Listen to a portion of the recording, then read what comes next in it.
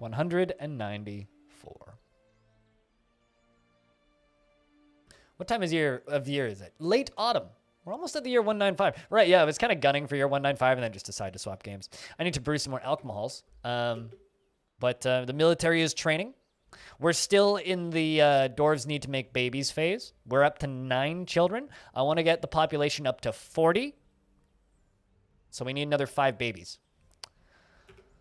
So that's what today's goal is we need another 5 babies. The last time we played, we were able to get the stairway up to the upper tavern completely encased in glass, which is very fancy. So we've now got a green glassway staircase, and I'm slowly starting to work on the library, which is going to be right there. Twitch isn't being a twat today. Twitch was being a twat the other day. I know some people had some problems loading the stream the other day, but I don't know about Twitch necessarily being a twat. But thank you very much to everybody who got here early and everybody who was here for the intro show, where we discussed my frustrations with my old job and human stupidity. But, you know, you got to touch the truck today? So when do they let you fuck the truck?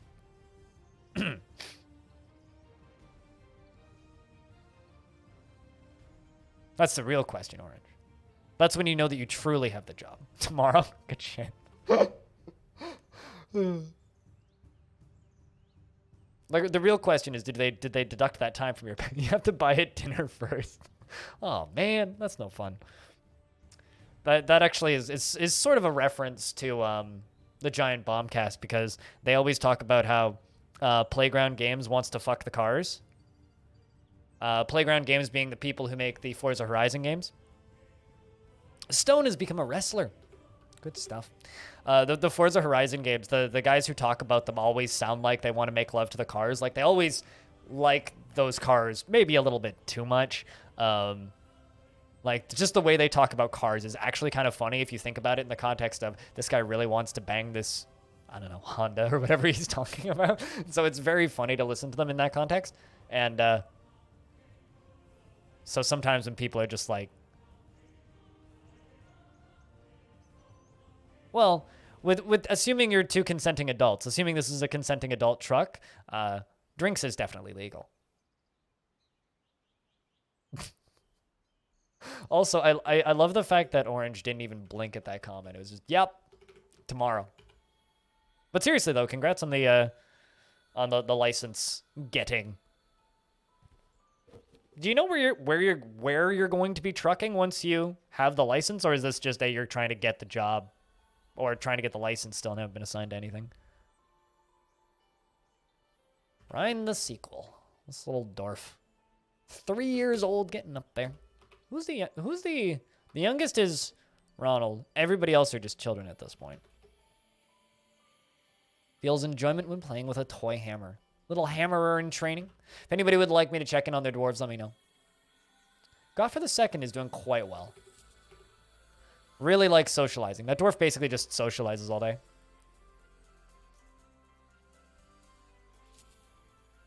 Montreal, Toronto, Texas. Gotcha. Any free dwarves? You could probably answer that question. Do you really think that there would be free dwarves for longer than like a few seconds? No, unfortunately not.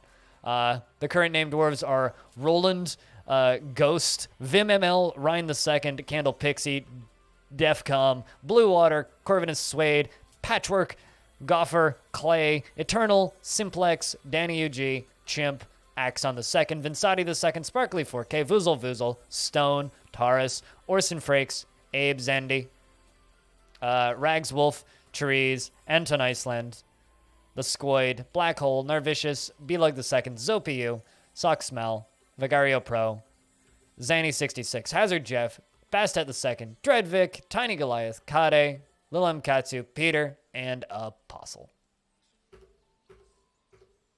All my dwarves are dead. Yes. Actually, I thought that you had one that was alive at a different spot.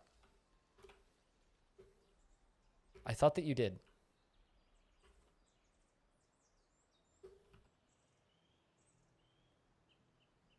I'm pretty sure that there is a Warm Shadow alive in one of the Helixes right now. Pretty sure. Enjoy your lurks, Orange. Enjoy your lurks. Damn, video's doing well. It's been up for like an hour and it has 500 views. It's always crazy to watch. YouTube is... It's kind of nuts when YouTube videos do well.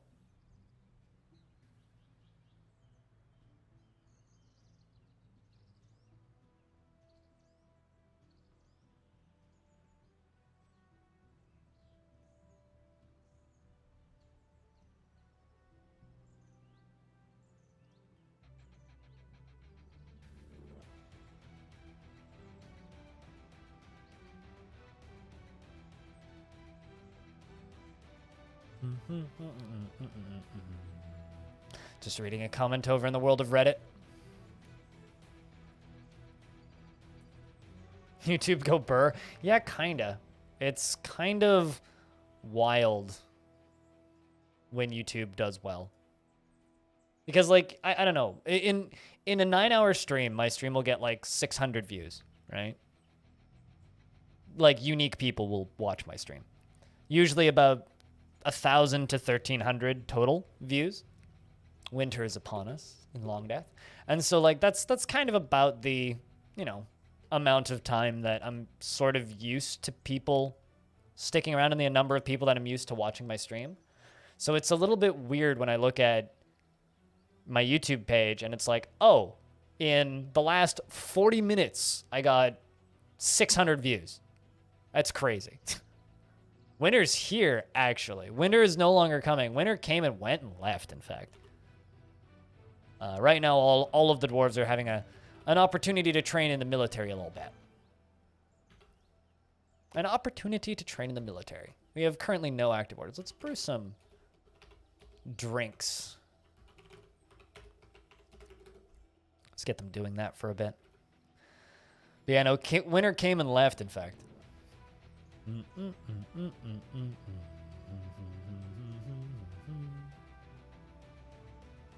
Winter came and left.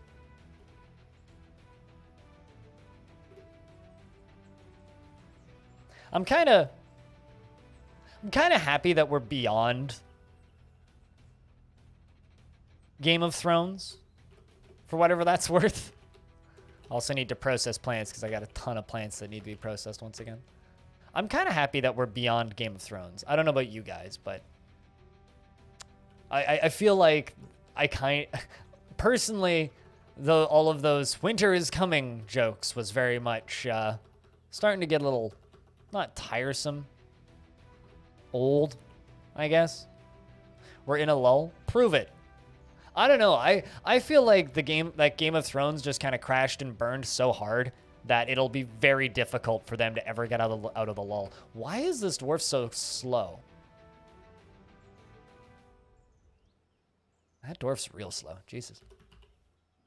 Are they all that slow? No? Huh.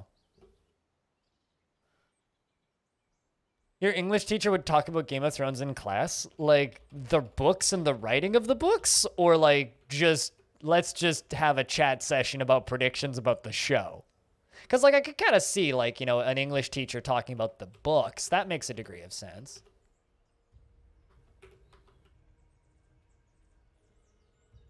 That I could kind of see, but...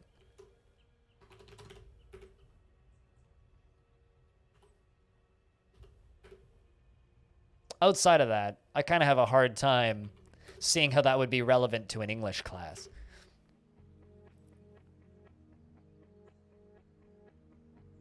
We are the knights who say Hodor. I don't know about that. Was Hodor even technically a knight? I don't believe Hodor was knighted. I thought he was just a dude. Although, you know, I never actually made it to the end, so maybe he got knighted at some point. I don't know. I never made it to the end of Game of Thrones, and frankly, I'm glad I didn't. I'm certainly glad that I didn't. It was just such a ominous long thing, you know?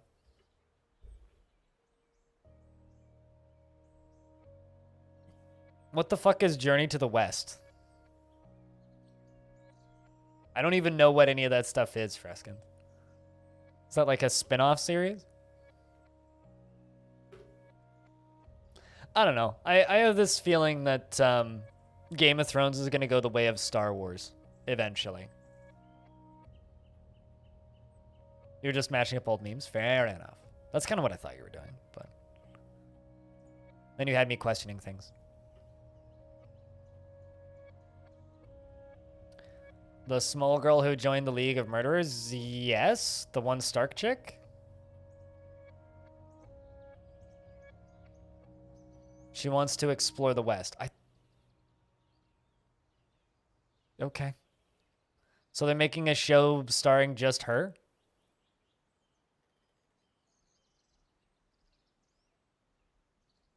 That sounds like a really good way to just endlessly make more Game of Thrones shit that I will never give a shit about. I mean, more power to them, I guess. Go make their money, but I will just happily never watch that.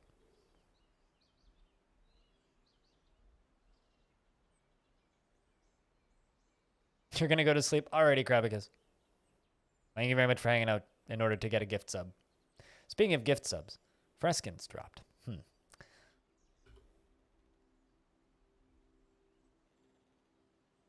Bow, bow, bow, bow, bow, bow, bow, bow, bow. But yeah, no, it's you have a good night, Krabicus. Thanks for swinging by early. Thanks for catching the very beginning. Maybe you'll catch the end of the stream if you. Oh, I'm just saying that your subscription to the channel dropped. You're missing a hat. That's all. If anybody wants to snipe a Freskins, you have an opportunity. Which is always kind of fun sometimes. We're trying to work our way through all of this. There you go. Got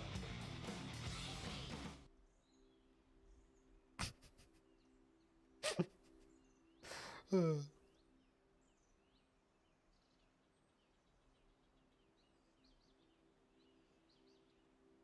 Thanks, Corvius. Cheers, man. I was kind of thinking about doing that, but then I was like, I don't know. Thanks for all the support today, guys. Seriously. A little hype train at the start, and just everything since then. Cheers, everyone. Seriously.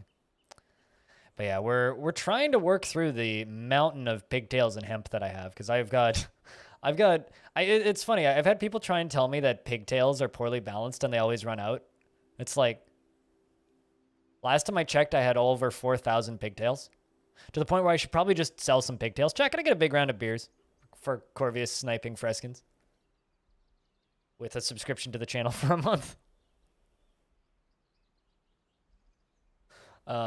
But yeah, no, it's just this mountain of fucking pigtails to work through, which is great because it's a very like low effort crafting thing that my dwarves can do. So I think I'm just gonna let some of them work on this stuff, and then the rest can just do normal dwarfy jobs and hang out for a little bit. I've also got brewing up and running. I've got a few hundred more brew. Whenever I get down to like the 1,200 mark, you know what? Chat's been kind to me.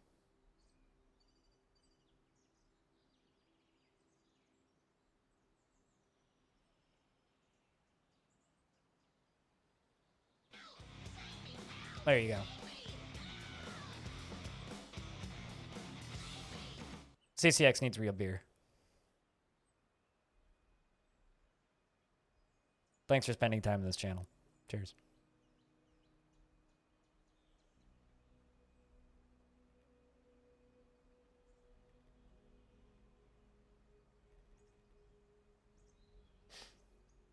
But yeah, no, between hemp and the pigtails, there is more cloth than my poor dwarves will ever need.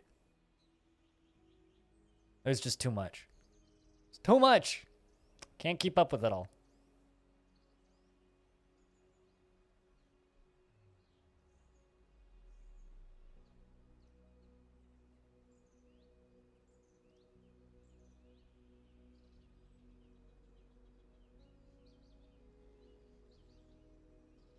You can't hold all of this beer. I don't have enough hands to hold all of this beer. I don't know, man. I've seen images of like bartenders on Oktoberfest with like a dozen 1 liter like steins of beer. So I don't know. I think a Dwarf can handle 4. I think a Dwarf can handle 4. What do you think? That doesn't seem so ridiculous.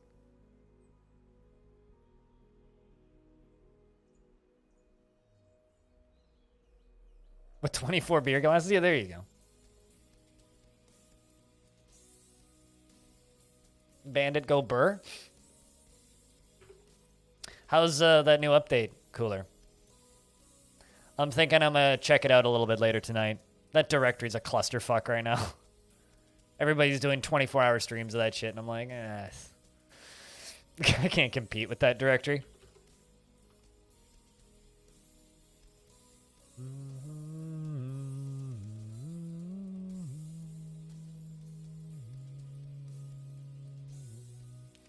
You imagine a Dwarf coming out with a platter in each hand and a platter in each hand covered in mugs. Yeah, I know exactly. Just filled with golden goblets, so they're even heavier.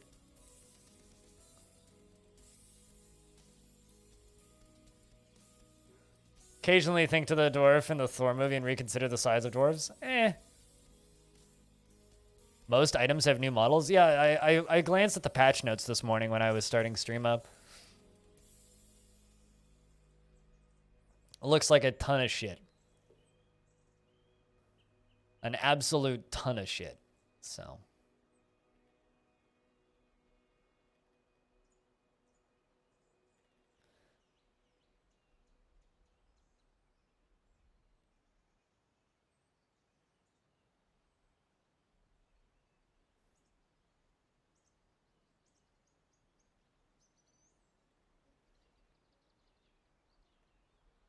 And all of the log entries.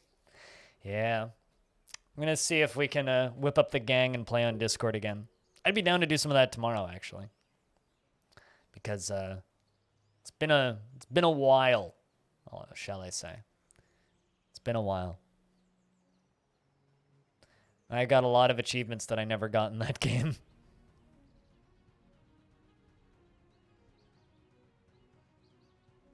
Even though me and Hobo recently picked up Earth's Defense Force. We might take a little break from EDF and, you know, go back to some Risk of Rain. Is Bandit a piece of shit to unlock, or is it one of those kind of fair things? Hey, out of curiosity, I know that this channel flirts with Risk of Rain every now and again, but how many people here actually play Risk of Rain 2? I'm just kind of curious. I know Cooler does, but Cooler's a big fan, which is probably why he's sad that I asked him to draw something last night, because he's probably going, but I have Risk of Rain to play. If you've met all the requirements. Okay, fair enough. Then probably.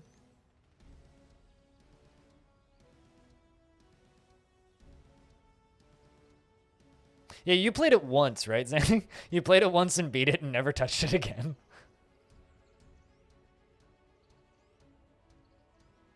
Danger of Precipitation is indeed a good game, yeah. Soundtrack fucking slaps.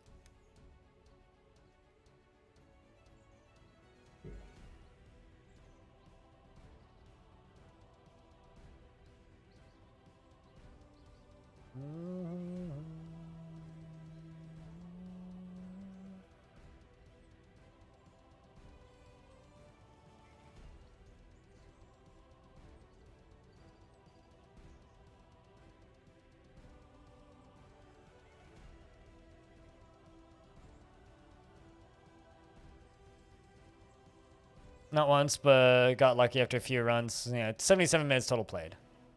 Wait, how did you beat the game in EA? 'Cause I thought that you meant like you played it out of early access and you beat the boss in 77 minutes.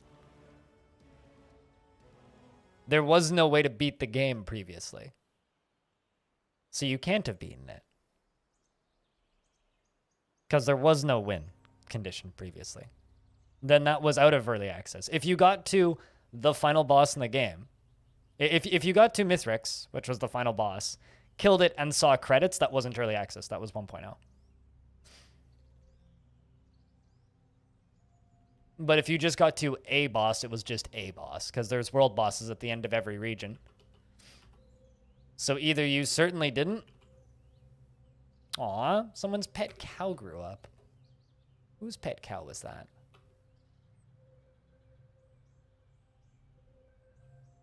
It was Eternal's pet cow. I wonder if Eternal gets any thoughts about that. Wherever you are, Eternal.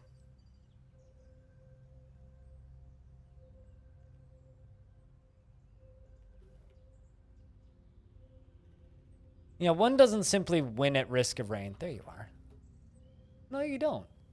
You want to pray? You want to think about things abstractly? Odd little dwarf. Go pray then. The enemies stopped getting waves. So what might have happened was you got the enemy stop spawning bug, which was a thing in early access. The final boss was never in the game though. So no, you've never beaten Risk of Rain. Your statement is inaccurate, my friend. Hey, we finally ran out of that stuff. I hate to accuse you of being incorrect, but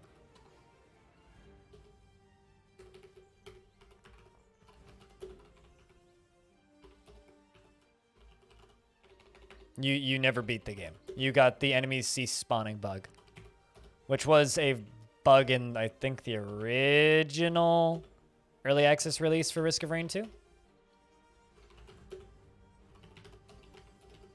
I don't know if it was in the second. I feel like that one got fixed pretty quick.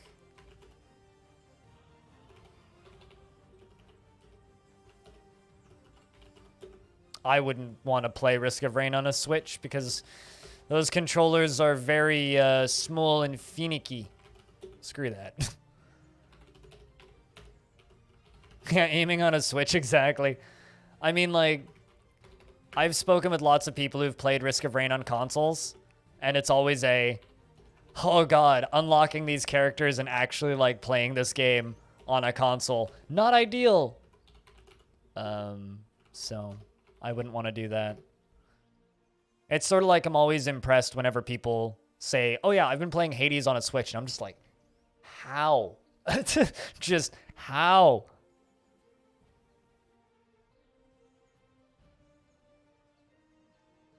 I wouldn't want to aim in Risk of Rain on any controller.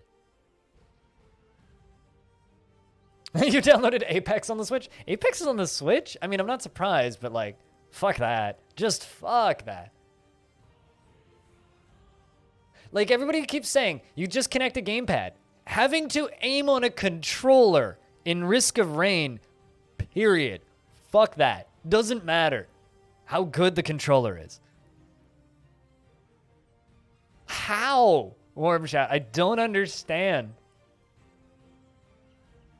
I don't know. Like, I would play, like, mushy platformers on the Switch. That's about it. Like, I don't know. But then I hate controllers, kind of with a passion. But still, man, like, God, why would you do that to yourself? That just seems self-deprecating in a way to me.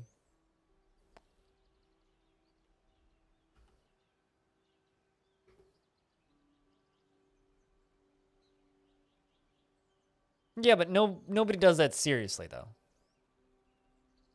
Nobody does that seriously. And you're going to say he does that seriously. I refuse to believe that. There's being silly, and then there's, like, actually playing a game and doing well at it at a competent level in a way that's fun, right?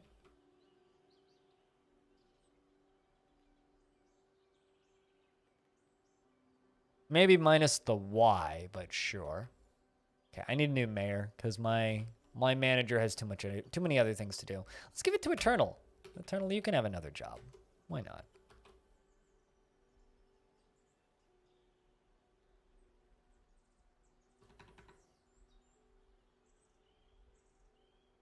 There you are.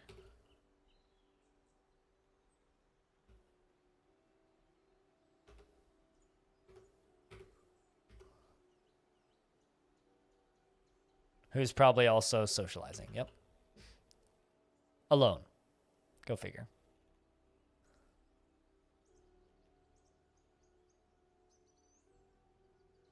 Using a flightcade stick with their feet.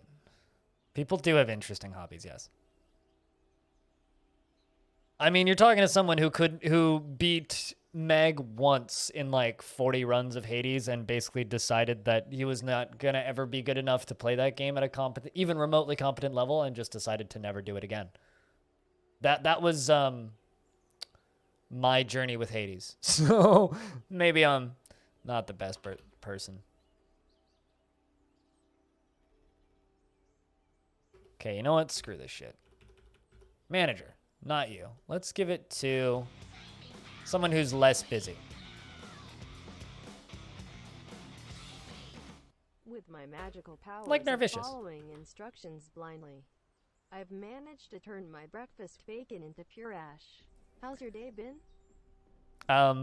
Well, I haven't managed to complete a task of alchemy, such as you, in going from taking one substance and magically changing it into another. I mean, it's actually quite impressive, the fact that you were able to take bacon and turn it into a fully combusted material like that.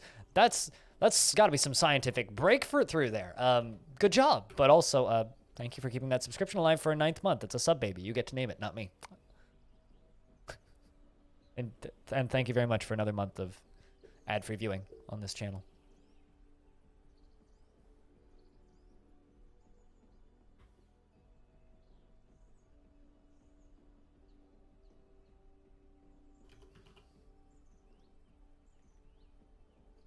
But hopefully you had more bacon. Your biggest gripe with Hades is that you're unlikely to beat the game on skill alone. It forces you to grind out upgrades. That's my problem with literally every single modern video game that insists that it's a roguelike when it's not actually a roguelike. Unless you can beat the game on your first run, it's not a roguelike.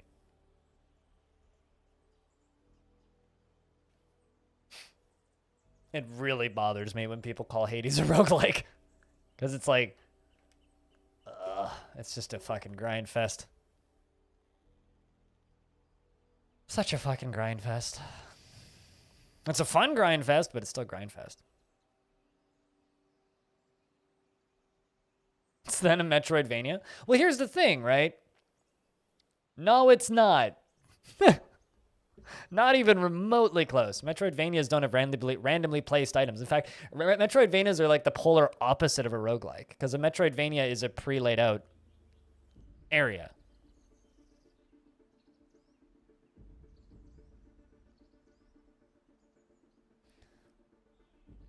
You can beat Mom first go. Yeah, but Binding of Isaac also isn't a roguelike, though. Binding of Isaac is definitely not a roguelike. They will call it a roguelike from here to hell and back, but it ain't no roguelike.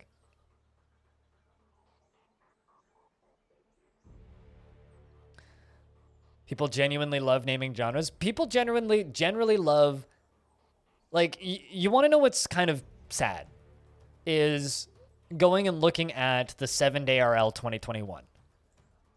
I'd say about a third to half of the games submitted in 2021, developed in 7 days for 7-day RL, that agree to the terms that they consider this a roguelike, about a third to half of them are top-down twin-stick shooters, real-time games, with lightly randomly designed layouts. Like real-time games. Or like turn-based dungeon crawlers that are very much in the Grimrock kind of style, which is fine, but none of them are roguelikes. And it really kind of sucks, like, skimming through them and looking at it, because it's just like, man, there's 250-something entries to 7-day RL 2021. And, like, easily 100 of them aren't even what I would describe as roguelikes. Aren't even, like, roguelites, even. It just bothers me. No, totally. I mean, roguelike and RPG, same fucking thing, right?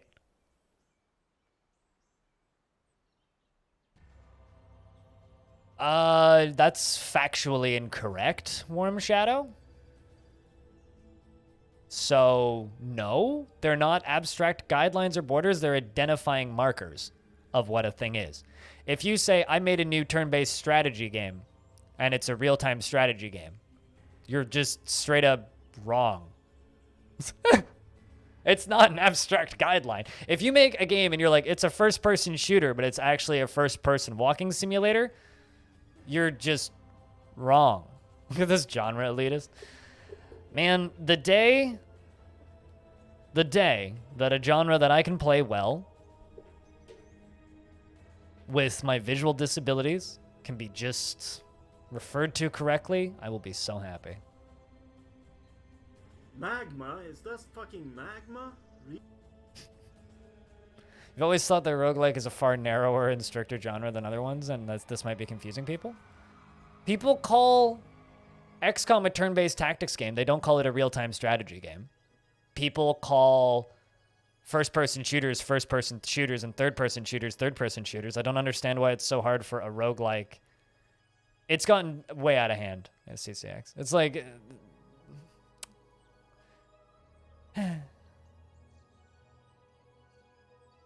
I'm playing a dating sim. Play Doom Eternal. What, isn't it like Dark Souls that constantly has casual and dating sim in the tags? Do they still have that? Hold on, let me check. Dark Souls 1. Dark Souls Remastered. Was it Dark Souls Remastered that had those on Steam? Okay, no, they fixed it. For a minute there, Dark Souls Remastered, the top tags were casual, dating sim, relaxing, and ASMR, but they they seem to have fixed that, unfortunately. Yeah, but that's not correct. And I will never agree with anybody that it's correct. It's still just wrong. There's a difference between a run-based game and a roguelike. A roguelike is a much more specific definition. It's like calling every card game a Go Fish-like. Not every card game is Go Fish. Oh, the Souls-like tag on Souls games is kind of redundant. Yeah, I can definitely agree with that. It's a marketing ploy. Yeah, that's all it is. It's literally just a fucking marketing tag at this point. It's like it's a genre that I can play that is ceasing to have meaning.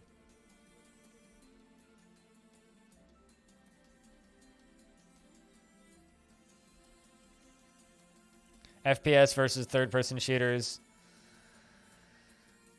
is easy to distinguish, but turn-based versus real-time is just easy to distinguish. What's the new? Well, here's the thing. You literally already distinguished it, Gate Nerd. If a roguelike isn't turn-based, it's not a roguelike, right? So it's literally, it's real-time versus turn-based statement. That's literally all it is, right? Traditional roguelike is a turn-based game. A roguelike is a turn-based game. A roguelite or an action roguelike or a run-based game doesn't need to be a turn-based game. If it's a deck builder, it's a deck builder, not a roguelike. Does this make sense?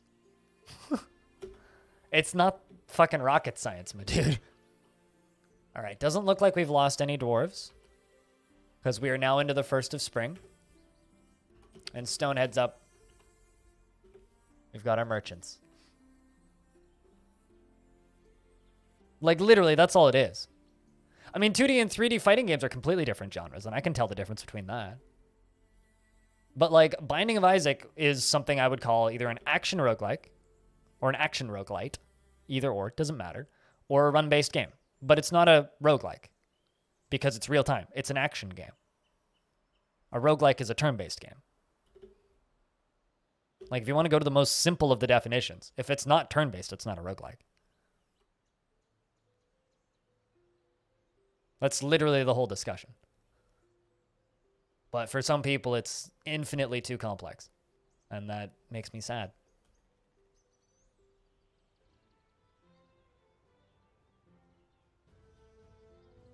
It would be like Bethesda telling you that Skyrim is a CRPG. But it's not. How is it never profitable?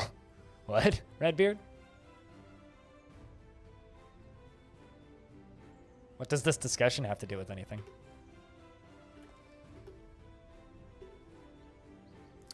Goodbye, humans.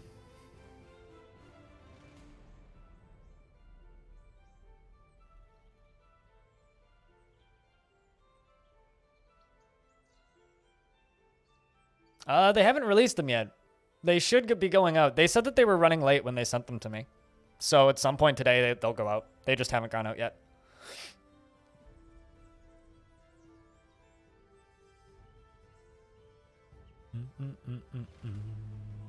So currently, I guess they're a me exclusive.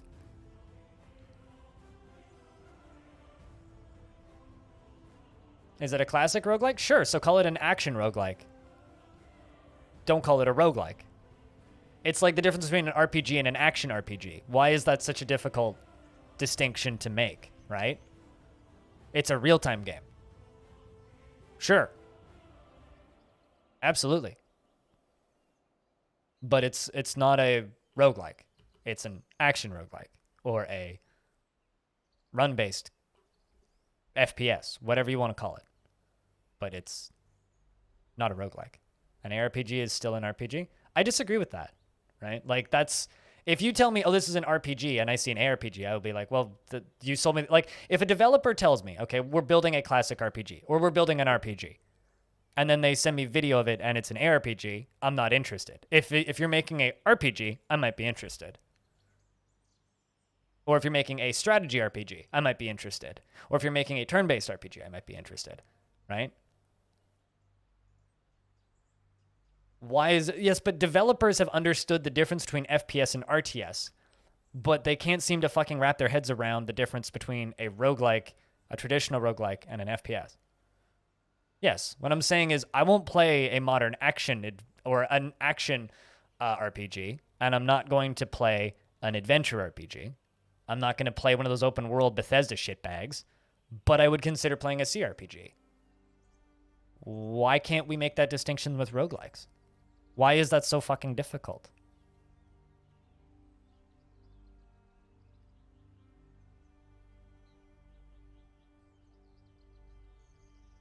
Exactly, Gate Nerd. But it's up to developers to make that distinction, and they should, but they don't. And I don't understand why they don't. It's as if like most people developing video games are in an age group, an age audience that never grew up with any games of this sort and just don't know that they exist, so they're frankly uneducated on the subject. It's almost like that's the situation that we're in, which is kind of the accurate one. And there's portions of the community that actively play these games who are just completely belligerently, willingly ignoring it. It's like, okay, so a genre that's accessible to me, that I enjoy, is slowly ceasing to exist.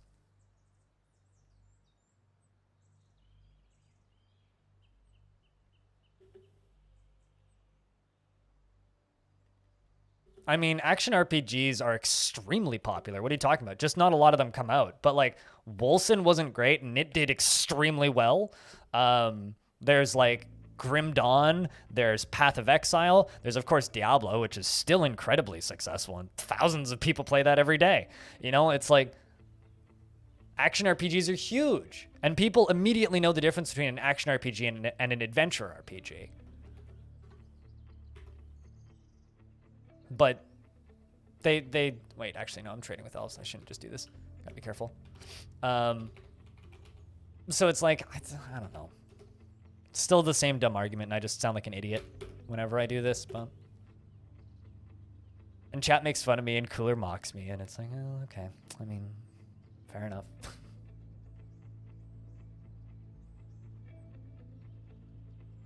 Yeah. I kind of crashed I literally crashed their recording. They weren't expecting me to show up.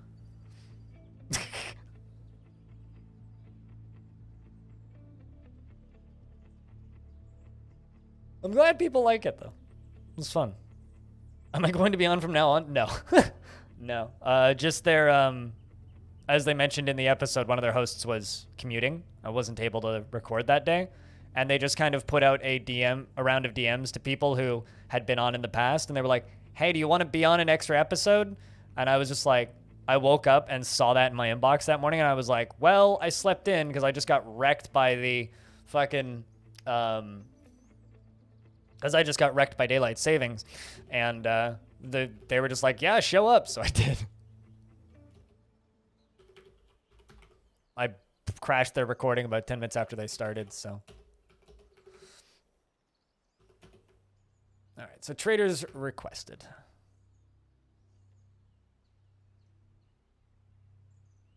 Okay. So don't use the strict genre definition then.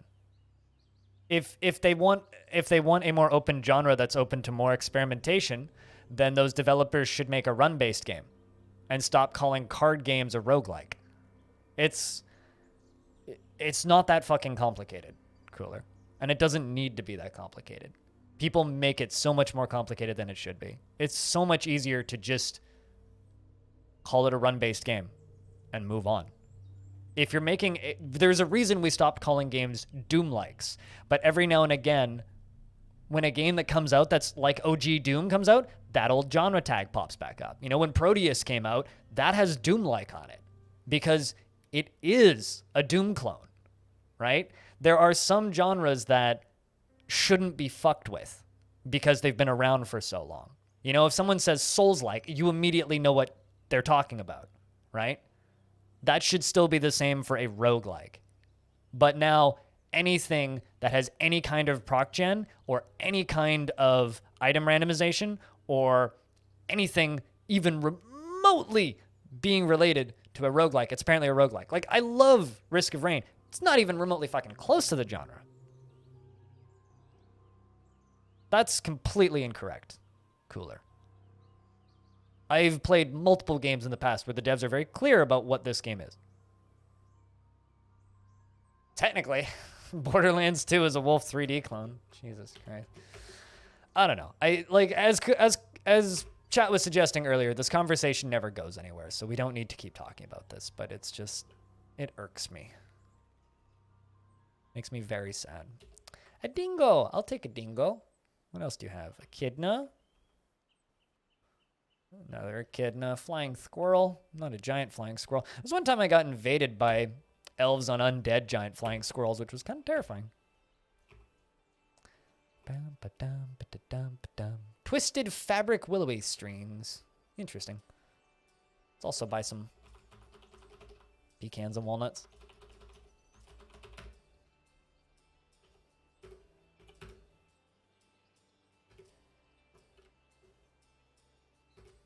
So if Cooler's tired of listening to this, the rest of you must be too.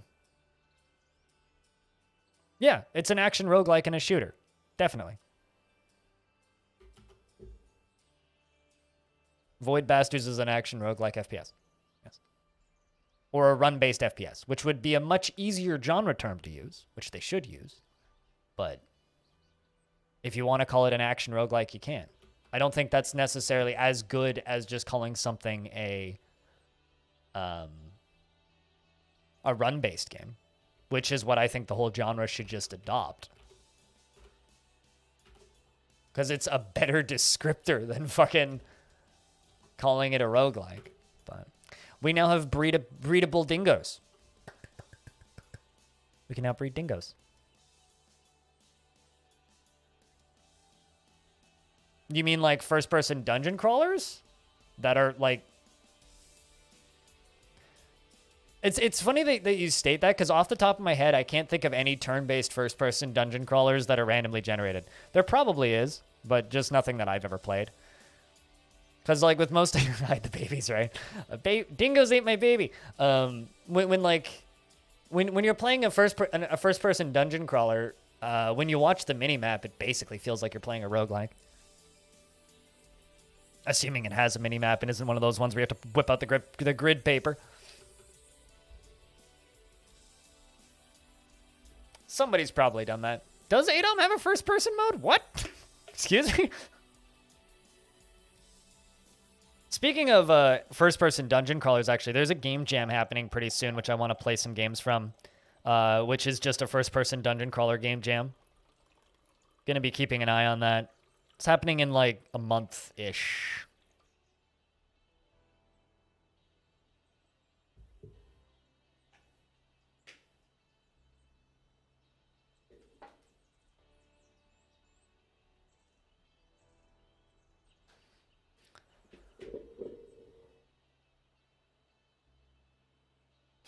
Yeah, I had no idea about that. But yeah, no, I mean, like, you can totally make a first-person roguelike. I just kind of think you lose a bit of the spirit of a roguelike. But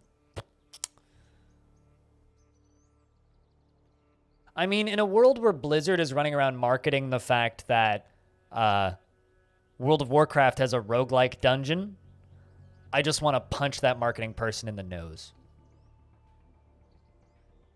Like, real hard. Yeah, but like they were built around a structure. And also, yeah, if I recall, Ultima Underworld was real time, wasn't it? Same with what Daggerfall, right? Daggerfall was also real time. But then again, there was also turn-based ones like Bard's Tale, right? So, but I don't know of any roguelikes that are first-person dungeon crawlers that are turn-based. I'm sure they exist though.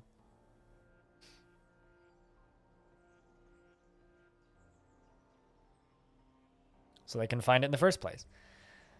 But chat, can we please change the discussion? Because half of you guys disagree with me, and this is something that I'm very, very, very passionate about, and it really makes me sad when people are completely ignorant of the fact that it's something that I personally think is really important and shouldn't go away, but half the internet completely disagrees with me. So can we just change the subject? Because Cooler's just going to continue sitting here and pestering me, and the only thing it's going to do is it's going to wreck my mood.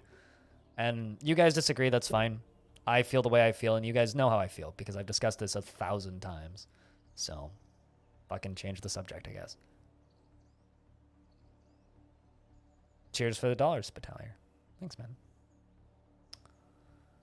I haven't watched a hockey game in about 10 years. Maybe 11. No, 10. 10 years.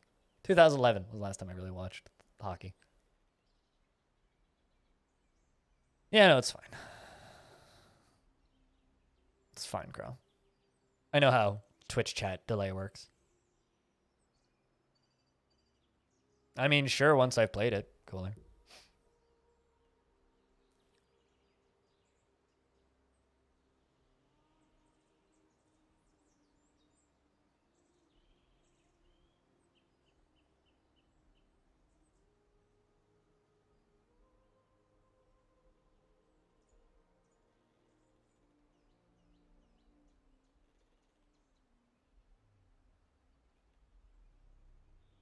Had a chill laying session. It's a good little game, isn't it?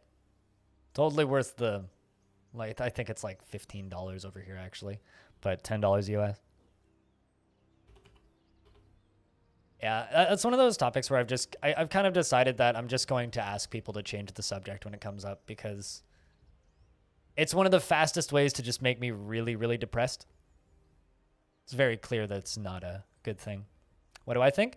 I think that the marketing for that game is absolutely maniacally stupid, Taiga. So I've refused to cover it and stream it, because I genuinely think that the way that they are making creators have to obsess over it is silly. So I've just completely ignored it. Basically, in order to get key for it, you have to participate in their Discord and do a lot of really dumb, roundabouty, content creatory, influency marketing bullshit that I want to play your game and show it to my audience. I don't want to be free advertising for you. I realize that's what I am, and you don't need to make it any more difficult for me than it already is. So just give me the fucking video game and I'll play it. But they're like, no, you have to be in our Discord and like do the thing and like sign up for stuff and like reserve time and like play an hour and then 2 hours and then 3 hours and like, no, fuck off. So that's what I think about Evil Genius 2. I think it's a cool game potentially, but I probably won't play it because I don't want to jump through their hoops. And I definitely don't want to pay for it, because I'll probably play it once for 2 hours and be like, that's fun, and then never touch it again. I'm sure it'll be great, though. And the people who buy that game, I'm sure will enjoy it, because it looks very well made. You can talk about the Warframe update. I'll have no idea what you're talking about, though. The only reason I'm like, we can talk about Bandit once I played it is because, like, I don't really have any thoughts. I feel like what it is their marketing department is used to setting up events at conventions and is used to, you know, bringing influencers together to work with them at conventions and all of the stuff on that end. That's probably what they're used to doing, and they're probably doing this shit to keep them employed. But man, it's fucking annoying to deal with. Just send me a key for your goddamn video game and I'll play it. Like, if for some reason they magically send me one with no weird restrictions on the day it comes out, I'll totally stream it once. But outside of that, I just don't care. I just don't care. Maybe 2 or 3 years ago, if they put that game out then, I would have been into it. I have some, like, most of my team will be streaming it probably, so you can watch it over there if you'd like to.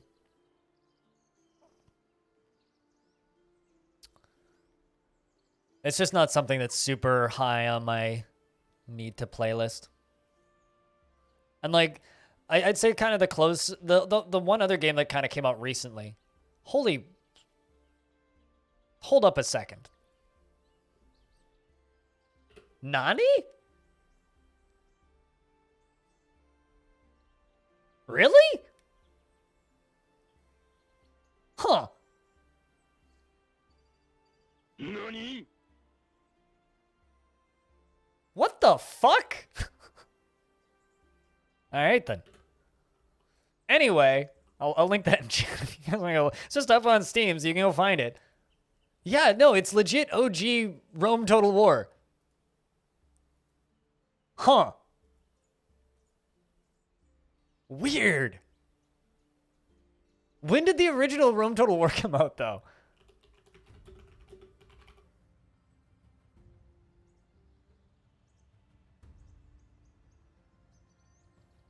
That game's over a decade old, though.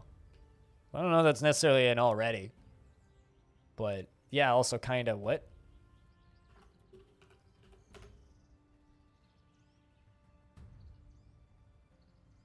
Huh. Weird.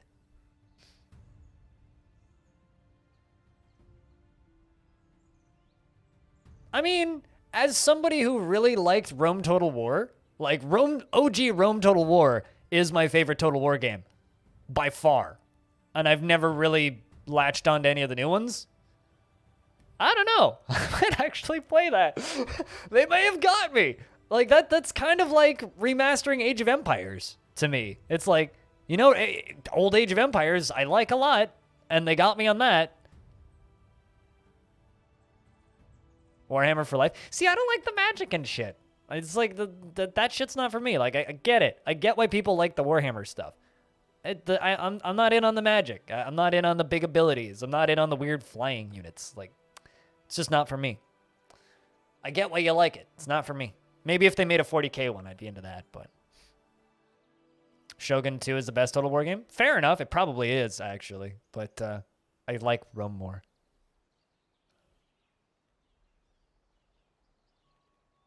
No, it's a different studio. I mean, what do you really need to do? You need to stretch it out to widescreen. So you need to install some widescreen mods and up-res the textures. Done. Like, not like they could probably, you could probably do it with just mods. But because I own the original Rome Total War, I get it 50% off. Interesting. Yeah, the original Rome Total War came out in 2004, so I don't know if you can really say already. Yeah, of course it would. But that's a theme I actually like. Whereas Warhammer Fantasy is kind of lost on me. Oh, you like Napoleon? I feel like those ones didn't... I never actually played Napoleon, so... So the same guys port a lot of stuff to Linux? Oh, okay. Fair enough. I'm not too familiar with the studio who's porting it. That's weird, though. Feral Interactive? Oh, okay. They seem to have worked on a lot of Warhammer DLC. Huh. Interesting. I don't know. That was just it's not necessarily a something I need to stream. It's just something I wasn't expecting, and it kind of just threw me off. I was just like, what the fuck? For some reason, every time I want to buy a game for its qualities, you end up having a shady publisher or developer lately. First, I hear Assetto Corsa developers insulting a real racer, and then KSP2 with absolutely convoluted development, and now this. Wait, what about this? What's shady about... Well, I mean, it's Sega and Creative Assembly. What did Creative Assembly do? What's up, Plague? Those things. Hope they won't fuck up KSP2. I'm just gonna shrug because I have no idea. Oh, Evil Geniuses too. Well, here's the thing. Please, don't let Evil Genius... My complaints about, like, the back end of being a creator on the internet and Evil Geniuses 2 being annoying. Just play Evil Genius. That game's great. From everything I've heard is the game is great. This is just a me problem and me being bitchy and me not wanting to do influencer garbage.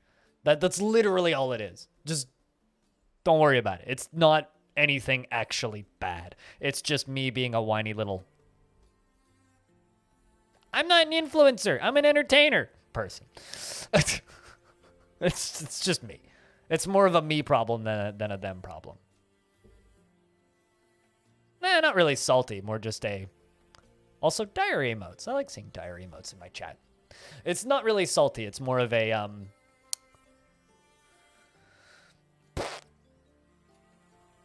Yeah. Yeah, there's a new Startopia coming out as well.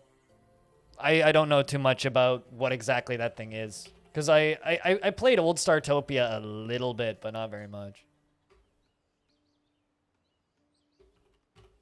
Also, I heard Dire Dwarf had kind of a crazy stream last night. Yeah, fucking 300 gifted subs from one person and 150 from somebody else. Good God, man, that's a fucking crazy amount of subs, man.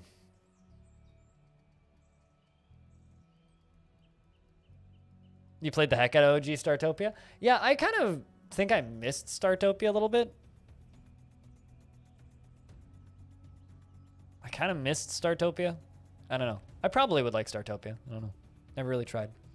Come on, dwarves, please make babies. You're 195. God damn. 10 years.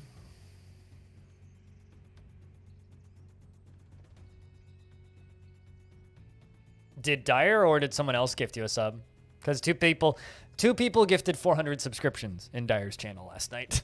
2 people gifted 400 subs, which is 450 subs actually. It was 150 and 300, which is bonkers. It's wild. I really hope he unlocked like a couple of emotes. Oh, really? Which makes it look amazing. I feel like you put ray tracing into anything that is 3D and it just looks amazing. See Quake, for examples.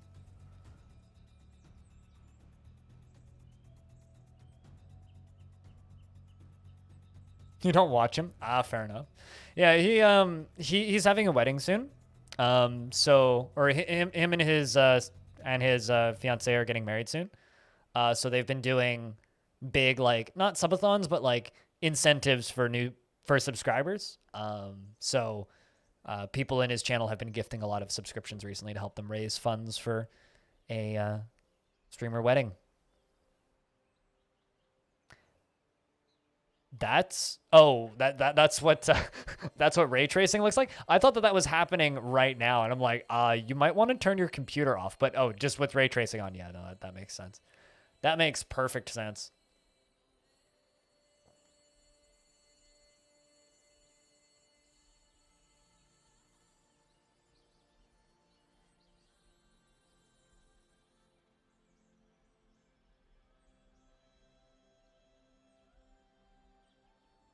But yeah, I mean, you got good emotes.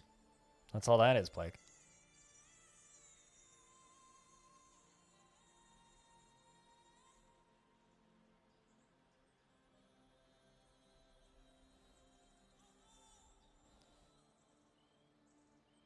Alrighty, Crow. Be here when you get back. Discuss incision. don't believe I've seen discuss incision previously. This dwarf is performing a dance. I wonder what dance they're performing. I don't see anybody playing any music. Are they waiting for other performers to show up?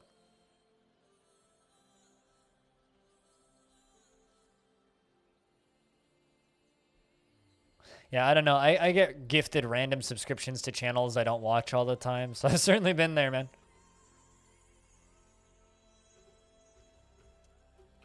Now they're just socializing. I have actually I used to listen to the music from Startopia while playing Roller Coaster Tycoon, actually. This is one of the best looking forts you've ever seen. I think that this tavern is one of the best looking things I've ever built in Dwarf Fortress. It's just so fucking cool. This tavern is just rad. I can't wait until I get the library done over on the right. We'll do some work on it today. I'm just kind of hoping that we have 1 or 2 more babies first. I can't find the any key though. Cooler. I know that's the oldest joke in the book, but whenever people say press any key to start, I just have to respond with that. Which lies on an adjacent tile. You can't even with this. It's easier if it's constructed instruments. That or they don't actually know how to play it. If they really don't know how to play it, they won't actually seek the instrument out. So in theory, you just kind of need to have the instrument accessible for a very long period of time, which is usually what I do. It took about 100 years of this fort for them to really start using the instruments, but now it seems like most of the dwarves know how to play the really big human drum that the humans play every year. The humans show up and play it, and now it seems like most of my dwarves now know how to play it. There was also a handheld instrument that one of the humans used to bring every year and play music on. It was basically just a lute, more or less described as a lute. So there was also that. Yeah, it's kind of neat, just kind of the way the musical instrument stuff works. But I wouldn't worry about it too much, you know? Like, it's not like you're going to lose out or anything.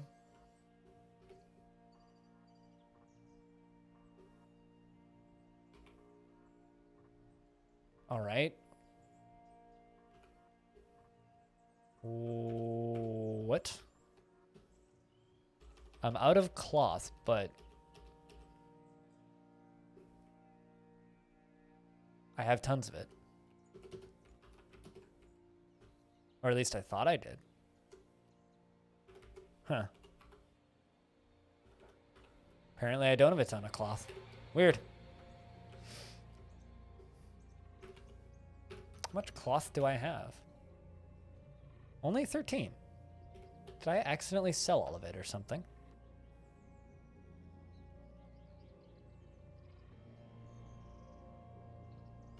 Spacey games with Eldritch themes? I mean, Battlefleet Gothic, but that's more Warhammer than Eldritch. Man, I'm trying to think of, like, space games where they end up fighting Cthulhu. Because I feel like most games that have, like, Eldritch horror or, like, cosmic horror themes are, like, 1800s. Oh, fair enough. Yeah, I haven't gotten too deep. I never got deep into Stellaris, so. That would actually be a really, well, I was just about to say that would be a really cool pitch for a roguelike, but it's kind of Jupiter Hell, but Jupiter Hell is more just like straight up Satan. Less Eldritch. That being said, it would be really cool to see like an Eldritch area in Jupiter Hell. That'd be real fucking cool. Oh, did they? What was it now? No, yeah, no, I'm like racking my brain now to like try and think of games that are kind of an Eldritch horror.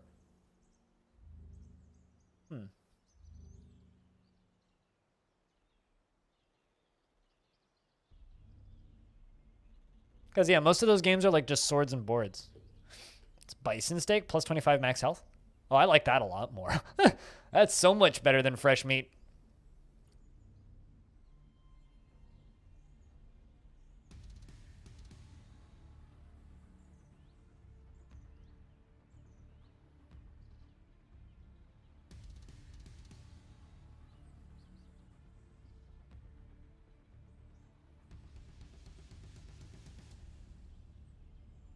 Yeah, see, this dwarf right here is playing the gelom. That's the big drum that I was talking about. right there. The skillum. I mean, you can still say fresh meat. You definitely still can say fresh meat. That's a lot of arms on that panda. Chad, what's up, dude?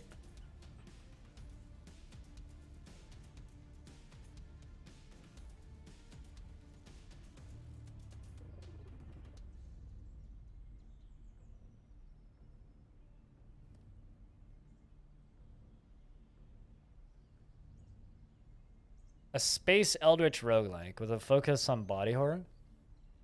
I feel like there's already a lot of roguelikes with body horror, though.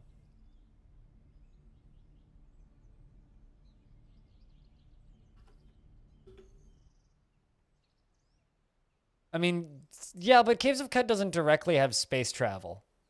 It references space travel a lot. And there's a space elevator.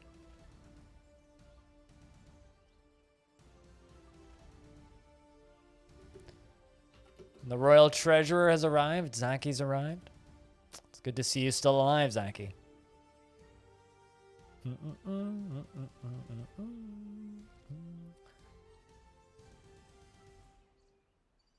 But I don't know. I feel like there'd be many opportunities for like weird tentacles coming through the sides of ships. You just want procedural horror descriptions? I mean, that's kind of Dwarf Fortress in a way. But I wouldn't describe Dwarf Fortress as necessarily scary outside of the first time you see a lot of that stuff.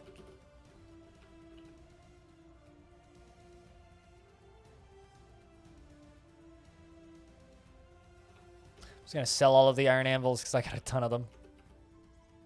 The humans have just slowly brought them over time.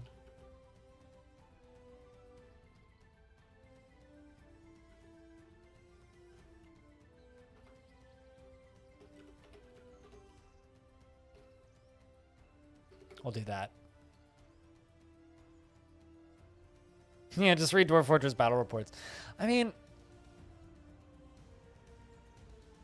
trying to think of like things that you could do with an eldritch horror. I mean, it's not really eldritch, but like Aliens RL certainly has some elements of sci-fi horror, but that's just, you know, aliens themed, so it's like more H.R. Geiger than eldritch. But on behalf of the Merchants Guild, let me extend my greetings to your people. There is much to discuss. The world is same as ever. What requests do you have of our merchants? But because like the Lovecraft worlds are all public domain, a lot of the games that come out using that theming are often, unfortunately, low budget and less than interesting.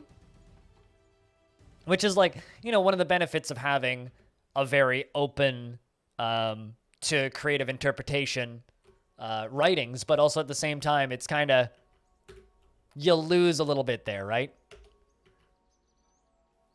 Yeah, crawling in ducts and avoiding getting eaten. I mean, I guess the game that you're describing is kind of the next game that Epion wants to make. But Zaki says, on behalf of the Merchants Guild, let me bid farewell to you and your stout dwarves. Because like Epion's talked a lot about wanting to give Aliens RL that treatment, right? And that's definitely going to be a lot of crawling through small walkways and avoiding fights, ideally. Yeah, also does kind of sound like Duskers. I actually haven't played Duskers myself. You've written a novelette that is a space adventure. It's more for teenagers, I guess, than adults. Huh, really? I didn't know that.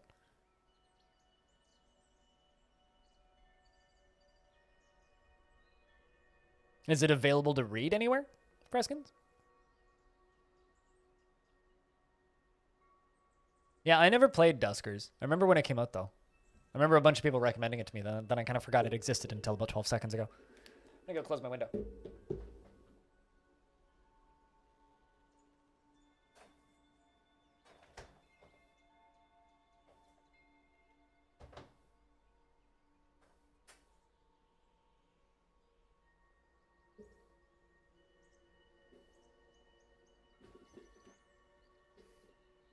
Oh, really? Like on the daily leaders? Interesting. I don't know. I'm really curious to know what the next Chaos Forge game looks like after Jupiter Hell, but we won't see that for a few years probably. I don't think Brett. You know, I just looked at. I opened up Steam just to close it, and then I realized that Breath Edge popped up at the top. I kind of wish that Breath Edge had some Cthulhu shit.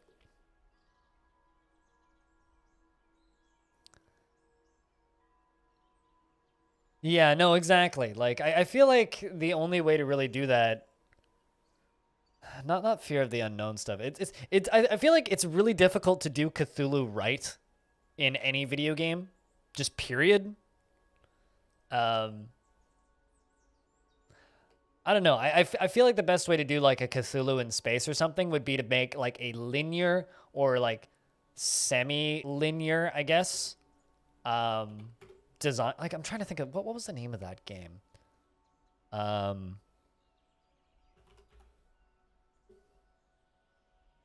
It had the word sun in the name. Rising Sun?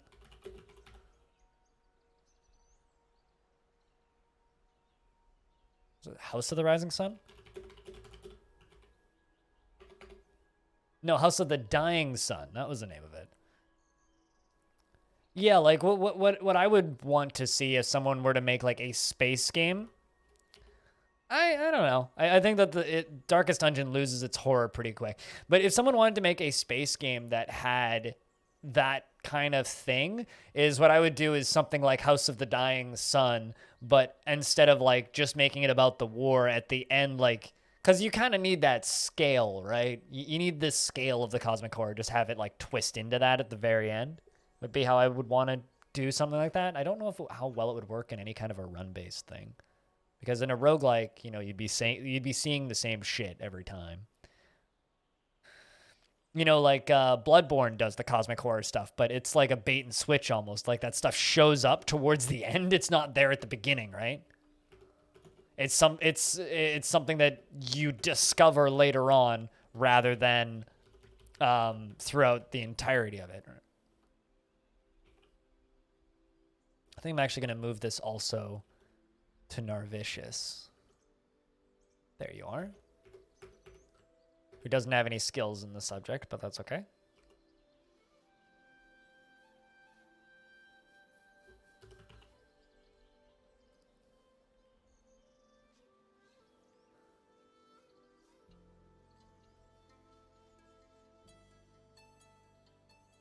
To keep it fresh with a procedural generation.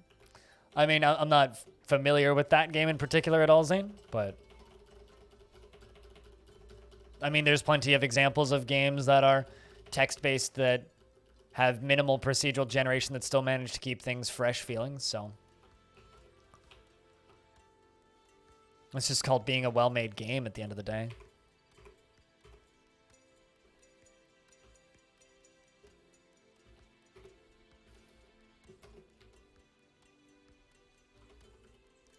Rose gold, gold, rose gold, black bronze.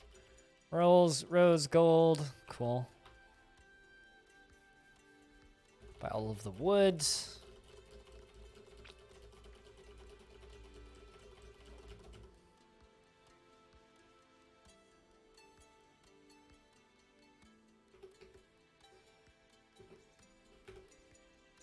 But yeah, I mean, I'm not familiar with it, so I wouldn't know.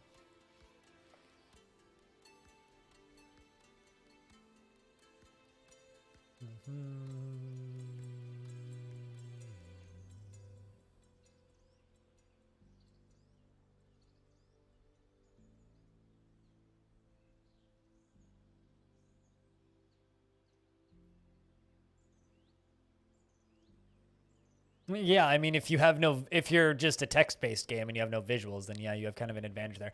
Actually, question. Isn't Sunless Sea and isn't Sunless Sky kind of a Cthulhu thing? Isn't that game pretty eldritch? Like, isn't Sunless Skies kind of a space eldritch game? Because that game has eldritch elements to it, doesn't it? Or am I, like, super off base here?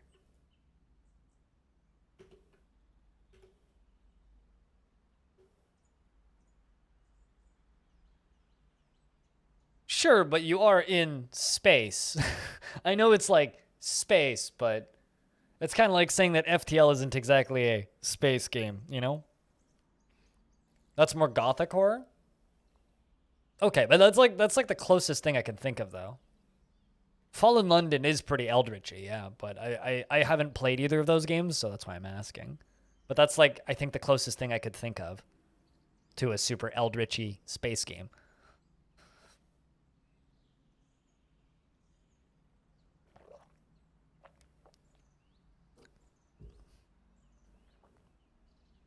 I mean, hell, even that fucking Han Solo Star Wars movie, which I watched kind of drunk one evening, is kinda space horror-y. There's an intergalactic black hole octopus that attacks them at one point, and the Millennium Falcon is the size of its eyeball. So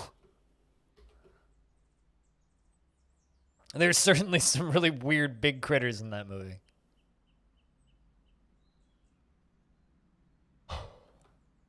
I kind of would like to see more games in the Fallen London universe. Like, I'd love to see something kind of like Caves of Cud with... in a game kind of in the Caves of Cud structure, but with Fallen London writing. Oh, good to see you, Diamond. And what's up, Rusty? How's things? We're just to kind of get you guys caught up, we're kind of wondering out loud about eldritch horror video games in space, because there's kind of not a lot of them. And we're all just kind of like realizing this at the same time, going, man, there's really not a lot of games that have eldritch horror that are in space. Which is a little odd. But that's all that we're really talking about right now. Not too much else is up aside from that.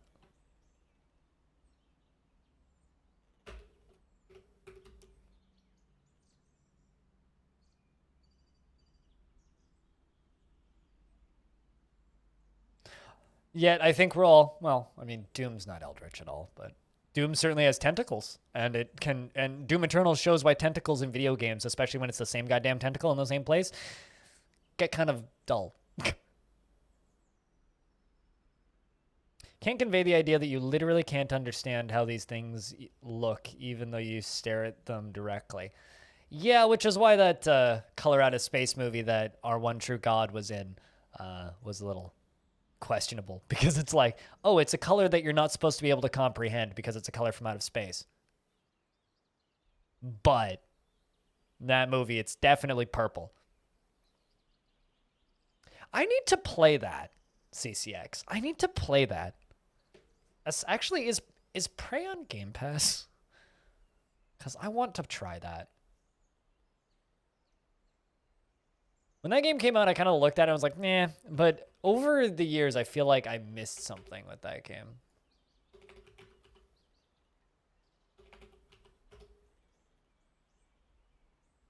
Yeah, it is.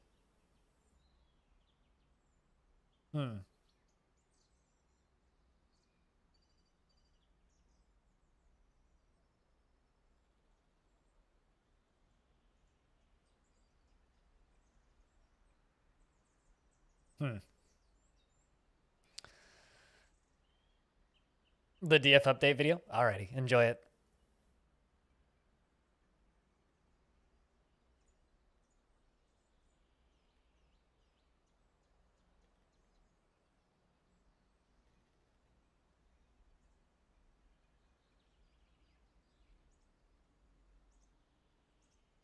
Yeah, I mean, I've been spoiled on most of the big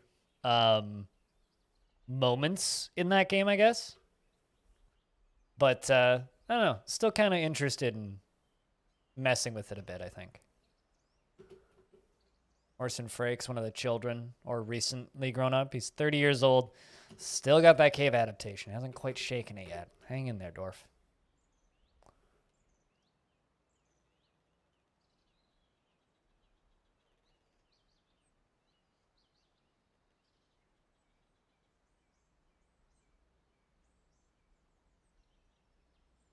And you still can't comprehend any of them. Ooh, cauliflower cheese and potato from the oven. Ooh. Sounds tasty, man. Sounds mighty tasty.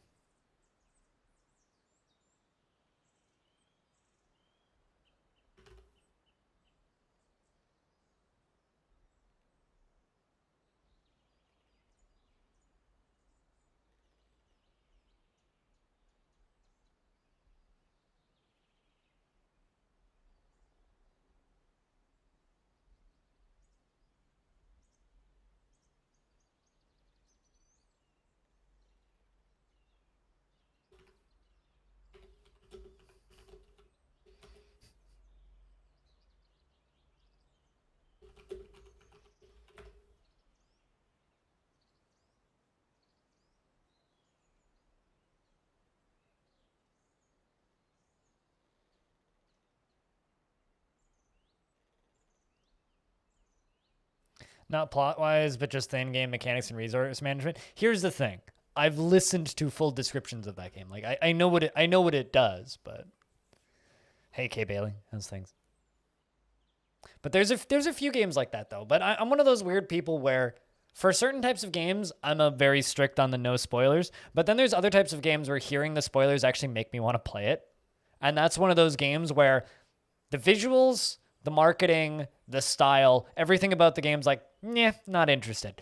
But the more I hear about the spoilers, the more I'm like, actually, I kind of want to play this. I don't know. I'm weird like that, I guess.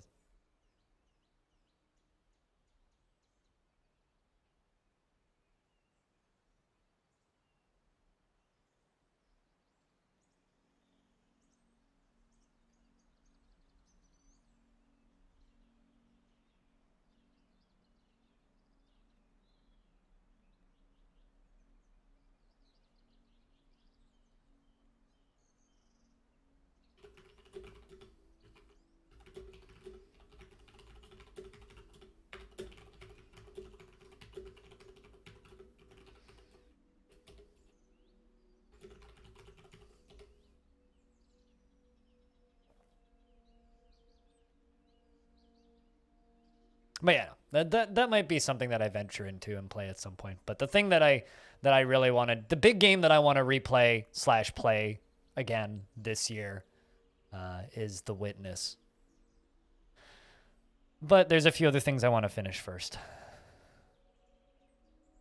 few other puzzle games specifically I want to play through first.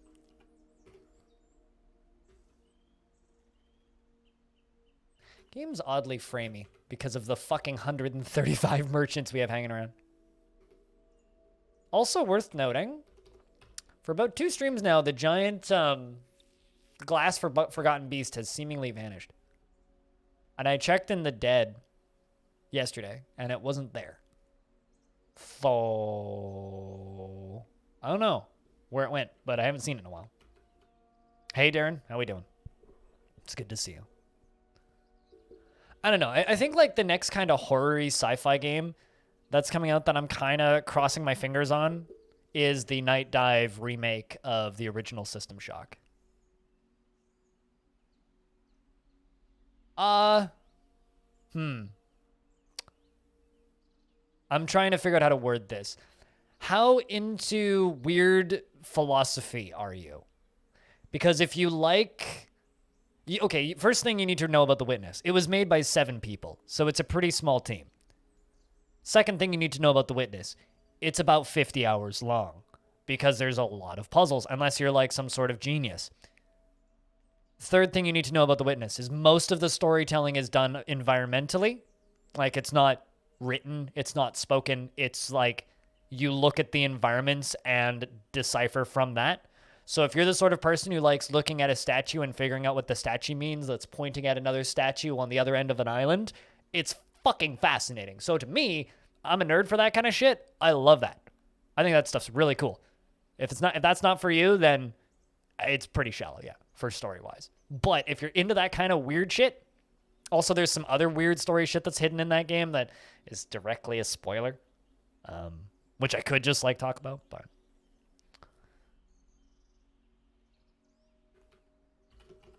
The Witness is a very interesting game, is the easiest way to put it. It's a very interesting game. All right, let's let the dwarves go take a break after this.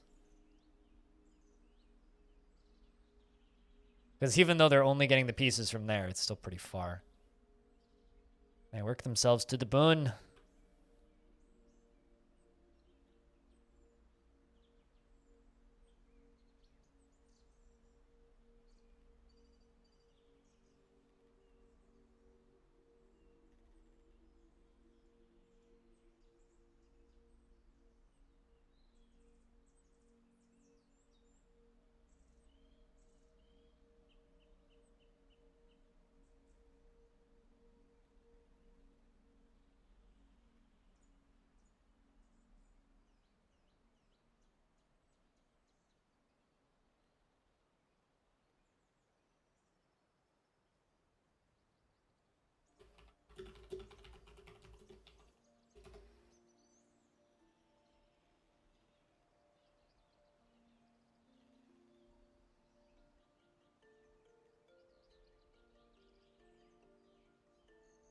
Also, the Dwarf Fortress newsletter is out now publicly. I'm trying to, like, get my dwarves to all grow up from being a child. Doing my best here.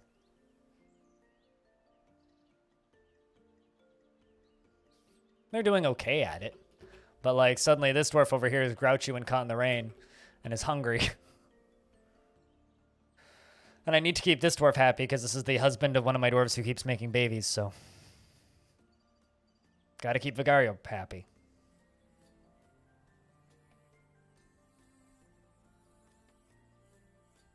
They regularly need, yes, this is true. Dwarves have very good structural integrity. How's the birth rate? We have 9 children currently running around in the fort. How's the pit to the underworld going? Haven't even started yet. Don't worry. I got another, 700 years to get it done. Well, 800 years, actually. We got a long time to go. Probably not going to start that for another 300 years at least. Also, I'm not planning on digging a pit to the underworld, just down to lava. Just down to lava. Nothing quite that ambitious. Also, investments are open, heads up. Yeah, I'm not planning on defeating Hell with Longdeath. I'm gonna let Arch Crystal still have some sort of wonder to it, you know?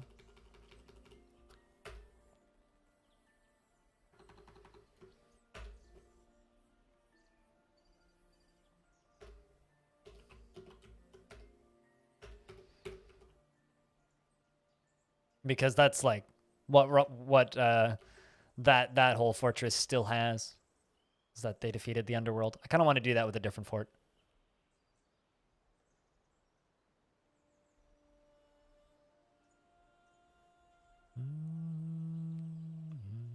Best of luck with those big ass investments, guys.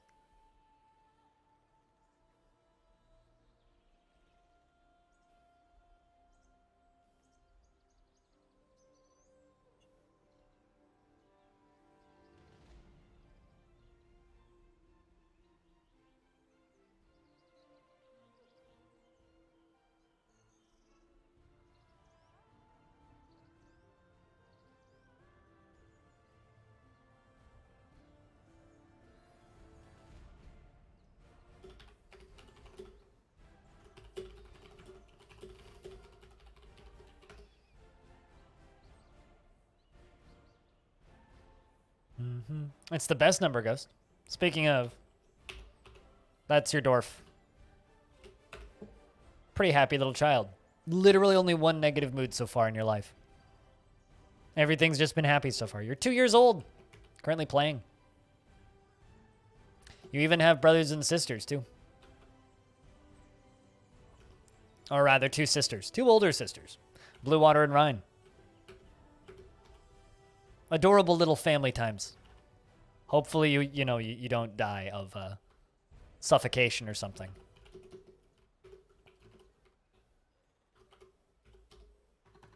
Gonna need more diorite, I think.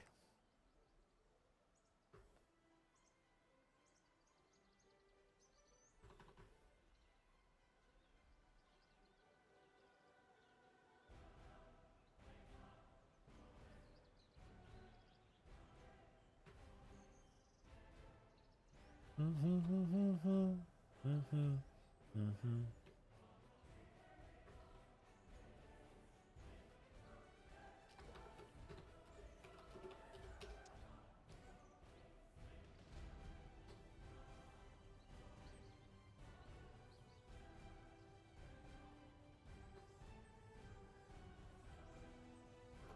we go.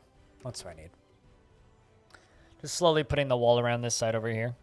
And then I need to do all of the roofing. The roofing is a big job. Building the roof actually takes longer than building the rest. Man, 2 big investments, 3 big investments. Animal, Kay Bailey, and Darren. Well, shit. There you go. All of the tickets be yours. Congratulations. You done did the big wins.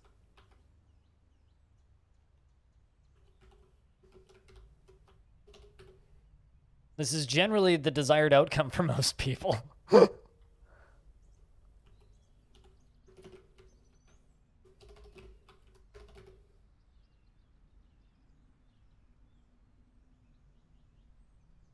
Hello, Danks. How have you been? It's been a minute. We're doing pretty good, I think. Chad, how are we doing today? Danks would love to know. I'm personally doing all right. Tomorrow's my day off, so looking forward to that. Risk of Rain update dropped, so I'm probably going to play some of that this evening. Probably. Unless I change my mind, which is unlikely. Yeah, just chilling. Just chilling.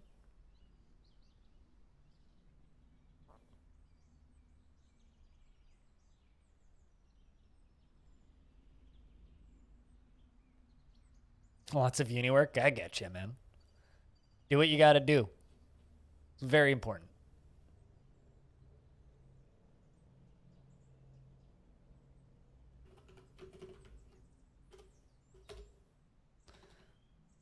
Are you getting a summer break? Because recently, a friend of mine just kind of stated that they were taking summer off school, and they were originally doing a school. It's quite literally year round, and I'm sitting there going like, I didn't know that people did that. Like, I thought that regardless, like, I've never been to university or anything, so maybe I'm just like out of touch with this stuff, but I was unaware that people would go to university and then not take the summer off.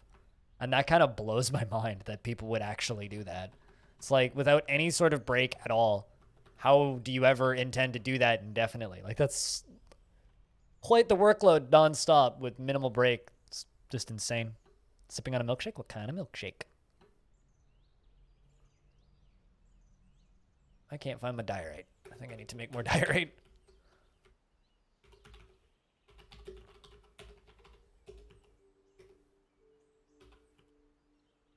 Plenty of diorite. Excellent. Let's make some more diorite blocks.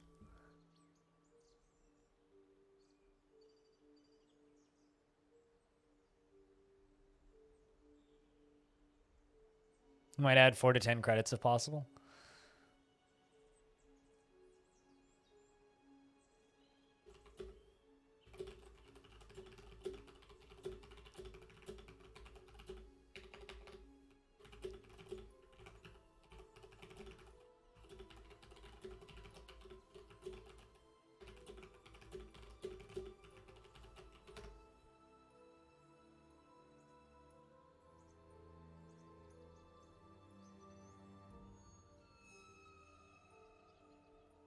Bills don't pay themselves. That's why you get a job over the summer.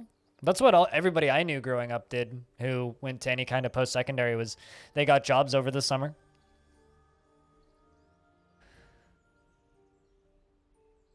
Because you apparently hate research? Huh. Fair enough. I feel like research would be more fun than schoolwork. I don't know. I'm just somebody who graduated high school and then just immediately went and got a full-time job, and I've been working literally nonstop ever since. So, like, the minimum number of jobs I've had since then is 1. And there's been times when I've had 3 jobs at a time simultaneously. So, I don't know. I don't know what that life is like. And it's like when people are like, well, bills don't pay themselves. It's like, sure, but school doesn't pay bills. School make more bills, at least over here. Click button time lurk mode. Thank you very much for the 16 months, Zapdos. Cheers, dude. Thanks for sticking around. Thanks for clicking them buttons. Chat, can I get a big round of beers for Zap? Keeping that sub alive for a 16th month. A couple of years ago, year-round college while working full-time. Fuck that. I thought you were going to say the time you live, not the time to degree. I mean, I'm sure it can shorten the amount of time it takes for you to get a degree, but like still, goddamn.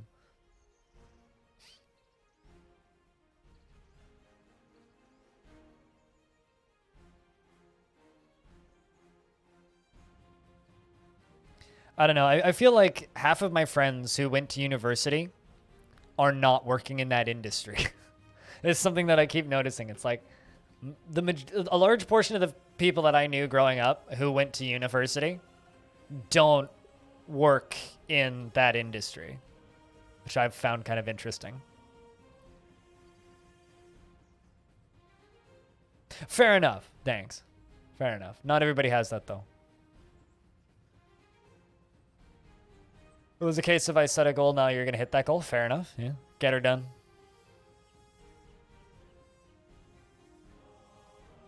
Something like 50% of people get jobs outside of their degree. At that point, though, like, then there's always my argument, which is, what's the point of having the degree? Like, to me, that's just wasted hours at that point. The BA in history drove a forklift. My dad has a master's in music. He's an automation engineer.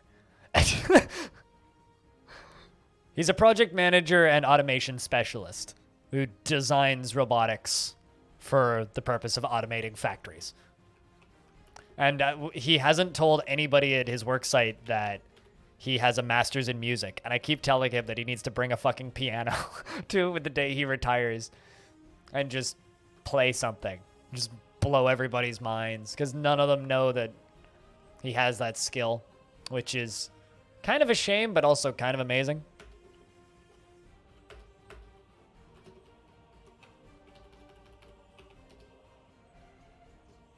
He says that he'll, at the very least, include it in his farewell speech. He'll be like, glad to see that this is what a master's in music can get you in life.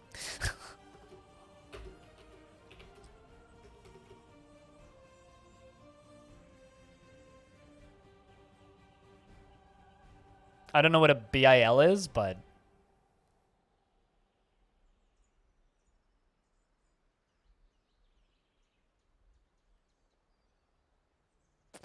You have a certification that says that you can be pushed around for years is your personal reason for getting it. I mean, everybody has... Okay. I've literally never heard anybody say BIL is brother-in-law. I was thinking like bachelor's in lectures. I don't know. I was like, what the fuck's a bill?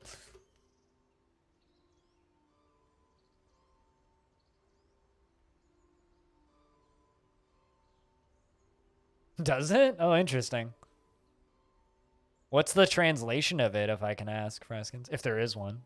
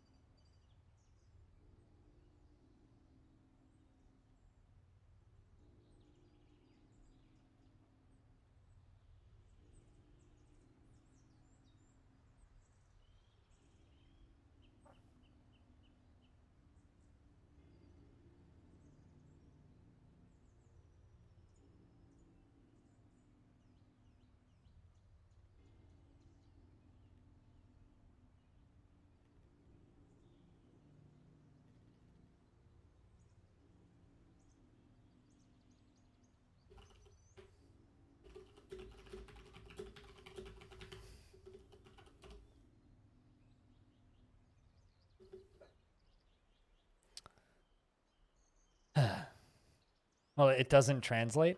Give us the word. Mag. Moog. Wait, so it's like the synthesizer brand? If it's an ooh sound? Although that's more of a mog.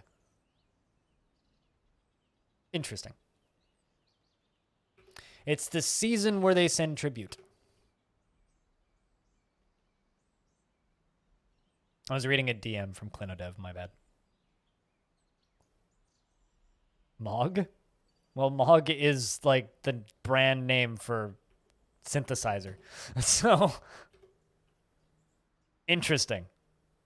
Yeah, okay. Well, if it's Mog, that's very funny. To me, anyway. Heads up, Stone. We got tributes when you're ready. The big red letters. It's spring has come. That's truly terrifying because that's when everybody dies. Because dwarves only die on the 1st of spring. Here, let's give you the group of soaring first. Good news first.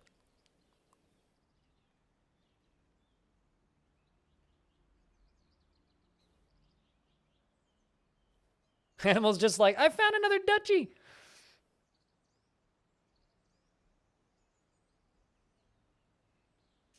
Both of those look equally unpronounceable to me.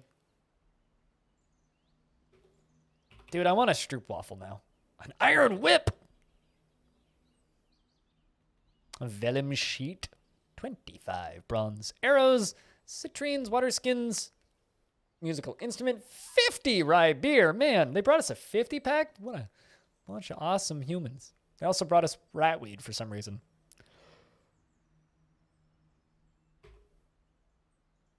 That's not too bad. Not quite a page and a half.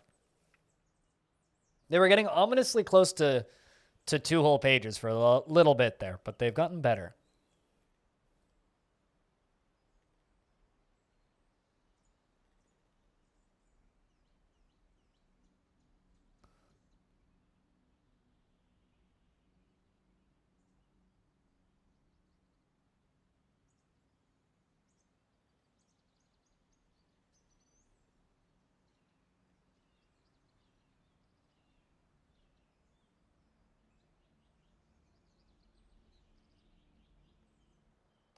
My God, I just got an email stating that the F1 season starts in 2 days. I'm ready for F1.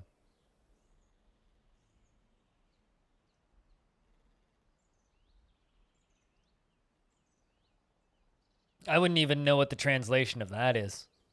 I don't even know what language you're talking about now, Rusty. Such a boring English speaker, it's not even funny sometimes.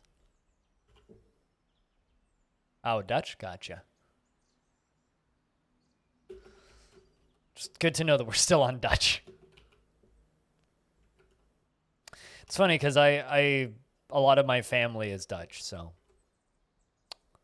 I have a bunch of family from The Hague, as we say over here, or Den Haag. 2 great aunts and some cousins that are all in their late 30s.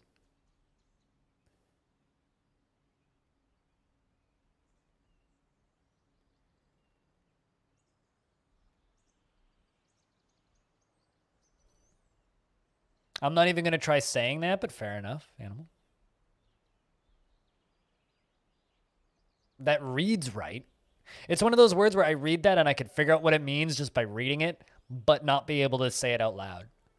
Like that's me with Dutch and some German, or some Dutch and most German, is I can read it and translate it in my brain and speak it in English, but I can't actually read it in German.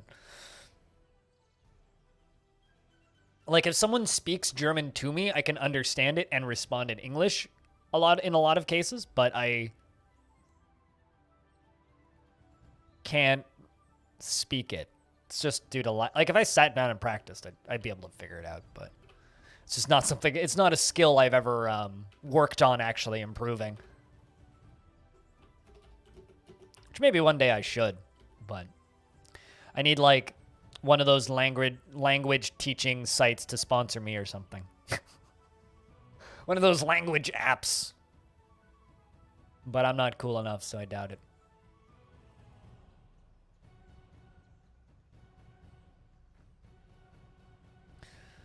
But when I put my mind to it, I can get the pronunciation of German words pretty good, actually, to the point where it surprises some people, because my Oma used to speak German around me when I was little. So there's like certain random German words that I can pronounce really well. Twitch plays learning Dutch. That was literally Kiri's stream on Sundays for a while. I'm pretty sure she was learning Dutch. I'm pretty sure she was learning Dutch on stream. I can't remember the name of the program she was sponsored by, but...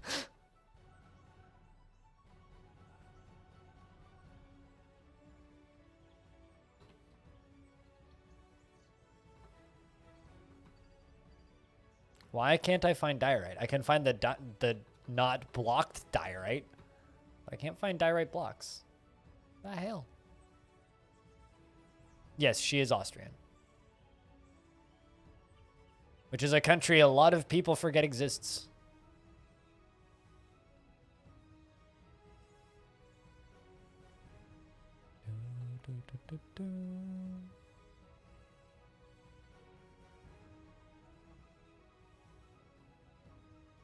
I saw seeing a bunch of other random Italians from your great grand.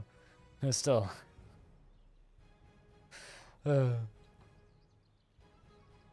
Sometimes you just gotta spew out random words that you learned from your elderly relatives. There they are. Right below 10. I can't find my own stuff in my own UI.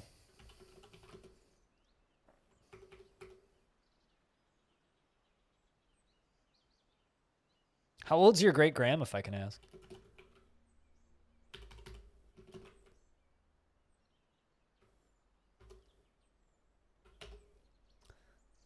My ex's grandmother was like 99 when she passed away. Wasn't even a great-grandmother. It was just her grandmother, but that's because her parents were older. It was a sad week. Lovely old lady.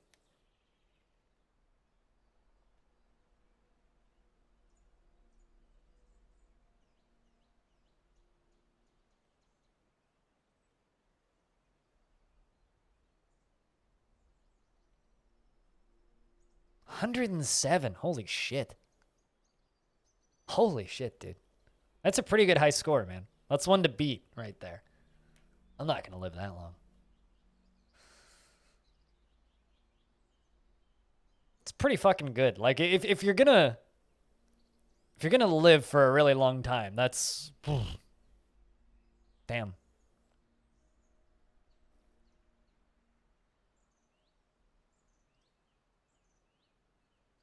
Had one child, must have cut those years off. Yeah. Well, yeah, I'd be willing to bet that having a kid could take a few years off your life. That makes sense. I'd believe that. Actually, you know what? I don't want to drop a dwarf through here, so I'm actually just going to get rid of that. Well, let's cancel this, actually. I've just changed my mind of how I want to do this corner. Let's do it this way. Let's put that block in. Rip this flooring down here out. Oopsies. Set it to marker. There we go. Rip this piece of flooring out down here. Then move it.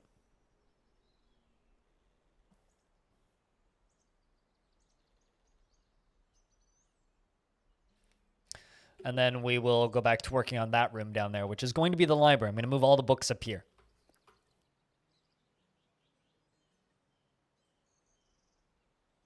Then I can cut through that wall and then connect it down here, because that's where it's going to connect to. This lower wall down here.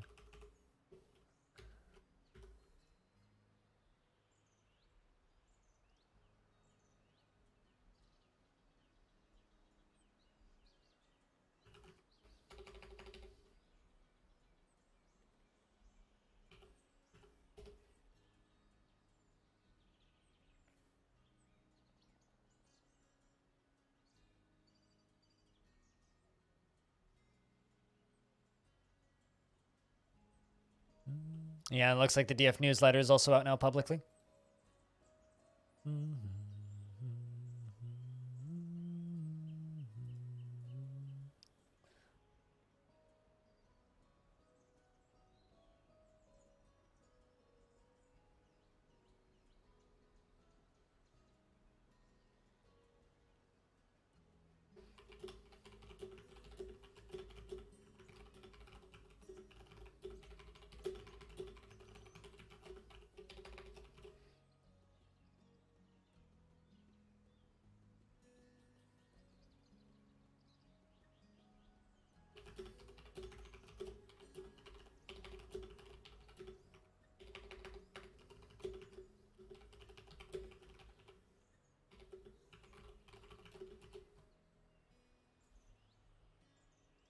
Just responding to YouTube comments.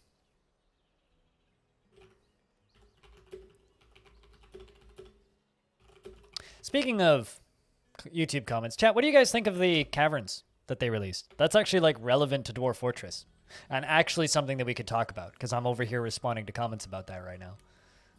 What do you guys think of those mushrooms now that the newsletter's out to everybody? Because it takes a really long time for them to roll out. They look cool. I really like, it's actually kind of relieved some of my concerns with the visuals a little bit. The ore is hard to see. Yeah. I wonder how, I was thinking about the ore the other day and thinking that it would be really easy to just mod it so that the ore is super obvious when it pops up.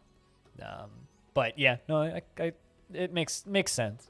I have a feeling it'll stay. It's because of the dark color of the walls. I have a feeling it'll get pretty easy pretty quickly to kind of quickly see them. But yeah, no. I mean, modding isn't a solution. It's a band-aid for a problem that needs to be fixed when there's a problem, right? So, yeah, no. I mean, I tend to agree with you, but. Or pop up when mining's selected. Oh yeah, that's also an option. I didn't even think about that, but something like that. I'm sure they'll figure something out. But regardless, I think I don't know. I think those cavern layers look really cool. I really like the way the cavern layers look. Way more than I expected to. I was kind of super worried about the way the mushrooms looked separate when Meph released them. But seems like my concerns weren't entirely necessary. So that's nice. It's nice to see.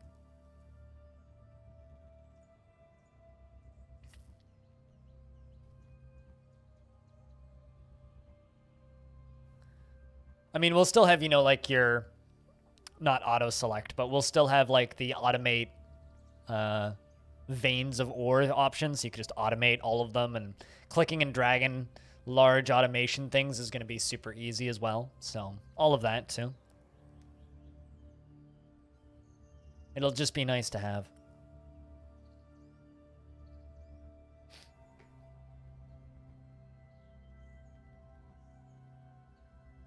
I think one thing that's going to take some getting used to for me is not being paranoid of every fucking mushroom tree trunk I see. Because every time I see a white mushroom tree trunk, I always have that momentary stare at it, see if it moves moment. Like, just because, like, blind cave ogres are no longer just going to be zeros on my screen. Like, that's one of the few creatures in the entire game, to me, that I screw up with the ASCII, just because they are just a white 0. And so when you have a white 0, and then another white 0, and then one of them moves, and you're like, whoa. Can't trust that. So now whenever I see trees, it's just like, I don't trust these. That's going to be one of the few things that's going to throw me off, I think. Outside of that, like, yeah, it's pretty much okay.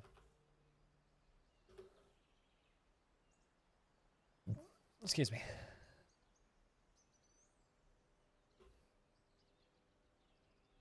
This is getting done much faster.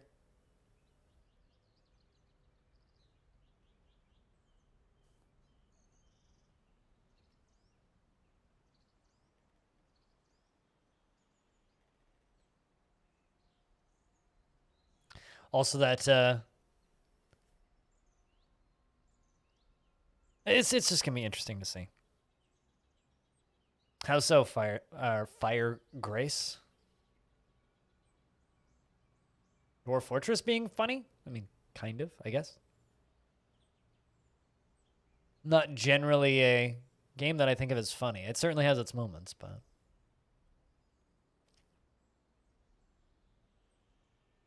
there are moments where this game's very funny, and then there's the rest of the time.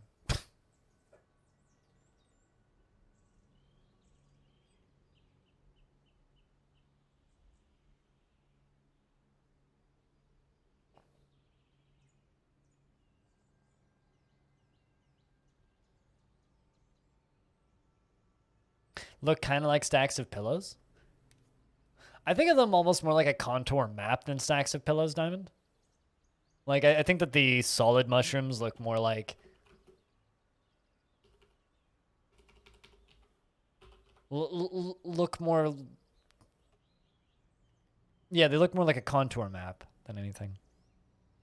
Most of the time it's a tragedy. I mean, you can have a comedic tragedy comedy of errors, but yeah, I tend to agree. Dwarf Fortress is more tragedies than like, oh man, than just laugh out loud funny, but I can kind of see how Dwarf Fortress could be funny.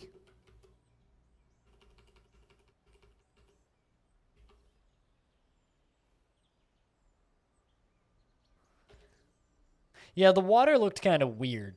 Like, I wasn't entirely certain whether or not it was open space or water, but I more or less like was like, no, that's got to be water because there is no open space.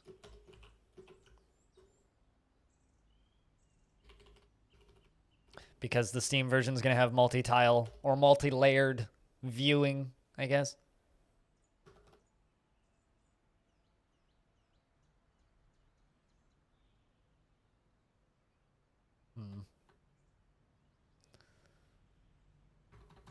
I think I know what I'm going to do here. I'm going to do another kind of pattern-y thing. All right, out of diorite again. Wait, what? Actually, why was I using diorite for this? I'm an idiot. Supposed to use nice for this, not diorite. Diorite's for the walls. Silly me.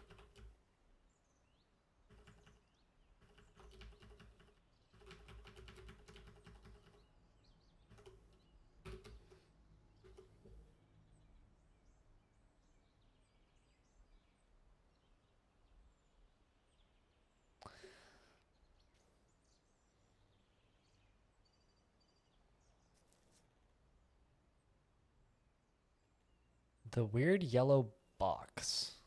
This is madness! Madness. Oh, it's an underground road? Is that what that is? Yeet. Yo, do you guys have the... Sorry, Hobo. Do you guys have the email in your inbox? Trying to look if I can show this. I can. Check this out. If you click on this image... It pops up the wrong one. I wonder if they know about that. They all pop up the wrong ones, actually. Except for the last one.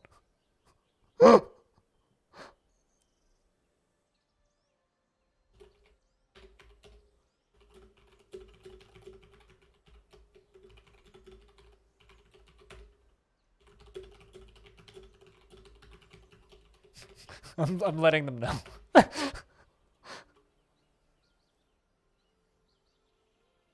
Yeah, someone definitely copy pasted the wrong thing. That's funny. That's actually very funny.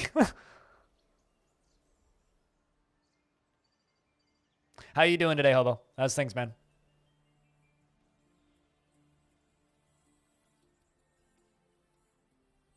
Also, your food last night looked delicious. And that new Risk of Rain update looks pretty good. Oh, hold up. Who's upset? Abe? Well, time to get the soldiers training again.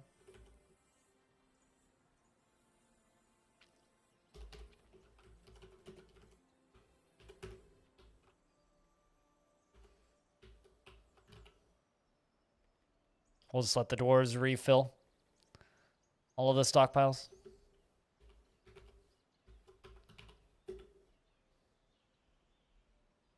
Because, yeah, they sent me the images directly, which is funny.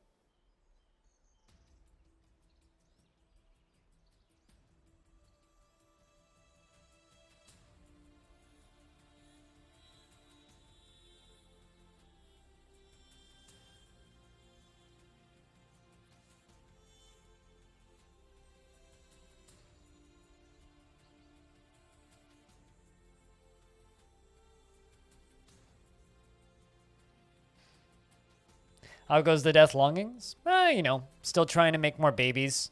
Starting to do a little bit more construction than previously. Working on a new platform, which is going to be the library. Thinking about building this tower up to it. So right now this tower stops here, but I'm thinking about like moving it up so I'll have like another actual support thing. Aside from that, just chilling, hanging out. Dwarf Fortress cavern screenshots were released this morning, so we've got more screenshots of the caverns, which are neat. And yeah, just kind of hanging out.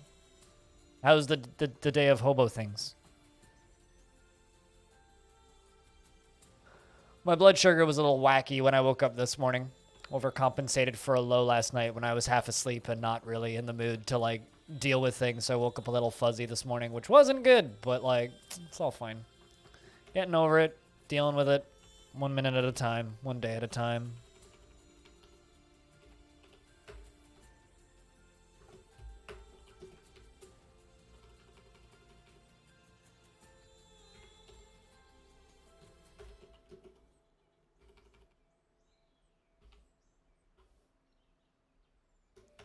But kind of thinking about playing that Risk of Rain update tonight.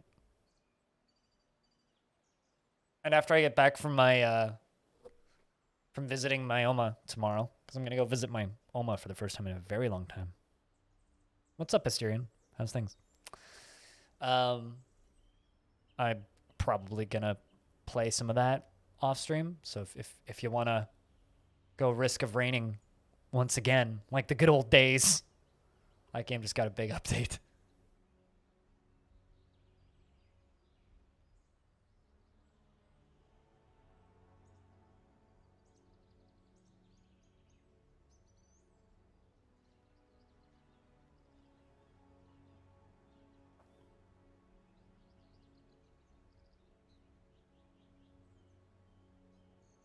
It was your birthday yesterday. Well, happy belated birthday. You're now 29. Congratulations. You're 1 year away from being a cooler number than 29. No one ever is like, yay, I'm 29. But people are like, yay, I'm 30. Happy birthday.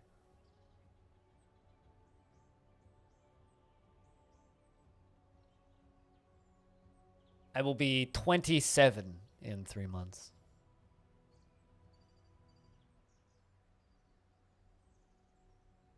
'25 was the year my body started to fall apart. 26, I feel old. And I've lived with neuropathy for the last year. 27, I hope shit gets a little better. Man, one of my plants is leaning again. I need to spin it around.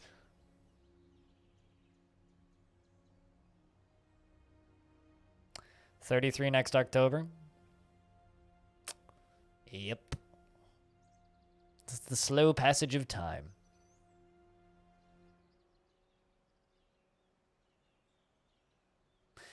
Although 2020 really showed me how long a year can be. It's funny. Time seemed to be speeding up, and then 2020 just slowed it the fuck down. Like, I feel like I've been 26 for like 3 years now. It's weird. Like, my mom, her birthday was just a couple of days ago, right? Her birthday was on Friday. And her and my dad went on a trip right before lockdown last year. And they got back the day before my city went into lockdown. They didn't go super far or anything. They just went to one of the local islands and rented an Airbnb and just relaxed for a couple of days. But when they came back... Hobo did just speak in third person, yes. But when they came back, they immediately went into lockdown. And my mom said that this has been like the longest period of time between birthdays she's had since she was a teenager. Which is interesting.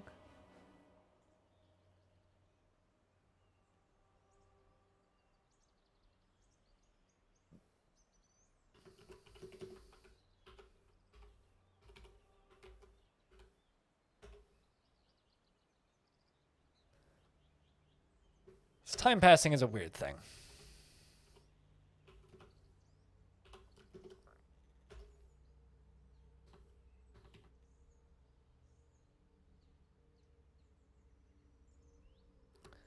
Where'd them nice bars go?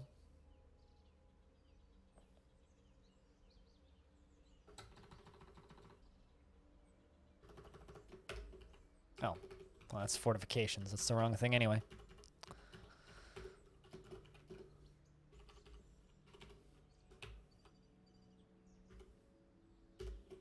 Hobo speaks in whichever person he is currently in, is what I think you mean to say.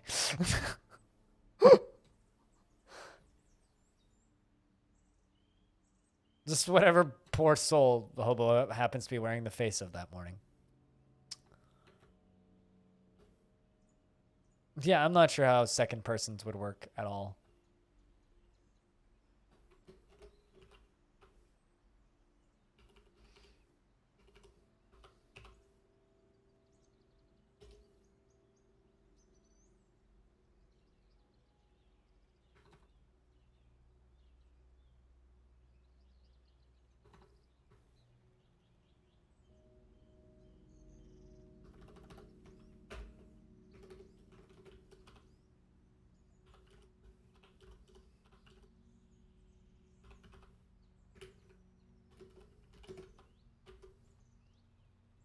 I guess what I could do. I could just kind of do it this way. There we go.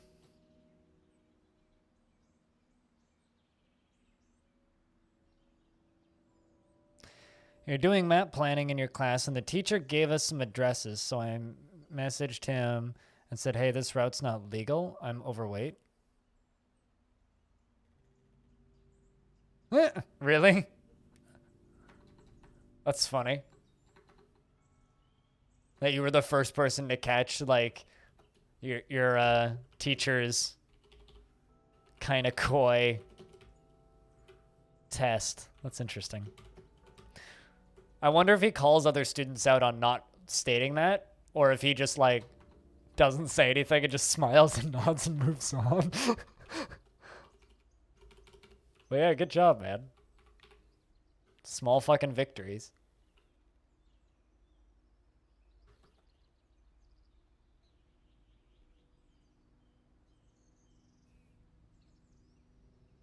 Second person is when you're speaking at another person. Yeah, fair. Okay. I like how that's the example you use.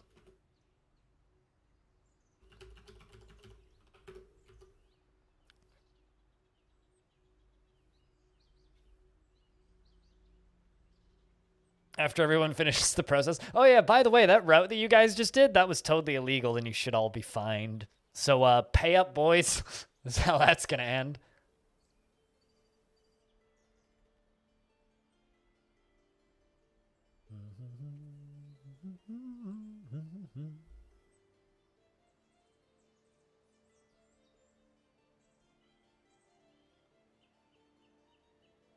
So I glanced over at my teammate's stream, who's streaming the Tenants, and which is a game about being like a landlord. It's like you manage like housing, right? And one of the rooms that he's working on for one of his air quotes tenants, it just has an M16 on the wall. Very perplexed by by that. It's just like fully automatic rifle, just on the wall. I don't think that's legal. First thing you check is the weights of your bridges and references. Yeah, I mean, you don't want to fall through the fucking bridge. Not that you're going to, but you don't want there to be risk of you falling through the fucking bridge. Just America things, right? God, man. Like, even in America, I think that's illegal. Welcome back, False Lobster. It's good to see you again. Even in America, pretty sure that's illegal. And Tele as well. Good afternoon, morning, night, whatever time it might be where you happen to be. Can you get an overview of the fortress? I mean, right now you're looking down on a sky fort, basically. But this is the above area of Longdeath. The absolute top of Longdeath is up here. That's my beehive. But as we go down, you can see the sky walkway, the central tavern, which is the round building, the outer walls. The actual fort itself is a giant hole in the ground. There's a halfway frozen stream right now. Over on the far left is where my livestock lives. That bottom thing down there right before the encased mountain. Yeah, it's sort of like a tower. It's more like a giant sky dome, but yeah. There's a walkway down there at the bottom, which is the entranceway for invaders if we did ever actually get invaded. This is the upper walkways, and then the base of the fort down here is a great pit in the ground. The old tavern is kind of that gold flashy thing in the middle, which is now a training area and a trading area. So I train my soldiers there and we trade. Down here is where all the coffins and tombs are, which I don't spend much time in unless people are dying. Down here is the labyrinth that I made. It even has a minotaur. Down here is the mushroom fields. And, oops, I went back up. Down here's my drainage and coins, and then caverns down beneath it.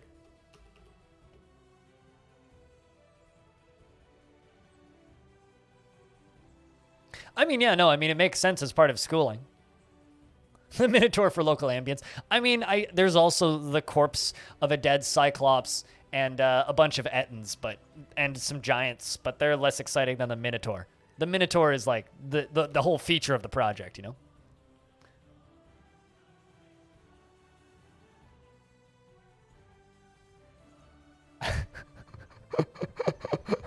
Yeah, that's it. He's definitely not talking about his own weight. I'm pretty sure he's talking about the trucks that he's driving. Well, like we're talking like, can a semi-truck clear a bridge without falling through it? You think you need to get that game? It's just build houses for people to live in. Yeah.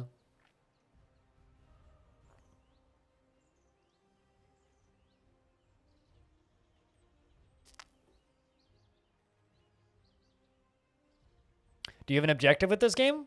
Dwarf Fortress is like the original no objective, make your own fun gigantic sandbox. So, no, not technically. Also, Hobo, did you see this?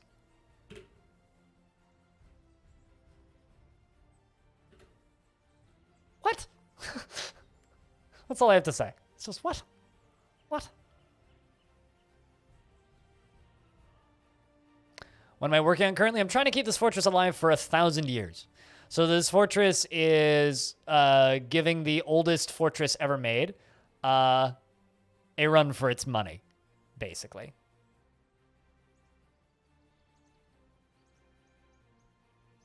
You've played I've played Polybridge. I've only killed a lot of people in Polybridge. Yeah, so this fortress is kind of a marathon attempt, basically. We are currently on year 195. We started on year 5, so we're 190 years into this fortress. This fortress is 190 years old. And in 10 years, I will release the save file again, because we'll be at 200. Oh, yeah, no, this is running at full speed. This is as fast as the game can go. There is no speed options for Dwarf Fortress. It just has the speed it goes, which is the frame rate. So the better your frame rate, the faster the game goes. Although you should cap it at 60 because that's where the game's designed to run, but some people cap it at 120 for some reason, which can break the physics. But yeah, it's running as fast as it can go. It'll slow down naturally over time. But we're sitting at about 40 FPS, pretty steady.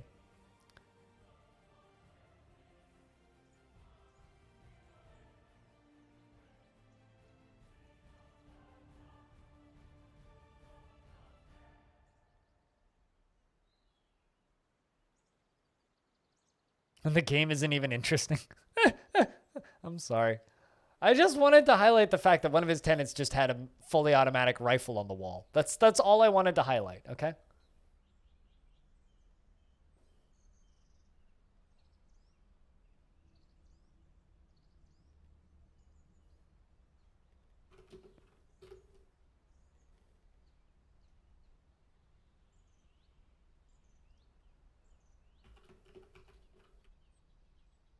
So that's not my fault. That there's on you. I'll give them a little break. Let's let them refill this stockpile first. Because all my dwarves are moving stuff around a whole bunch.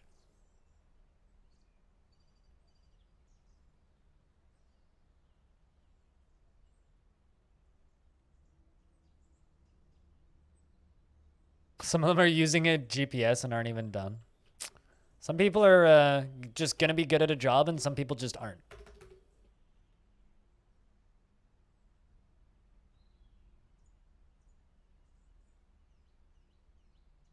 It's like the house renovators but with an even higher aesthetic strategic layer. Yeah, no, totally. Like that's what that. I never said the game was interesting. I just wanted to comment on that one bit.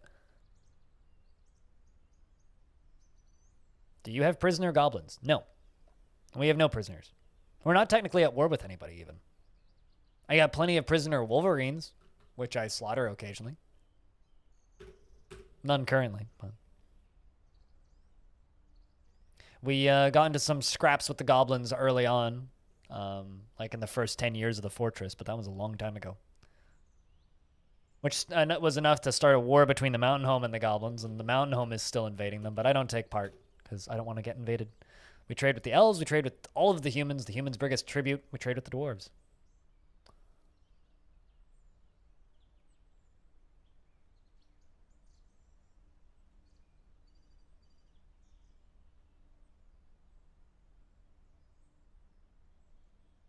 Ever told you that the bridge ahead of you is 4'8"? No, because GPSs don't have height in them, I don't think. Also, that's a really low clearance. That's a really fucking low clearance.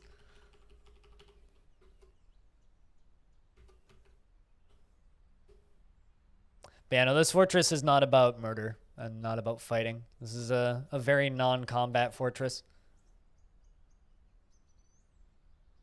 I have, however, killed some forgotten beasts, and I've got some trapped ones. But mostly this fortress is about just chilling and letting time pass. Because, like, that's not even high enough for a Honda Civic to drive through. Like, a fucking Fiat would get the top cut off going through a 4'8" bridge. Unless you're talking 4 meter and 1/8 of a meter. But I doubt that's what he's talking about. That's a bridge for F1 cars. Yeah, kinda. Or like a go-kart, maybe?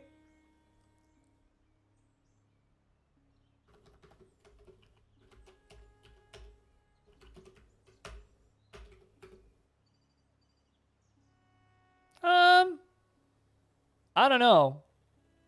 You'd still be able to like put your hand up and touch the damn thing. 8'10". Okay, that's, you know, that's a little bit more believable, but still you can get a truck through that. Mazda Miata? Okay, fair enough. That's still low. Like, that's my underground parking lot, I think. I'm pretty sure my underground parking lot is about that. Like, for my building. My dad, when my dad still owned his Suburban, he couldn't drive it in without taking the roof rack off.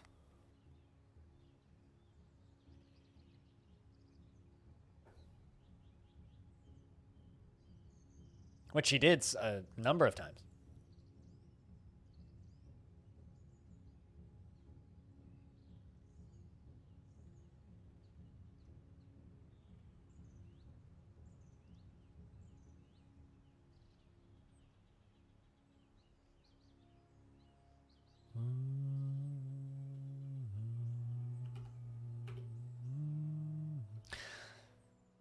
I guess something that does kind of count as a prisoner in this fortress, though, is we do have an insane vampire in the walls. But that's about it. I'm just kind of keeping him there. It's my pet. He just lives there.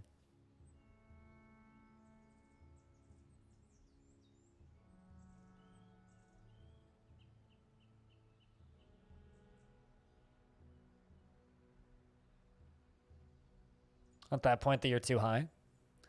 I mean, you know what? I'm not even going to go there with that sentence because I could make way too many easy jokes out of that. And I was about to, but then I'm like, you know what? That would make me seem immature. So I'm not going to do that.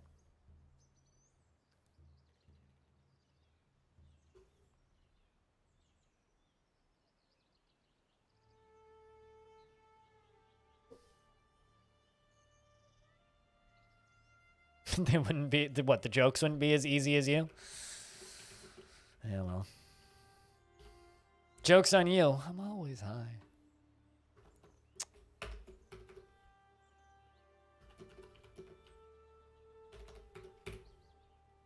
It's too easy. It's right there.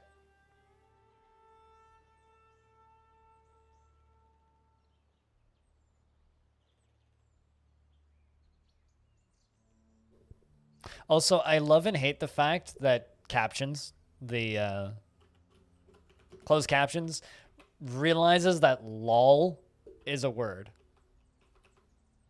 Has lol been added to the dictionary? Like, of course it has definitions in the Urban Dictionary, but is it like in a printed dictionary? Now I'm wondering all of a sudden.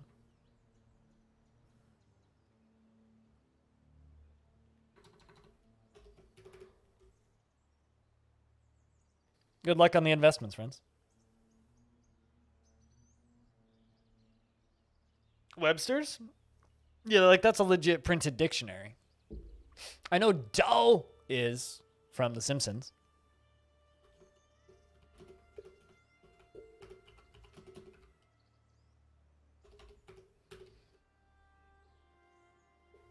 Putting my sweater back on.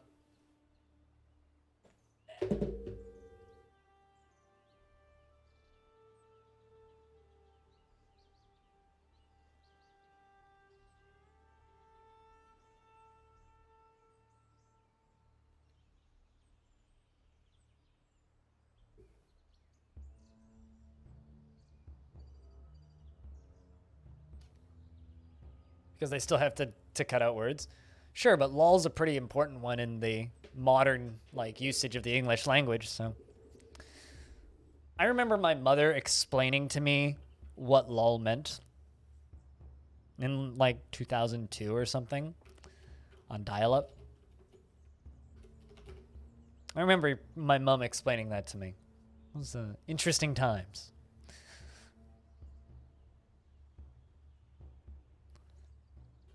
The real question is kappa in the dictionary yet? That's the important one. Is kappa is PogChamp in the dictionary yet? When we get a Twitch emote in the dictionary, that's when the world truly ends.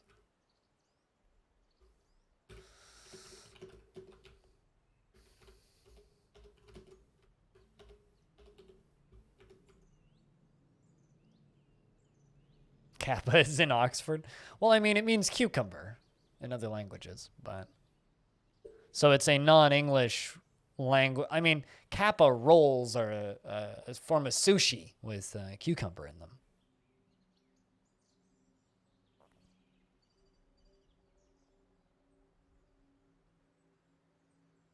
them. I like this. Okay, first off, I'm always shocked by how many people on Reddit don't know how to hit the screenshot key on their keyboard, but I love this screenshot of this person's first ever lava mode. That's going so well. I'm so proud. So much proud. My first lava mode's going well. This is like fried all their dwarves inside, and there's just like a burned forest in front of it with blood everywhere. Yep. This checks out. Seems ideal even. Kappa is a Greek letter. I knew that too.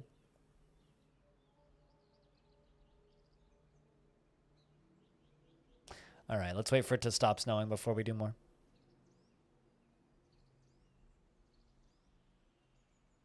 Stores don't like working in the snowstorm. Magma? Is that fucking magma? Fitting. It is fucking magma, in fact.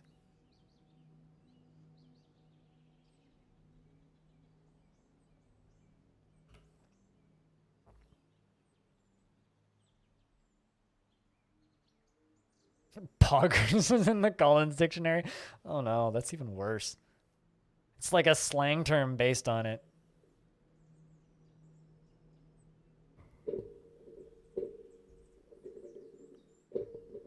It also means the 10th star of a constellation?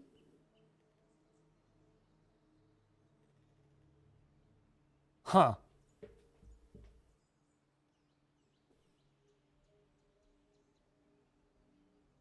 Interesting.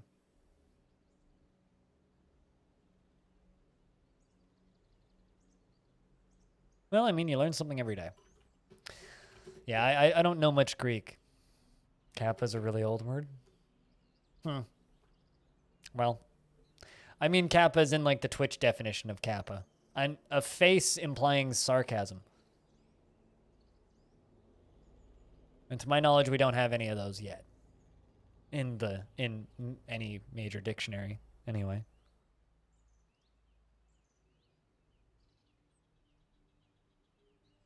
I don't actually know. I know that when I started using Twitch heavily, because I used it a bit in Justin TV days, and then I took a couple years off because I was on other streaming platforms. But when I came back to Twitch in like 2011-ish, they had about 12 emotes, or it was like 12 heavily used ones, and then there was about 15 others that no one ever used. Many people ask me, Nikita. I almost forgot that you have this again. Yeah, I mean, well, if you got it, you gotta use it, right? It's good to see you, Ryan. How is your D going? You doing some music for us tonight? Because you were saying you were going to tomorrow. Well, yesterday. Because Risk of Rain got an update, by the way. We got to put we got to get the gang back together. That's all I'm saying. We got to get the gang back together. Play some more games. All the cool people got early access to Monster Hunter Rise. Apparently that thing just straight up has a tower defense mode. Which is getting mixed responses, I shall say. To be diplomatic.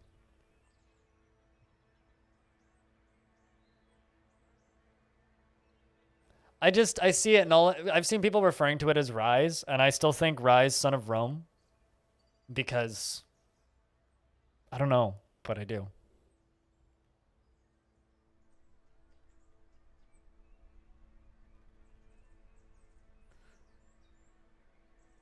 I know the guys on Giant Bomb seem to be talking shit about it, but I don't know.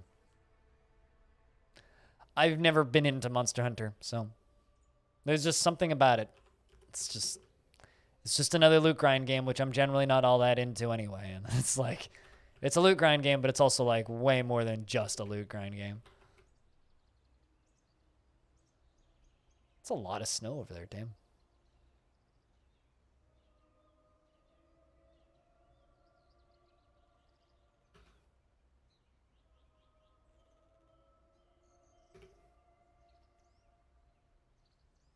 Yeah, I used to always get a chuckle when I was playing Elite Dangerous a lot. Stone about that. Jumping to the system, Kappa something. Chat would always chuckle.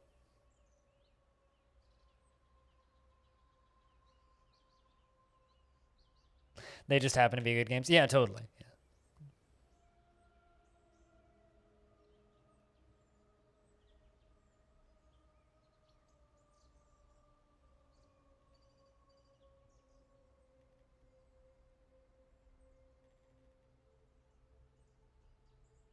And now I know why.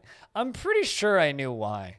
Like, I'm pretty sure I've had this discussion with people before. It's just something that doesn't stay in my brain very long. You know what I mean? When, like, you have a thing that's in your head, and you're like, yeah, that's a thing, and then it just kind of goes away after a while, and you're like, yeah, that's no longer a thing. That's kind of what happened. I had it in my head, and then it just kind of ceased to be in my head. Magically. Mysteriously. You might go for some music tonight? All right, just let me know. I can do the posts.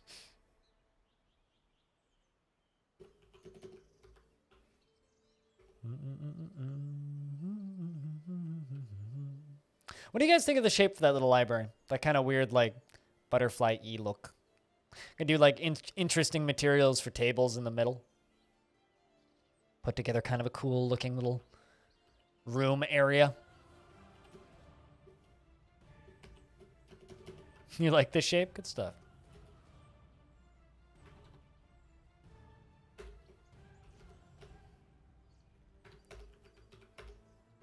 Let's put granite doors in instead of the mudstone doors. Did mudstone doors for the tavern.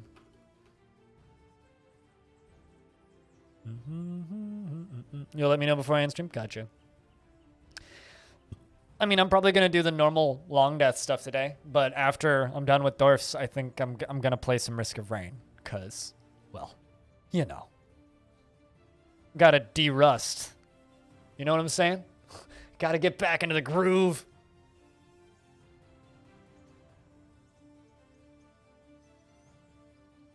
Yeah, I saw that. Oh, really? They certainly bring vellum sheets to trade very frequently.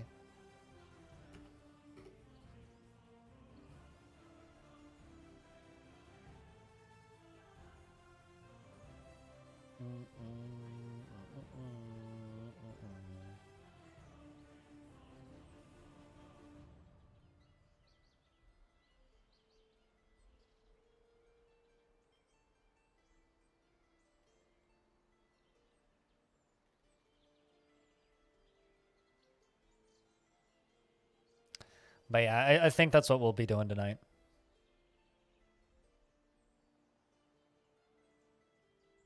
Did they ever do a vinyl pressing of their last one, Ryan? For Origami Angel?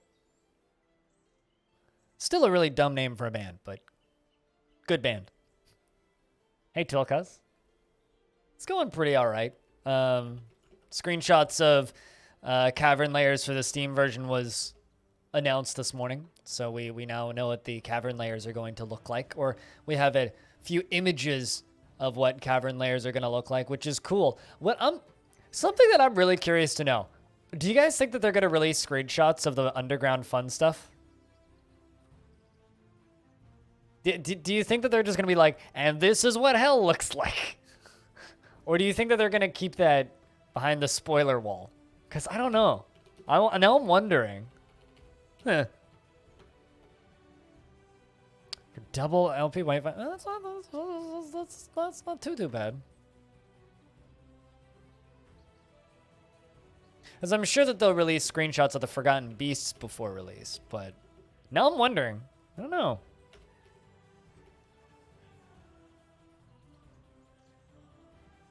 Yeah, I mean, totally. But, like, I'm wondering if that, like, because it's a different area.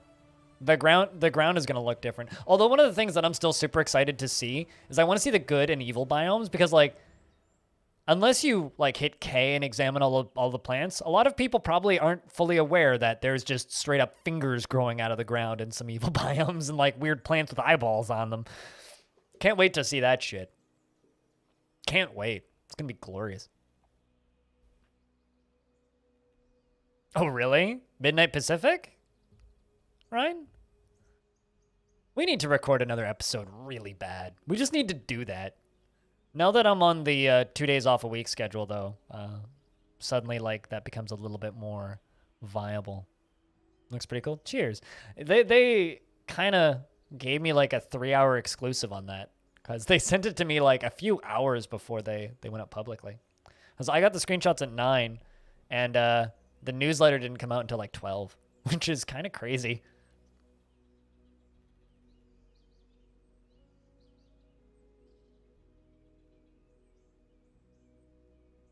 You have an evil biome and you haven't checked the plants? Take a look at the plants because a lot of them will have just like straight up eyeballs and stuff on them. Like, there's some spooky shit in DF. It's good stuff. I like it. I like it a whole lot, actually.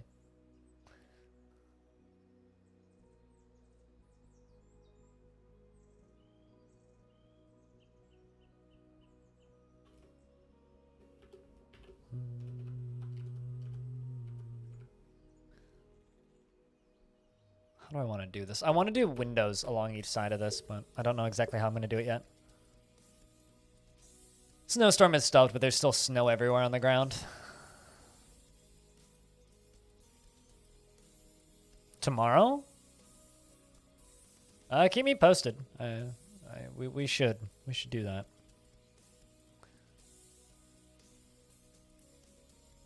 They might be very pretty in fall. I don't know. Feather trees creep me out almost more than some of the spooky biome shit, just because feather trees are literally just like trees that grow feathers and lay fucking eggs. I don't know, there's something about that that's just weirdly creepy to me. Like, it's viscerally not okay, in my opinion.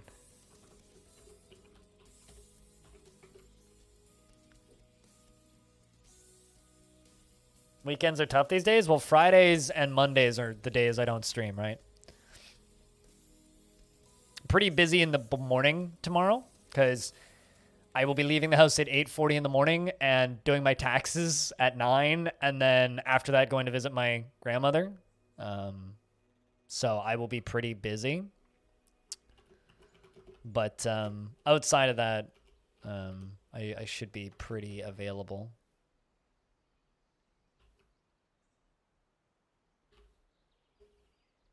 And diorite for this one.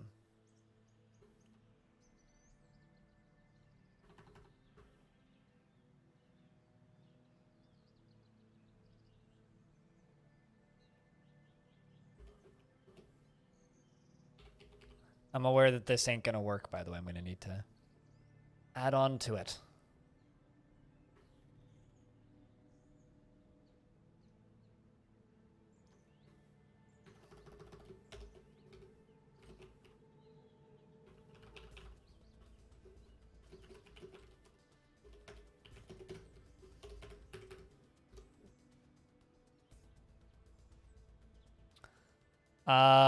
Well, clearly you didn't pay any attention to anything I said about it, so nothing happened, Freskins.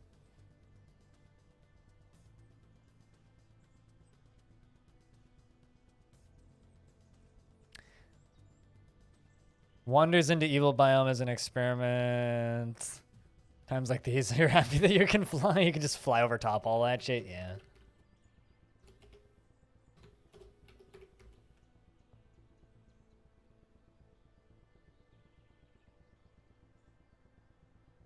And it's out, so you can just go look it up. You tried to pay attention? Well, you clearly didn't, because I clearly stated what the game is, and you still are stating the title as incorrect. So, you know, yeah, you take games seriously, and I'll take your questions seriously.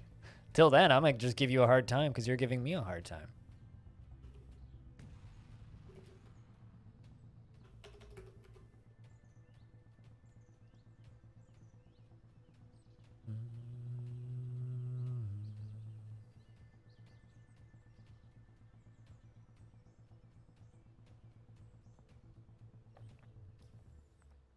There you go.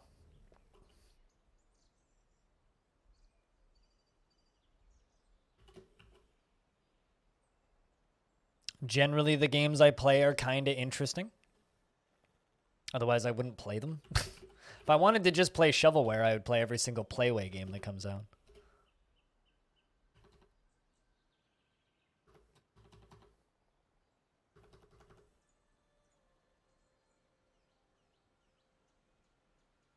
Was it complex? I don't know. Sorry, I'm like, just based on your earlier statement about Dwarf romancing game, I'm very uninterested in answering any of your questions about that game just because I'm kind of annoyed at people making that joke. So, I don't know. Maybe you could go watch the VOD and find out.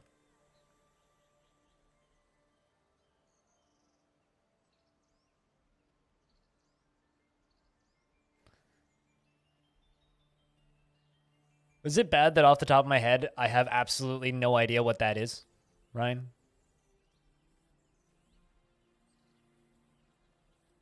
Yes. No shit. Fresco. Jesus. Now you're mansplaining me the title. I'm well aware of what the title is and what the title means.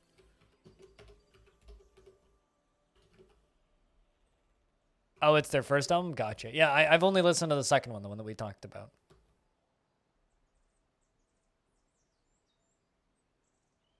I haven't listened to their first album.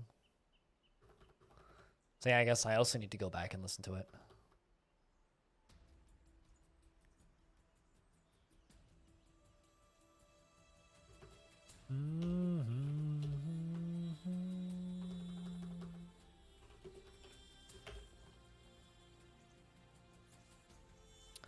I need more diorite. Where'd you go? Probably down to where the tin is. There it is.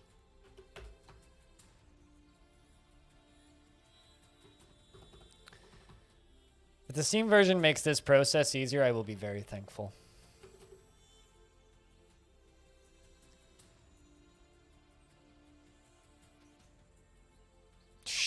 cur animal?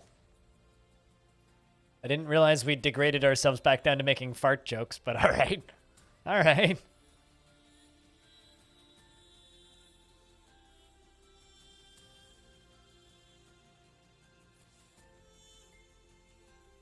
I mean, it just proves once again that you guys are real bad at researching things that we talk about and just take everything on face value.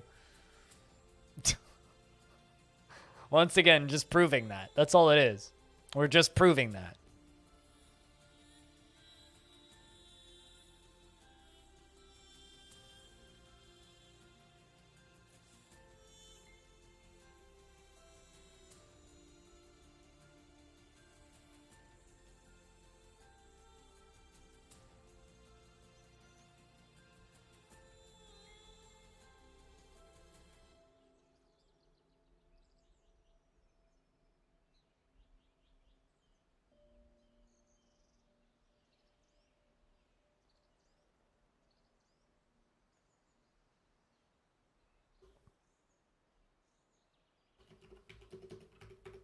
Mm-hmm. Yeah, and if you want my takes on anything, you got to leave the joke in the dirt. Because, like, you know, this is one of those times where the exclamation point warning is just in full effect. It's just like sarcasm will beget sarcasm. It's like you make the same annoying joke over and over and over again. I'm just going to cease responding at a point because it's just like, you know, I have X amount of energy for my day and y'all are pushing it.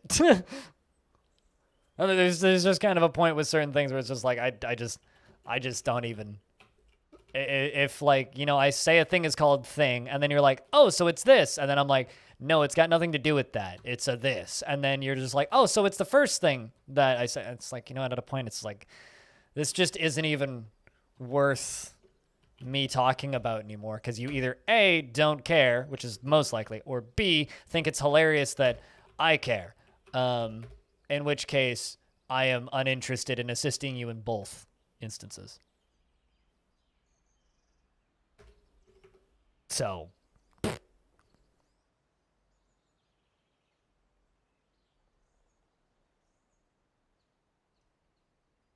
when did I say that, Socks? I'm about to just turn the stream off and go back to bed. if you guys want to just be this way, okay, we can let you do that. I'll go back to sleep. See you guys on Saturday.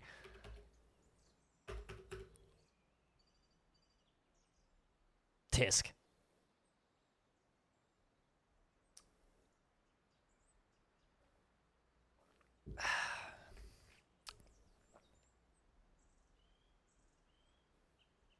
I mean, Rhinestone said this is the comedy that he enjoys, right?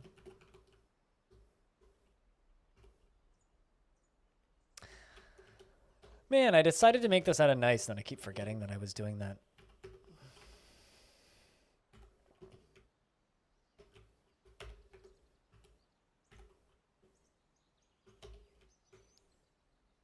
Oh, towards animals? Ah, okay. Fair enough. Rhinestone's just way into the fart jokes. I get it.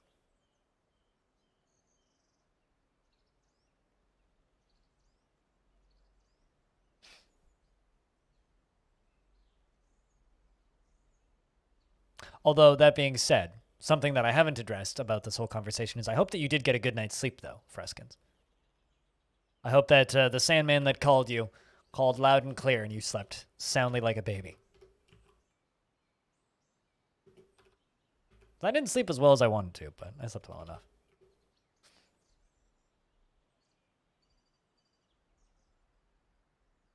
Nice library. Thanks, Hobo. It's a very nice library. It's even going to have windows. Then I'm going to add some more windows into the tavern on the other side so they can look back and forth. It's going to be a lovely little construction.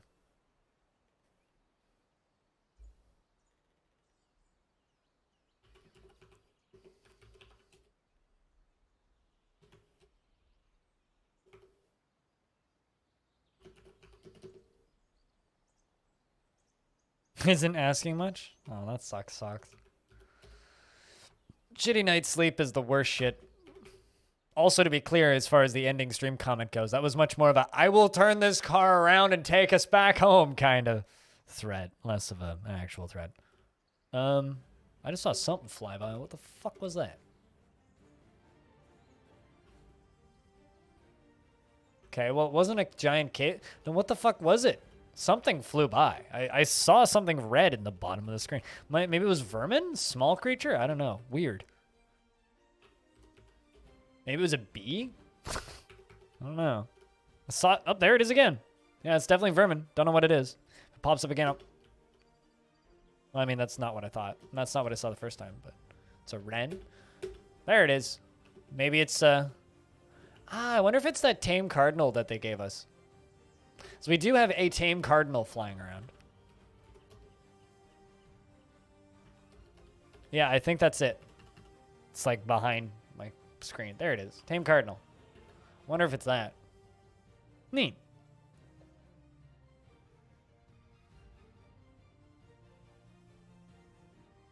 That sucks. Past it.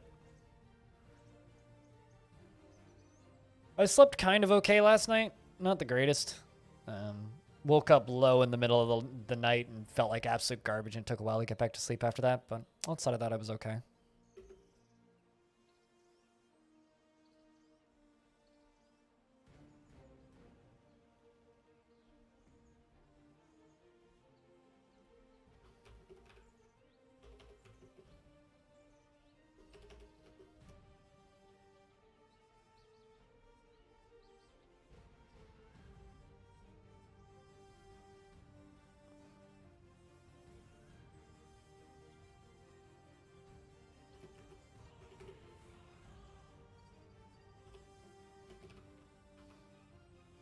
I don't know how I want to do these windows. Just know that I want to do windows. Could I guess put them in the corners? That might be what I'll do. Beelug has grown attached to an iron shield. Good night. Fair enough. That's a feeling I haven't had in a long time. Been dehydrated from drinking too much. It's been a very long time. It's been almost a year, actually. Getting close, probably like 8 or 9 months since I've had that much to drink. Kind of miss it. I don't know. Good times. Good memories.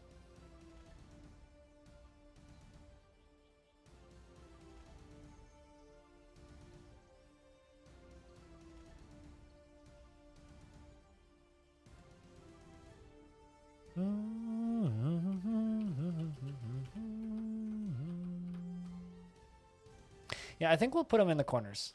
So I can do nice, and then nice, followed by nice and nice. And then in those corners, I will put gem windows, probably. Then I don't know what color I'll do in the middle. Maybe rose gold, even? Something fancy.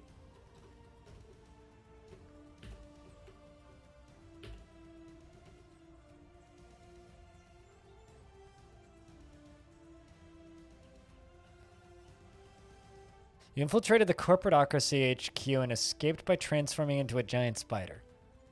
I don't believe I've remembered any of my dreams that vividly in ever, but generally when I do dream, they're not fun.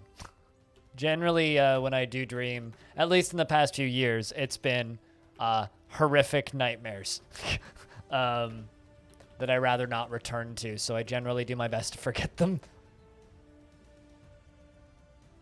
But when I do remember dreams, they're usually pretty mundane. It's usually just like, I woke up and did my normal work shit. And then I wake up and it's, oh, it's time to do work stuff. Okay. Or like, I'll dream that I'm back at an old job. I'll certainly have those. Then I'll be like, wait, I quit this job. And then I'll just wake up.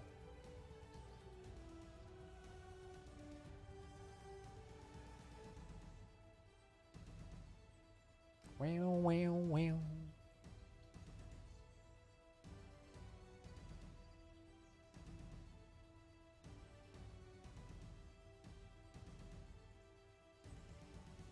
And then I need to figure out how I'm going to connect these two. Probably come out the bottom with a small walkway, kind of loop around. But I need to give the dwarves some time to break. And I also don't really want to work on the roofing until summer. Trees? Trees? Or are you talking about like tree mushrooms, Kleno? Hey, Kleno. How's things? I had like a 3-hour exclusive today.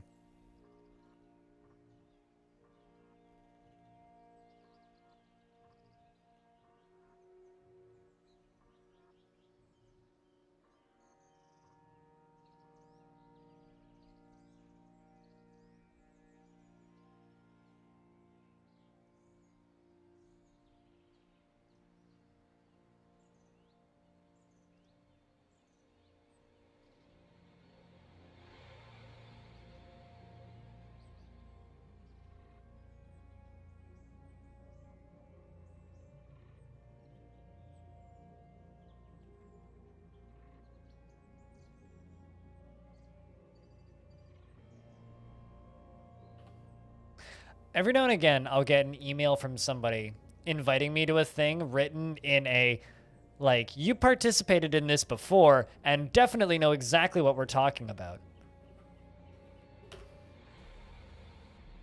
And I definitely just got an email with that's worded in that way.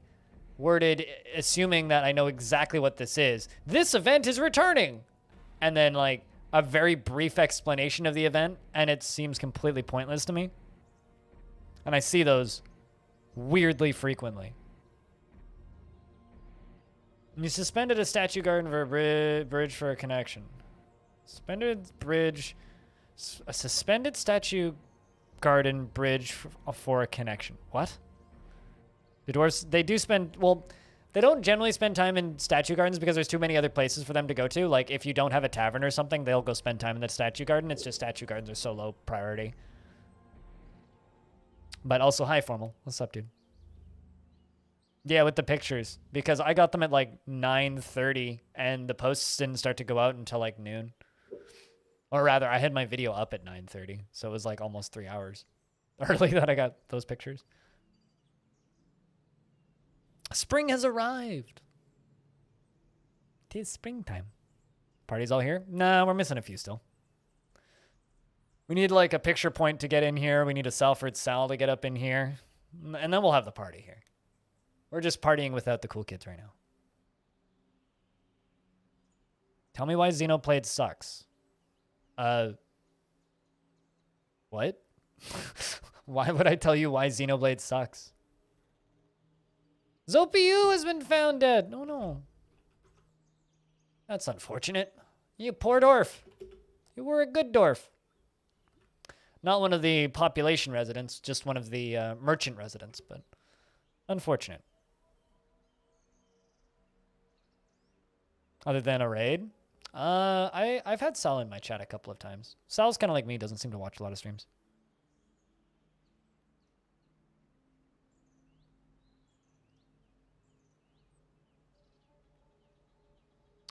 Rest ye well, poor dwarf. Rest ye well. Also, tributes arrived. Stone, heads up.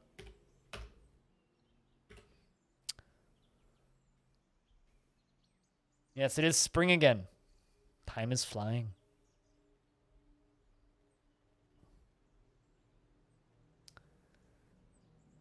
Until you game that you're playing, you tell me why you don't like it. I've literally never played a Xenoblade game, so I could just simply say it's a JRPG that's really long and drawn out and is very stretched with a lot of side quests. But outside of that, I don't really have any thoughts on Xenoblade because I'm like, I've never played a Xenoblade game.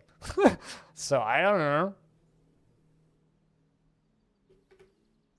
I mean, you could just say it's a JRPG because I don't like JRPGs. So that's why Xenoblade sucks, is because it's a JRPG. You could just not play JRPGs, but, you know.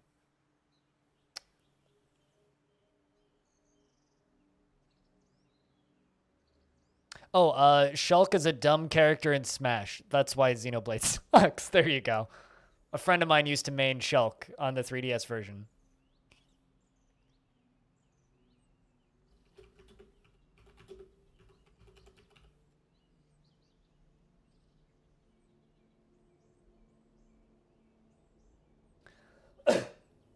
Roasted? Not really.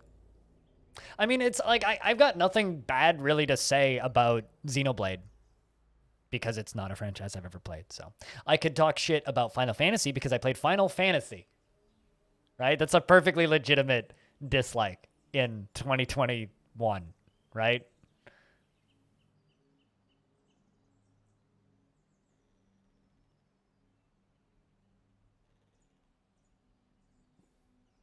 I mean, Shulk sucked in Smash because he was an annoying character to have to deal with. But R.I.P. Zopi. R.I.P. that poor dwarf. It was a good dwarf. Never tantrumed, so that's good dwarf.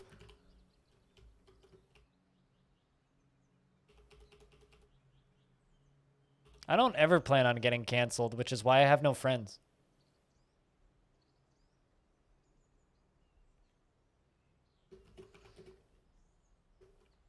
It's funny. Every now and again, I will see another streamer or something express like a disinterest in doing a certain thing out of fear of like threat of being canceled, and I'm just like, well, just don't say dumb shit. Put on your show and ignore the fact that everybody else exists, and you'll be fine. Just don't be an idiot. I actually beat Final Fantasy 1 and 2 on the Game Boy, and I didn't enjoy either of them, but whoa! Dude. Thank you. But I did enjoy Final Fantasy Tactics, though. That was a good game. Thank you very much for the 5-pack, dude. Cheers, man. I see Patolus is in there. Same with Dan. Dan Thamel used to be a tier 3 sub on this channel a long time ago. Cheers, man. Tactics is the only Final Fantasy game I actually like. Ironically, that Project Triangle strategy thing would probably be a game I'd be interested in.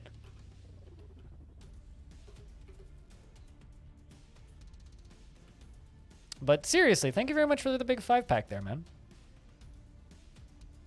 And congratulations with all the progression on work stuff. Thank you. Was Crisis Core on PSP? Oh, speaking of PSP, later in this year, Sony is shutting down the online store for that.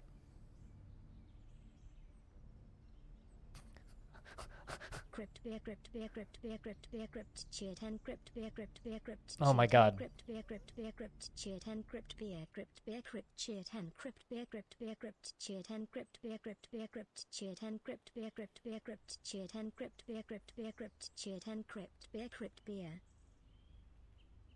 All right.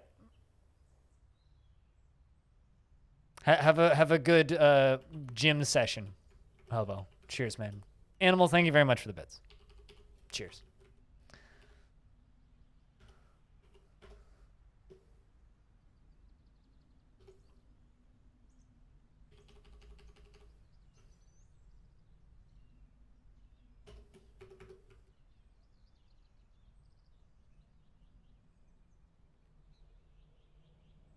Same here, Vim.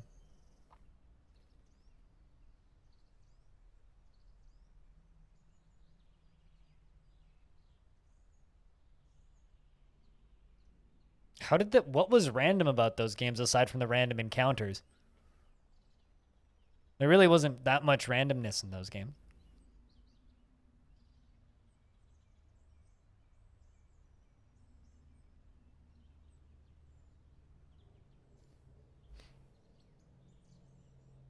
But seriously, thanks for the 5-pack orange, as well as a couple of subs, and it's probably a train. Well, in order for it to be a train, you need a third person to jump on that. And I don't know, we already had a hype train today, so I don't know if we're going to get a second one.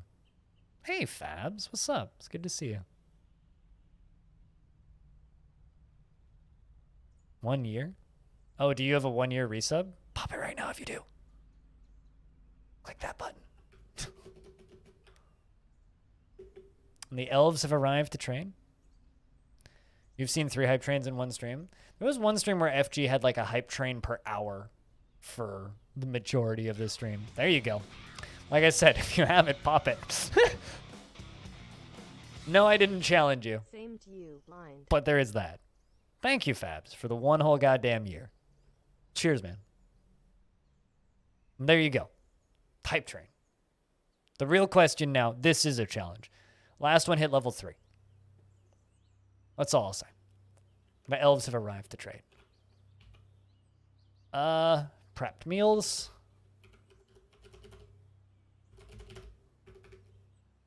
Sell a bunch of prepped meals. Because I know that those are safe. Thanks for the 61 cents, Orange. Cheers, man.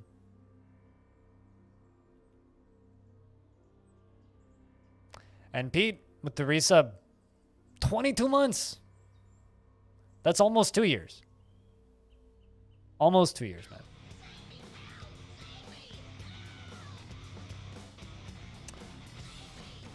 "22 months counts as a year, right?"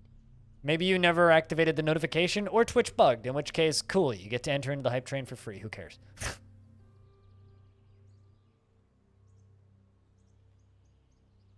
You unlock this emote, I'm going to use it to buy gum. I mean, yes, you can.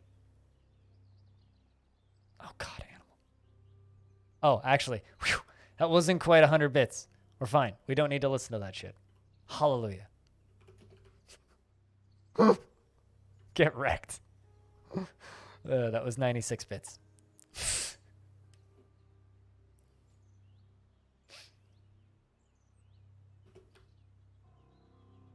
Trader has been requested, but Trader is sparring, so I will stop them from... Oh, God damn it. All right, well, I'm just going to scroll through this. Donkey, Weasel, Echidna. Oh, hey, look. Another Cougar, a Badger Boar, a Hedgehog, a Bull Moose! Both my other Meese have died, though, unfortunately. I do have a male moose now, though. I don't believe either of my lady mooses are dead, are still alive, though. They both died of old age a while ago. So I will simply trade with this and, you know, just move up here and go over here and double check.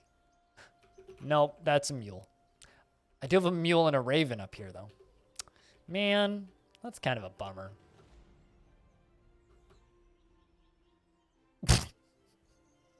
Oh, okay, that one we were safe. Whew. You're going to be a teacher to all those little nurses in training? Oh, hell yeah, man. Good on you. Fucking good on you.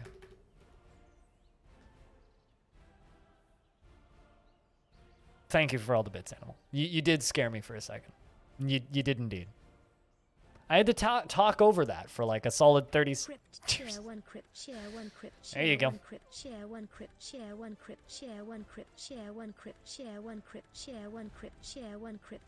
I don't know what a cryptia is, but maybe one day we'll learn. This is going to drive all the people on YouTube nuts. Sorry. To anybody watching this VOD, but this is me getting paid. Hear that?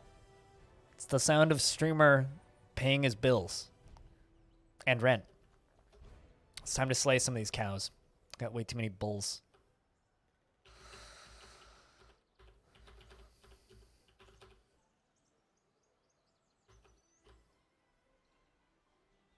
I've also got a lot of unicorn foals.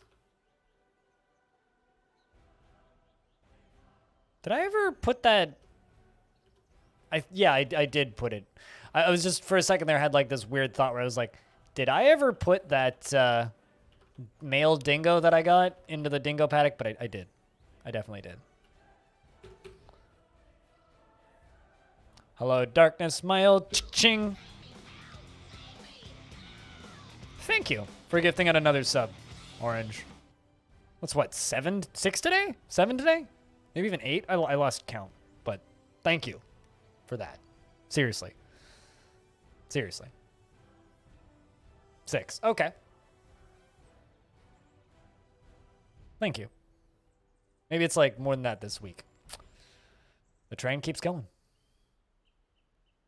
I can't remember what percentage of level 3 the earlier one got to, but you're fucking mad lads.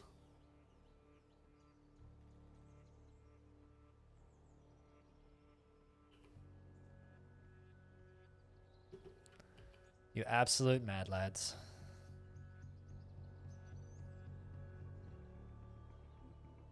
Thanks, Fabs, for the $1. Cheers. I really like those heart ones. Those ones are really nice. They did a good job on those.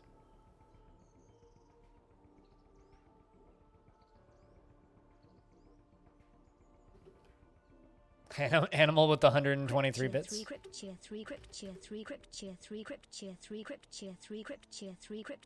Once again, that is the sound of streamer getting paid.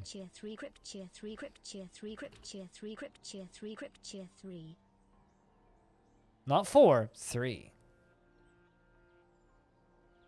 Animal, thank you for the absurd amount of bits, and everybody else for resubbing and gifting subs, and Orange and Fabs for actually starting the damn thing with the resub. Thanks, guys. And everybody else for chipping in.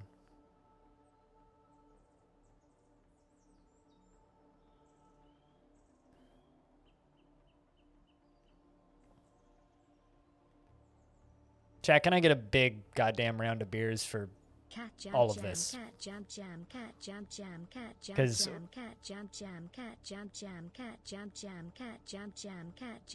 I need to just sip my coffee.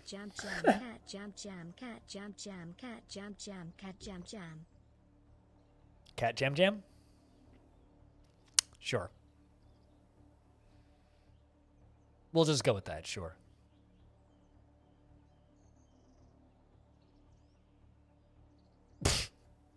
I just saw that Photoshop that you did over in post art on Discord. You guys should go look at that. Good work. Oh, hey, Abe has bestowed a name upon a bronze spear. It's one hell of a name, too.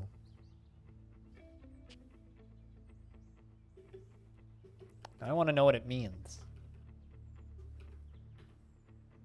Considering Abe went from... And I'm out of bits. Thanks, Fabs, for the $4. Cheers. Thank you very much for taking part. Bronze Spear. Stoke Floods the Eviscerated what? The Eviscerated Scenario is the name of that spear. Hell of a name. Thank you very much for helping out, all the same, Fabs. Someone put an extra space in there, I think. Bear crypt cheese crypt. Bear crypt cheese crypt. Bear crypt cheese crypt. Bear crypt cheese.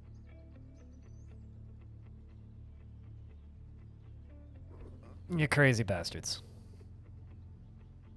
Happy Thursday. Happy Thursday.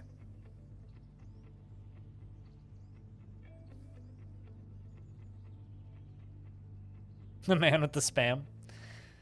You know, I know someone who used to legit just have a spam emote. And the name of the emote was spam. So it would literally just be like spam, spam, spam, spam, spam, spam, spam, spam, spam, spam. It's very funny. Chat was like, pardon me, did you say spam? Darren, thank you very much for the 11 months with the Prime. Cheers, my dude. Thanks for keeping that sub alive for another month. I'm the streamer that you've been watching the longest? Really? God damn, man. It's really hard to kind of quantify statements like that for me, you know? Like, I think about people like VMan7, who I started watching in like 2009, who still streams, who I was watching last night, like yesterday, I was watching VMan. It's like there's streams where I've been watching them for like over a decade now. But having people say that I'm the streamer that they've been watching the longest is kind of crazy to me. But thank you for watching my stream. Cheers, everybody. For the big old train. Thanks for helping keep this stream funded. You know, it's kind of weird because a lot of the time my month is made or broken by 1 or 2 days. It's like most days I make way below minimum wage doing this. And then there will be 1, 2, if I'm lucky, 3 days in a month where everything gets flipped and that's where my month gets a paycheck basically. And today seems to be one of those days. So thank you. Seriously. For all of the support and just for letting me do this full time. As the weird guy who plays Dwarf Fortress that a lot of the old Twitch people have forgotten about. Hiding over here in the corner where it's dark. We keep the cobwebs dusted. It's okay. We'll have it nice and we'll have the place nicely well set up for when it comes out on Steam. You find my stream soothing after work? I'm glad I can do something, you know, like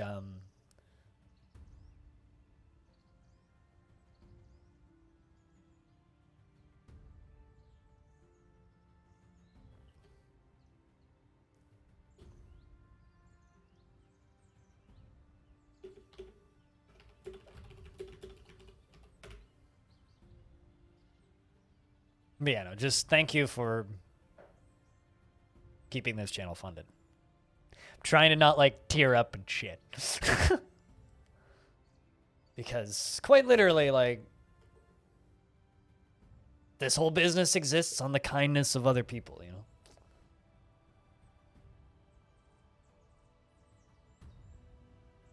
And that's just kind of all it is.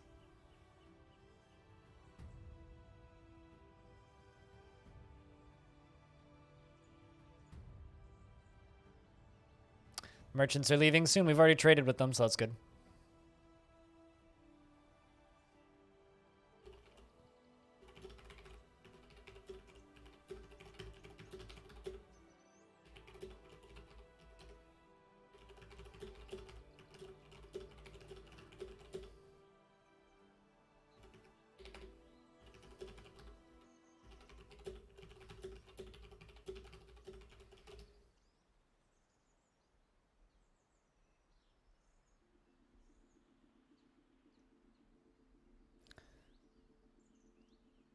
Do we need to collect them for alchemical purposes? Why? Do you want to clone me or something? Don't get mushy. Fair enough. I'm doing my best.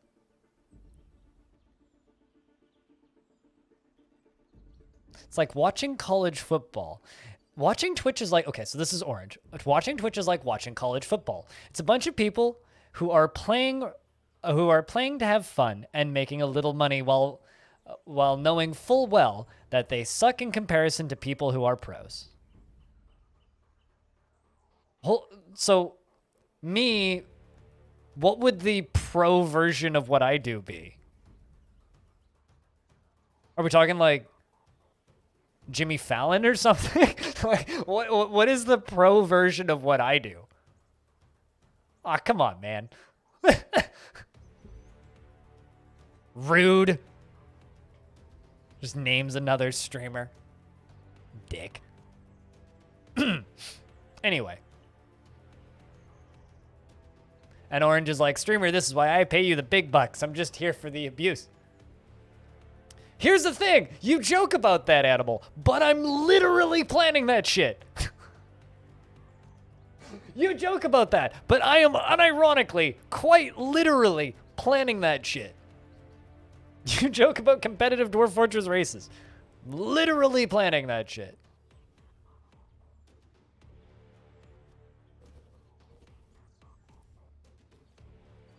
I'm gonna make that happen. Mark my words.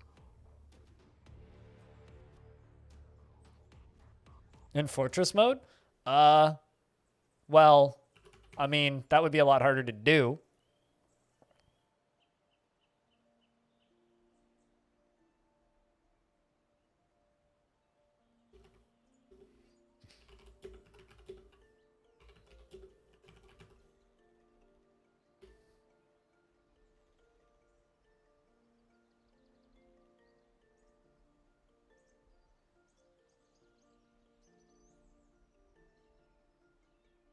But yeah, I don't know. Investments are open if you want to invest your tickets.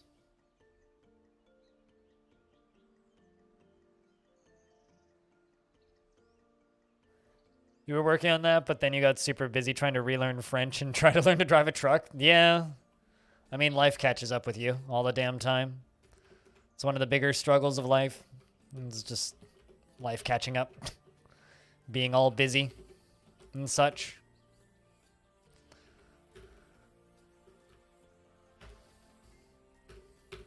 Still plenty of animals that we still need to slaughter. Into mid-spring already. Then we can get back to construction up top.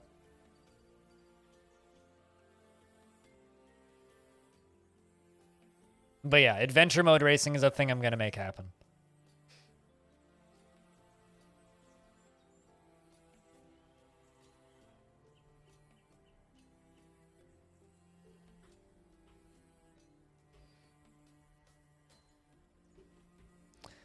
Stray unicorn's been slaughtered.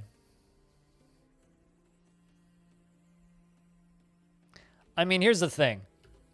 That's mean to Sal. I don't know. You never know who's watching, Orange.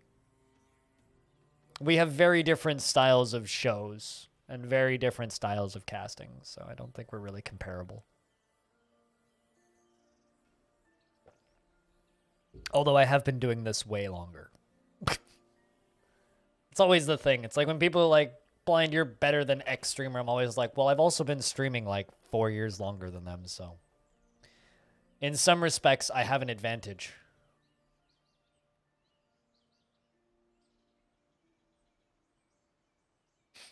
Yeah, and I think Oni should burn in a fire, so. I don't know how else he would burn outside of in a fire, but I do not like that game.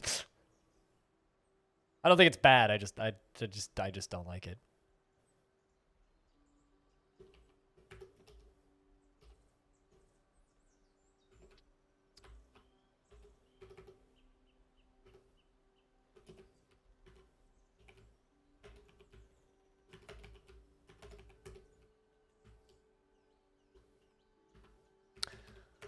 I'd just rather would not talk about oxygen not included if we can. Because then people are going to start asking me why I don't like it. And that's just going to be one of the normal rabbit holes that we're going to fall into. And we're supposed to destroy them with lasers. And then that's where the beat drops.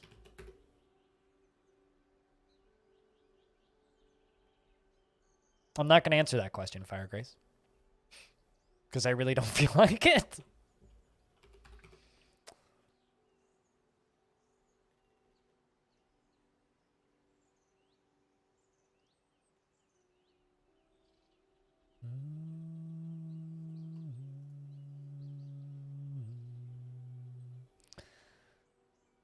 So I need a shit ton of cloth.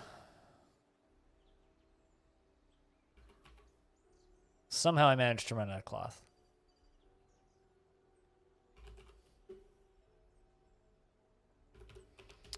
Let's just do this. Leave that job up and running for a bit and see.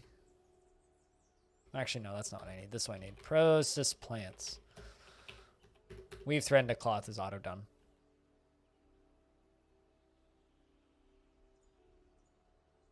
You know, because it distracts more Fortress streamers from their Armok given duties.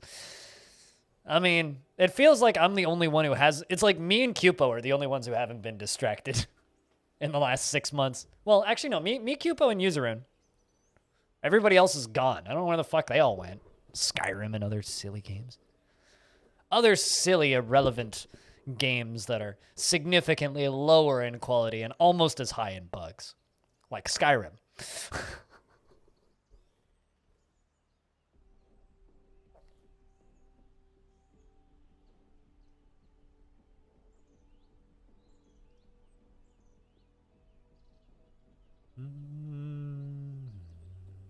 I'm still just trying to figure out what the fuck happened to all my cloth. Because at the beginning of yesterday, I had 900 cloth. And now all of a sudden, I have none, which is very strange. I must have accidentally sold a bunch of cloth, or something must have happened. Because, strangely enough, I have strangely disappearing cloth.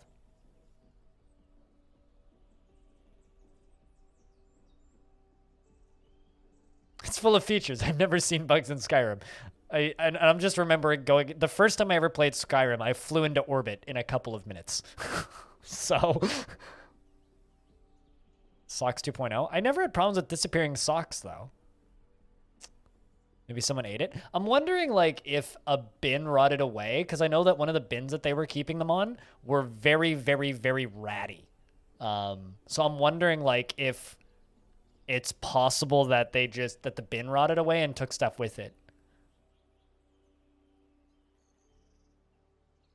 Sock smell has always been the same, yeah. Where's Goats, the mayor of socks, in my chat when sock smell is here? Because having you two in the same room might cause a black hole to appear. Actually, it wasn't one of the giants. It wasn't. It was one of the woolly mammoths. It, like, rammed me, ran at me, and I flew into space. And then I shot it with an arrow, and it flew into space. It was very funny. And then I was like, this is a really badly made video game. And then I played for another 100 hours and then decided I was never going to play it again. And I haven't.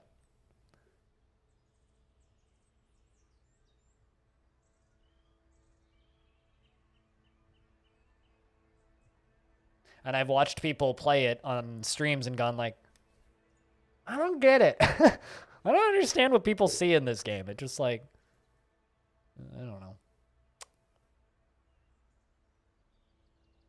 I really just don't get it. Giant woolly mammoth, same thing. It's basically like you encountered a big, strong creature in the open area. That's all it really is. It's like, oh, you encountered a large creature. Got it.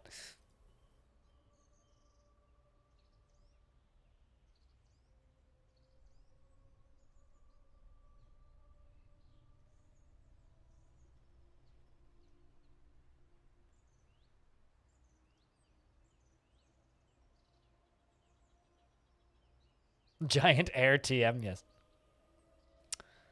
Thank you very much for flying Giant Airways, where you can travel as far as we can hit you with the club.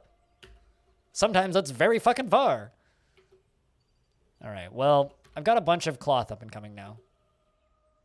So what I'm going to do is I'm going to queue up a bunch of clothing now.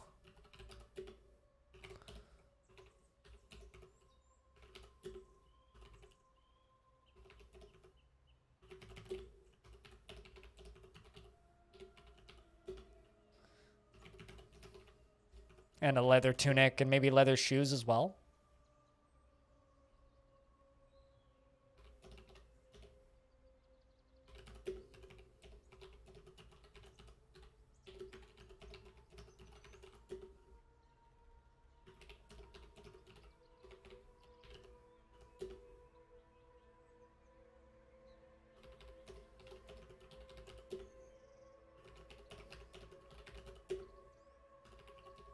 There we go. We'll just do that. See if we can get through those. They had space spacelight in the Elder Scrolls, but there were nothing up there, so there was nothing up there, so they went back. Yeah. I wonder if Starfield's gonna be any good. I don't really have high hopes for it, so.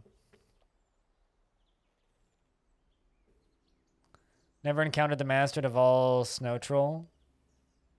Close to High Hrothgar, basically the end boss, before it was cool.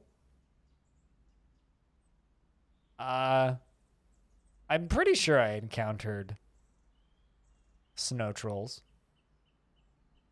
And I wouldn't say anything in Skyrim browned my pants. There was literally nothing even remotely scary in that game.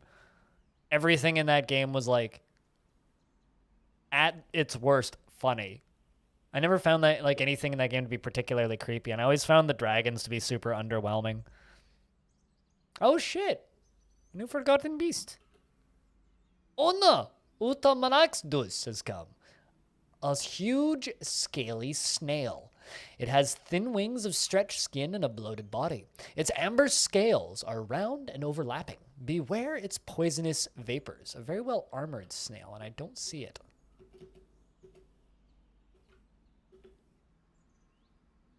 I'm still not sure where it is. I think it was in the bottom left of the map.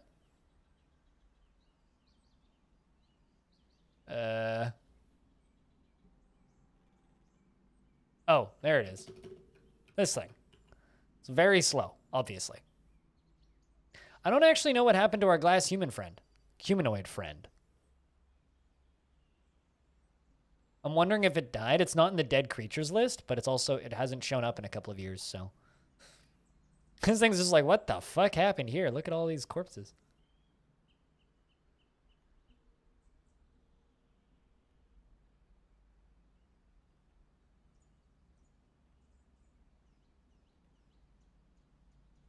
kind of screamed when he jump scared you. Fair enough. I know lots of people who were startled by the spiders as well, but I'm not scared of spiders. So, although I was very amused by the mods that changed the spiders into like little teddy bears and stuff, those were always very funny to me.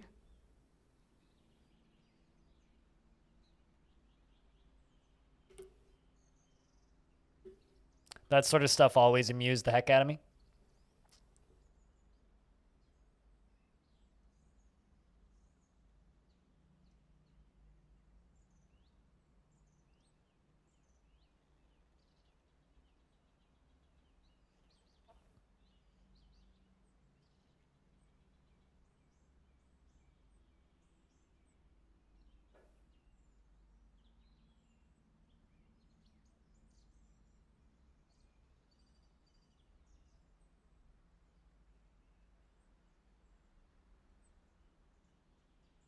I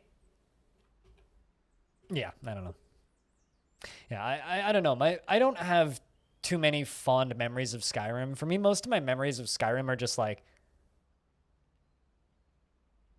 I played it because it was the game that I had, not because it was a game that I liked. And I have that kind of memory about a lot of games. Like we were talking about Final Fantasy earlier, right? I played Final Fantasy because it was a game that I had, not because it was a game that I particularly liked.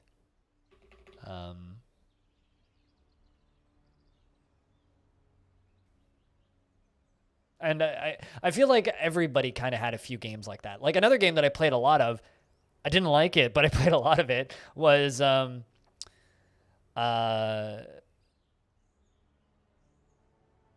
Pirates of the Caribbean at World's End, the video game, which was Pirates of the Caribbean, the third movie, the video game by Disney Studios. It was awful. It was absolutely atrocious. It was like a 3D beat 'em up thing where you kind of go from arena to arena, and it had like 4 or 5 different unlockable combos for each of like the 3 playable characters. And it was a very like basic, minor release. I don't even think it ever came out on Steam or anything, but I still have the physical disc around here somewhere. It was one of the last games that I purchased that didn't tie into any sort of online store. It was literally just here's a disc, you install it and play it. It was published by Disney and made by Disney Game Studios, which is now defunct and shut down. So it was made by the people that went on to make Disney Infinity, oddly enough. And yeah, I don't know. It's just there was a couple of games like that from when I was growing up that I was like, yeah, no, I didn't really enjoy this, but it was the game that I had, so it was the game that I played. I was like, yeah, no, I didn't really enjoy this, but how did I manage to unmute my own stream? What the fuck? Anyway, yeah, so that's kind of my take on Skyrim. It's not a game that was necessarily bad. It was just a game that I had, which doesn't necessarily mean it was bad or good. It was available, Chat, I guess kind of bouncing off that, like, what's a game that you played over the years that you played a lot of, not because it was good, but just because it was there? Yeah, exactly. Like, that was me in League of Legends for a really long time. It's like, I didn't play it because I liked it. I just didn't really have the money to buy more games, and it was there and free to play. And all my friends are playing it anyway, so might as well play it. League 100%. It's like League, Dota, probably World of Warcraft for a good number of people. It's like, well, I'm paying for it anyway, or I already paid for it, so might as well keep playing it. Probably a lot of people would say that about things like RuneScape. It's like, well, why'd you play it? I don't know. It was cheap and it was there. It's sort of like when you go see a bad movie in theaters, not because you want to see said movie, but because like it was in theaters, and you were with a friend. The Phantom Menace. Oh, really? Yeah, a lot of Star Wars tie-in games. I definitely played a really, really, really bad Star Wars episode. I want to say it was literally called Star Wars Episode 2. The Clone Wars, the video game on Game Boy Advance. It was like a sort of isometric top-down game. Oh, really? I loved Modern... See, wait, are you talking about Modern Warfare Modern Warfare or Mech Warrior? Because I loved Mech Warrior 2 and 3, but...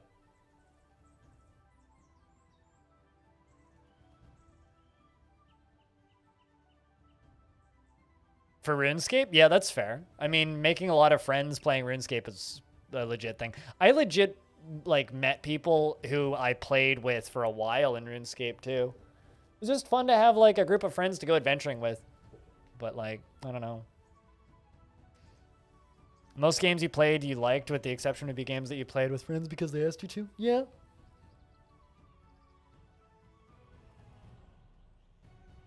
Yes, but, like, MW and MW. They're both MW games. So when you say MW2, my brain goes to Mech Warrior, but that's just because of the games that I liked when I was a kid, right?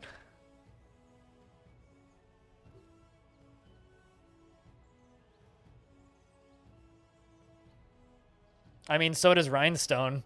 Ducky, lots of people still play RuneScape. I'd say there's probably like 2 or 3 people who...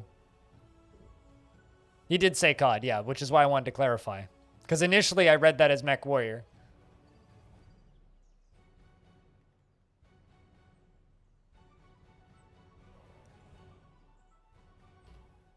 But like, I'd be willing to bet that there's a lot of people who play like FIFA because it exists. Much worth. Much worths, yes, fair. The weirdest thing about Modern Warfare 2 and 3 is that they were running on the Quake engine. It's like somewhere deep underneath all of that code is the Quake engine. That still just blows my mind a little bit. People play Madden? This is true. Yeah, people do play Madden. For some reason. Yeah, for some reason people play Madden. After all these years, for some reason people still play Madden.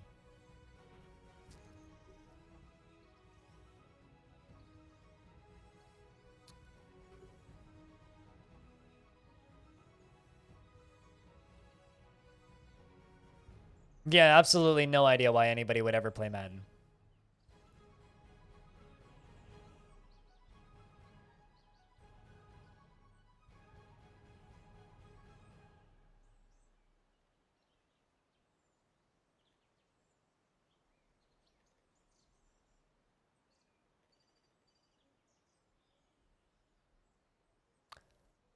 Oh.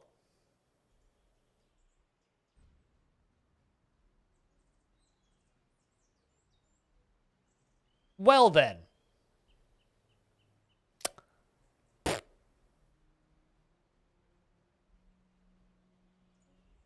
Shit.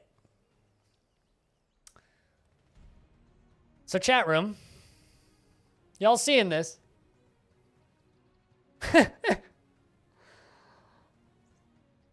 Y'all seeing this?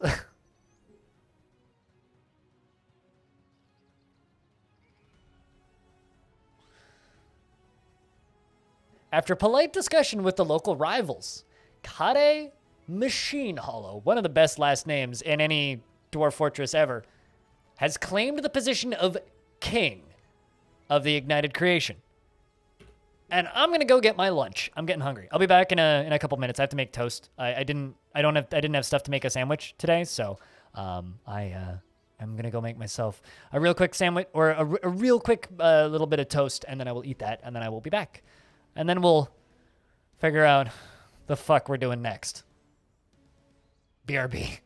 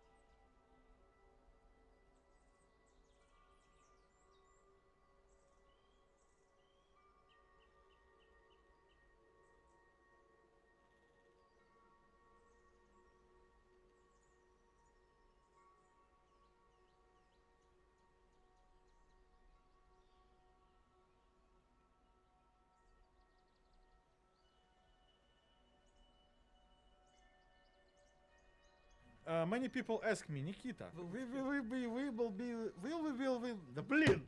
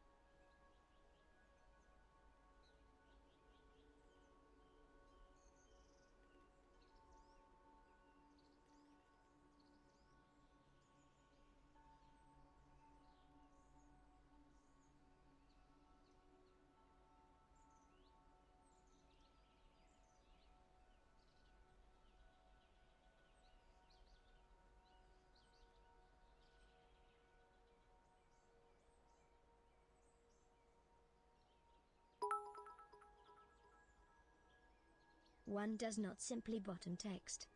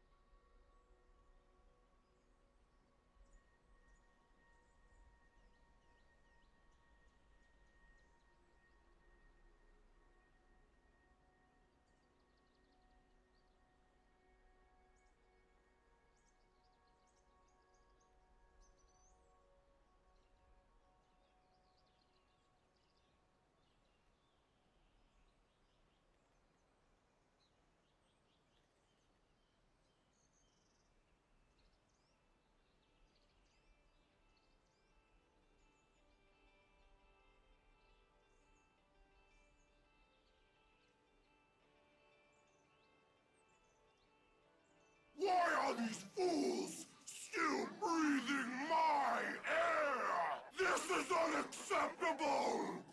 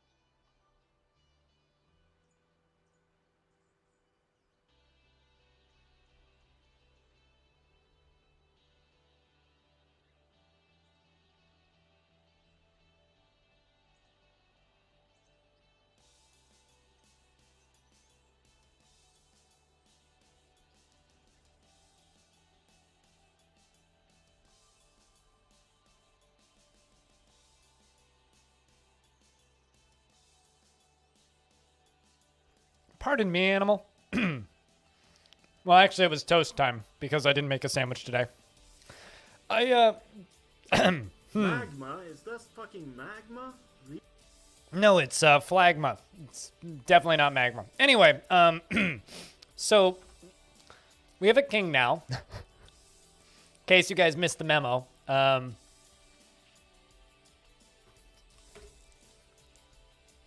Great. That's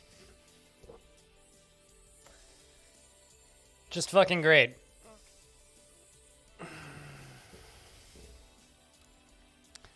So,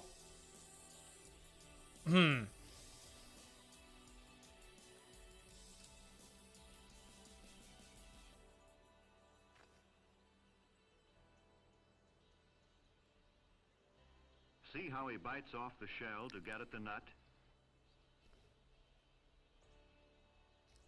So to be clear, the sound commands are purchasable via Patreon or tier 2 subscription. Fabs. It's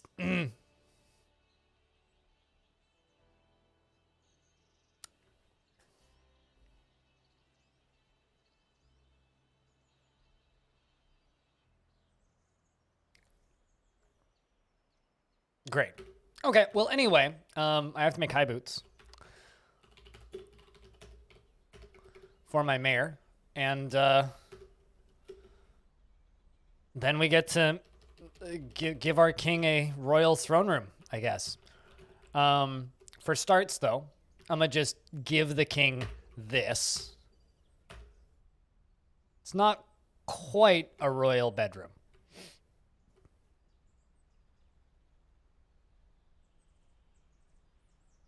Trying to think, what could I repurpose as a royal throne room? Quickly.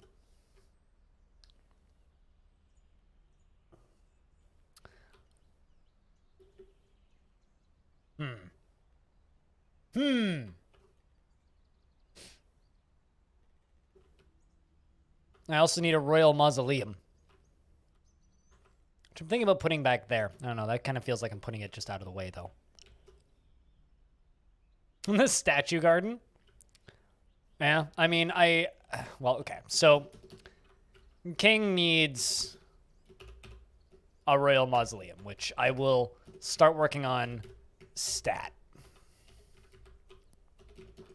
Now, this is my question to you, chat. Do I make the old Baron's bedroom, which is what I just assigned to the king's bedroom? Do I make that one nicer and make it into a, you know, a royal level quality bedroom? Or do I just make them a new bedroom? Because I'm undecided right now.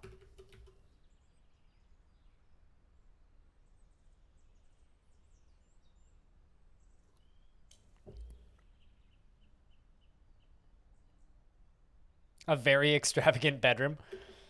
Yeah, we do. We defo do. But for right now, I'm just assigning Kade to this stuff. Just to kind of... Okay, well, they like the throne room. This is a good throne room. But I think we'll keep that as a temporary throne room. With 3 baths. Dwarves don't bathe that frequently, though.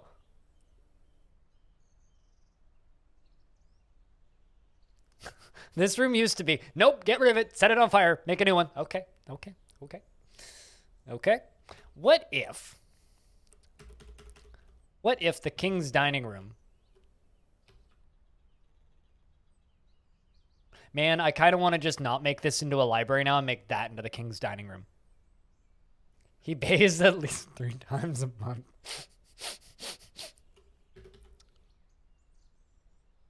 Yeah, no, it should be pretty easy to do. I'm not too worried about that.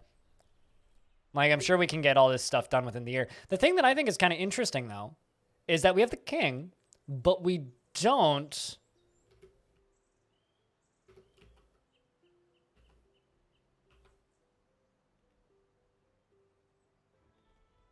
Yeah, we don't have the outpost liaison. Ficod hasn't moved here. Gremlin for mayor. I mean, I'm still trying, man. I can only do so many things.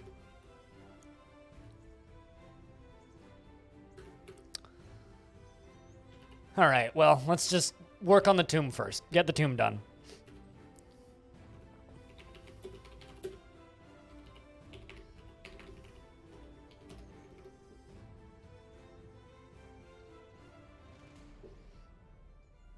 You wish Spotify would tell you who follows your playlist? Why, does your playlist have a lot of followers? What squad are you in, Clay? The Eternal Hammer? Let's just get them training.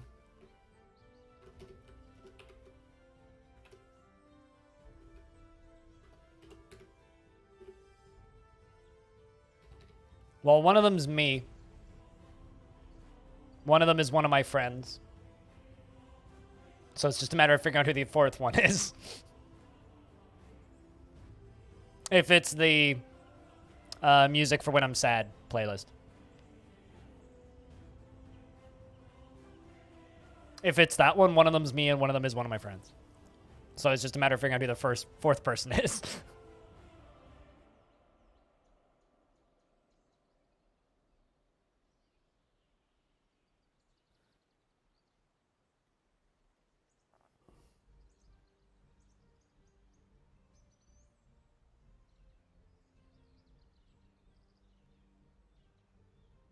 You wish that Spotify would you wish that Spotify would spy on you more, yeah, right?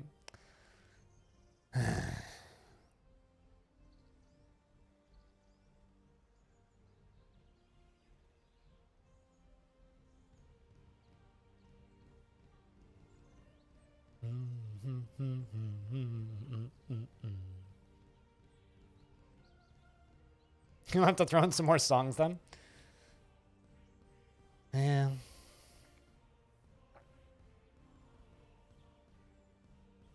Sup, Crystal?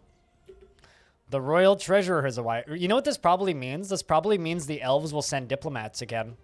Actually, now that we have the king in the fortress, the elves will send diplomats again.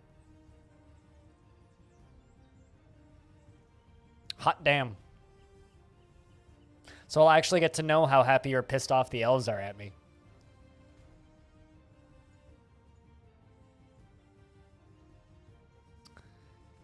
Boy, oh boy.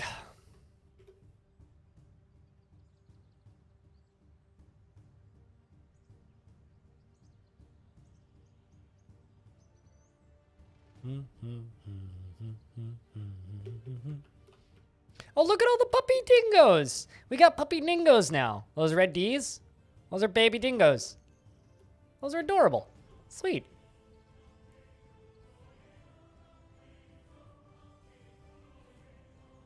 I don't know. Can you, Crystal? It's a question for you, not for me.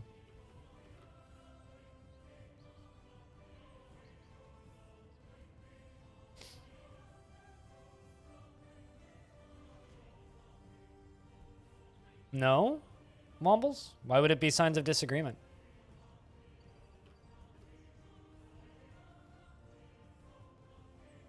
On behalf of the Merchants Guild, let me extend my greetings to your people. There is much to discuss. I see that you have a new king in your midst.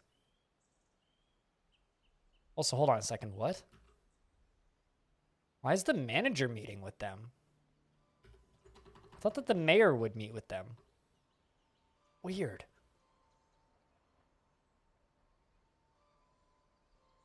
Nope, there are no unnamed dwarves.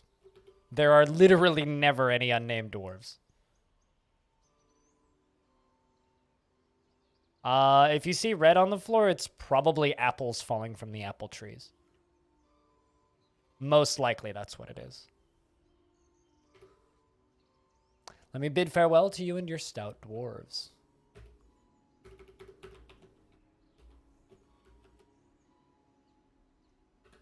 So yeah, it's very rare that red on the ground is actually bad red. It's generally just like, oh, it's just that. It's fine.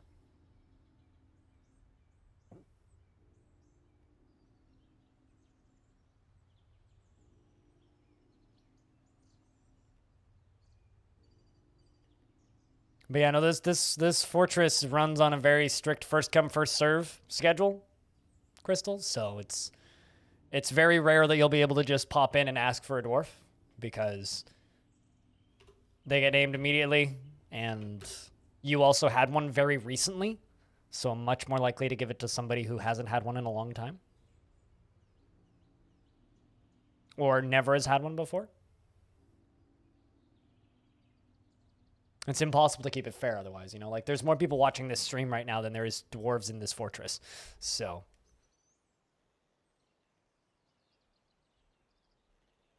Oh boy.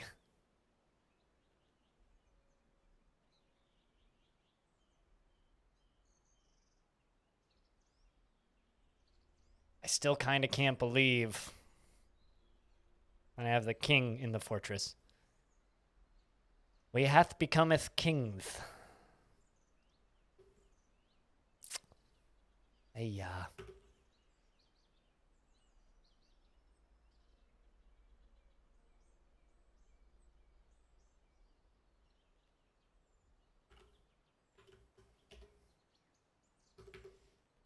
All right, well, yes, cool. They are constructing a rose gold sarcophagus, which is what I need them to be working on.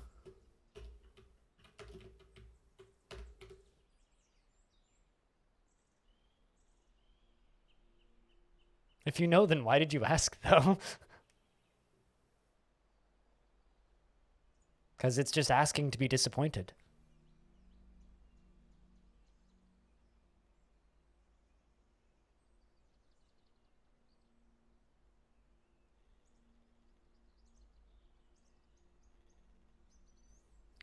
What makes you say that, Stone? Have you had that happen? That seems oddly specific. Well, unless you're just looking at the wiki and you just seem to notice that humans could see that to like dwarves for their beards. And you didn't know because you just came in? Well, now you know for the future, I guess, Crystal? Dwarves get named almost immediately when they're born in this fortress.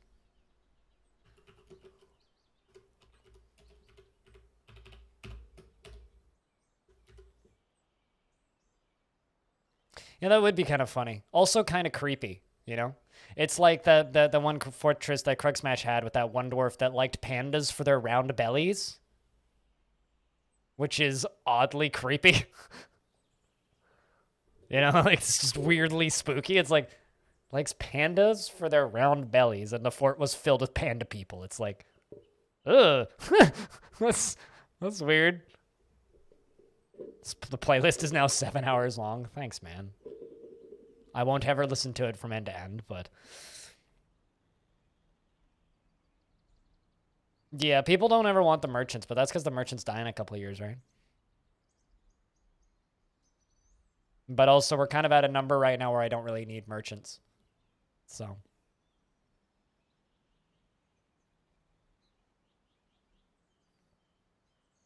For a while there, I was offering to name people, like, dedicate a table to you or something, but that got confusing quick. People thought they were getting dwarves when they were actually getting a table, so I just kind of stopped doing it. How old is Sock Smell? How old is Sock Smell? 165. You're a ticking time bomb. But your two kids, Corvius Suede and Patchwork, are running around happy. And your husband died this past year. So...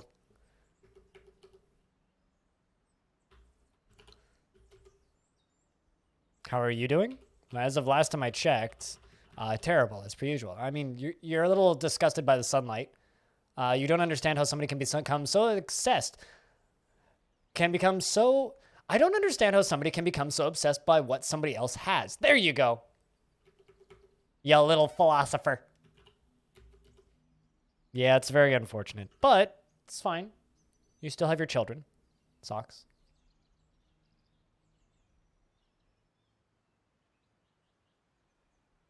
You're a very scholarful small child.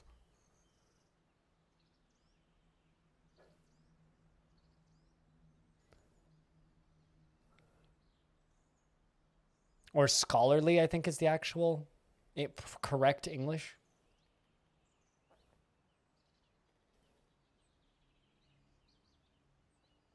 A decrepit lady dwarf? I mean, you never know. Weirder things have happened. Another one. All right.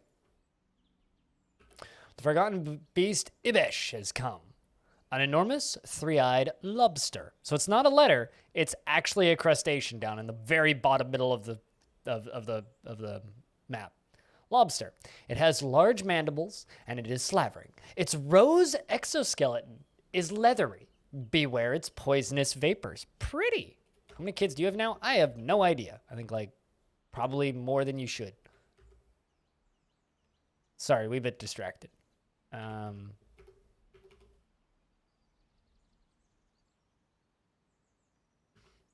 1, 2, 3, 4, 5, 6, 7, 8, 9. There you go. 9 children. Also, I like that our mayor came over from the worlds of YouTube.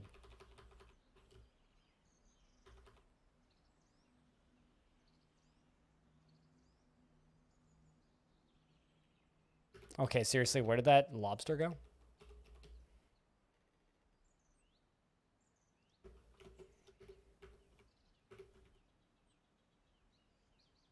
Oh, there it is.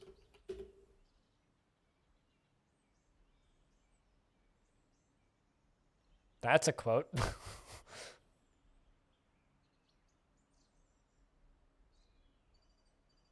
I'm pretty sure that was one of those ones that I said something and chat just didn't understand what I said and misquoted it and we laughed and so we went with it anyway. If I remember that one correctly.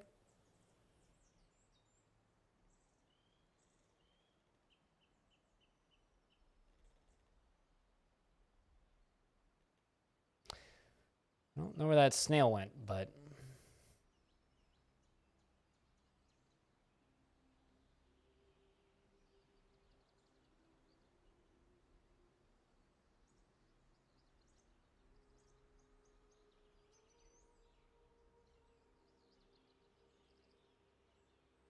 I think I'm just going to let that thing run around.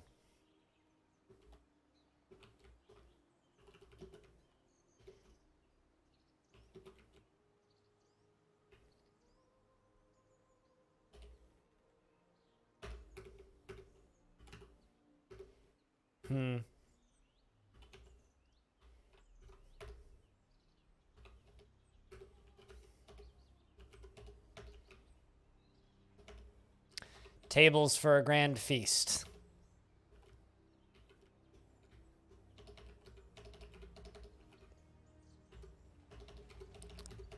For whenever our king finally passes. Although watch them just use these ones for fun.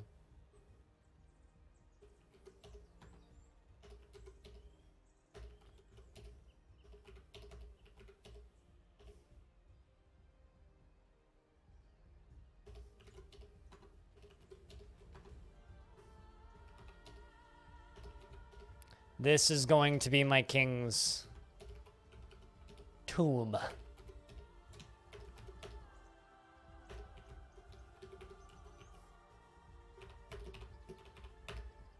That should be good.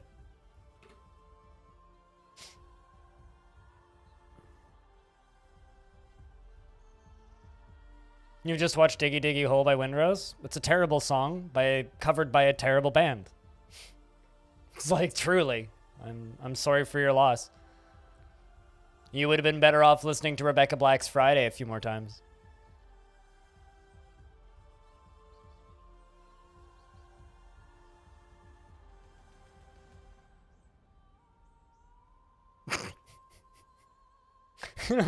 I mean, I would have posted that in post memes, Diamond.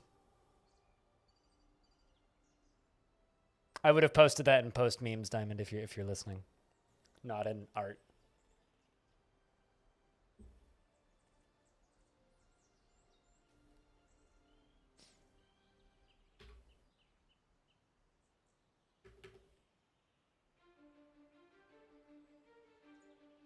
You want Rebecca to sing Diggy Diggy Hole now? I mean, she's still putting out music. I haven't listened to any of it, so I can't speak to how good it is. Or how bad it is.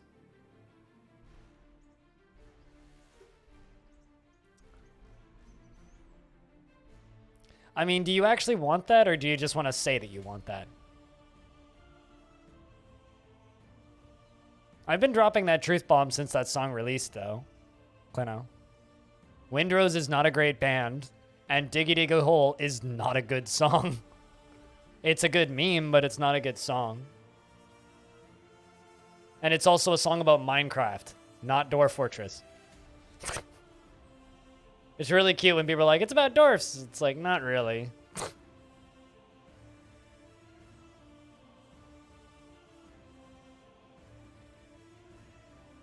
Do you really want that even for the meme, though? Like, seriously, do you really want that?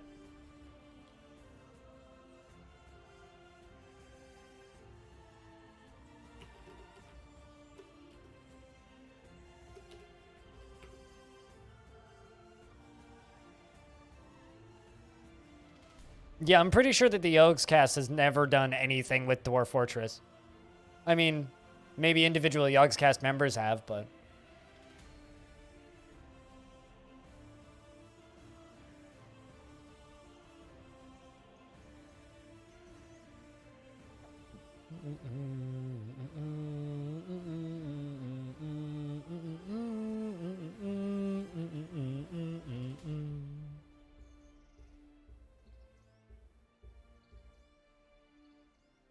I'm literally waiting for this sarcophagus to get down here.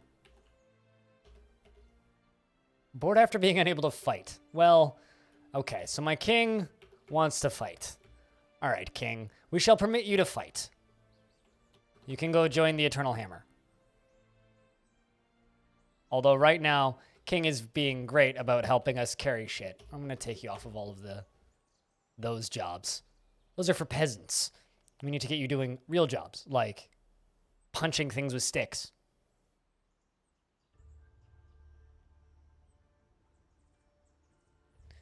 I've removed something from Music Talk because that's not music. It's a bad meme.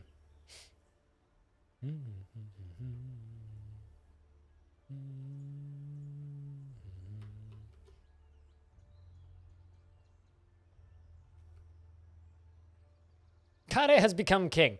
No shit, game. It's a dwarf from the realms of YouTube. Somebody in a YouTube comment asked me to make that, so I hope that they watch this VOD when it goes up, because they'll be very happy.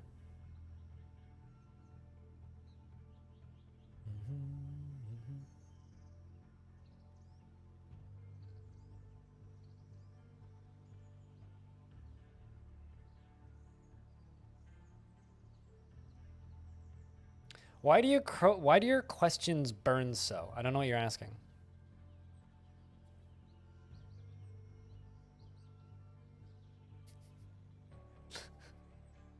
I just ask questions that maybe you're afraid to ask.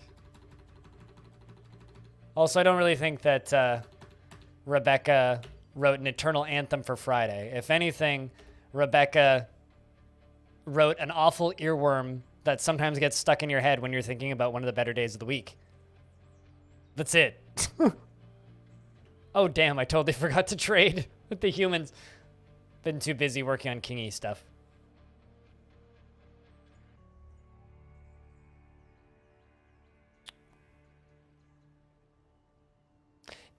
I'm currently like just...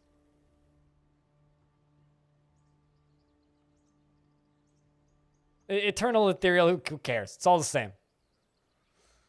If anything, it like devalues Friday slightly. Makes Friday a worse day of the week.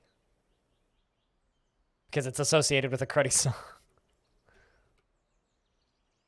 All it was like an amateur singer with a music video budget. Like literally, the reason that song exists is kind of horrifying in a way, because it's like the company that put out that song, literally all they are is they were a film house that would just film music videos for kids.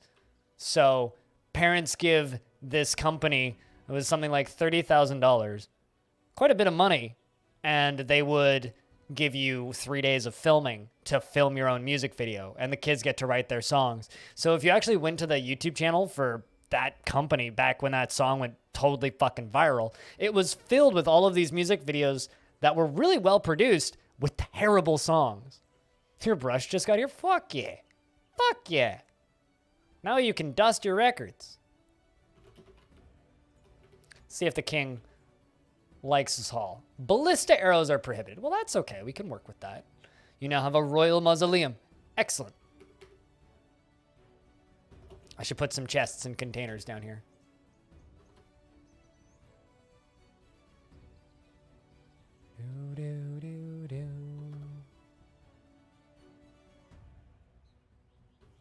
I think a mudstone one is kind of in order. And we'll put 2 oaken chests. Why not?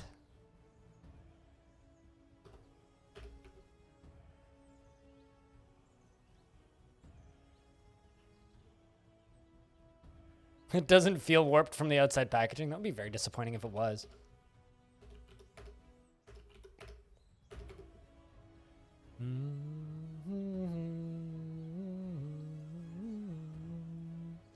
Also, Animal, I have to say thank you for the absurd amount of bits today, by the way. Thank you for the continuous long-term support of this channel. Seriously. Thank you. Before you buy it? Yeah, I mean, I've had some records arrive warped in the mail, and it's never a great feeling, so.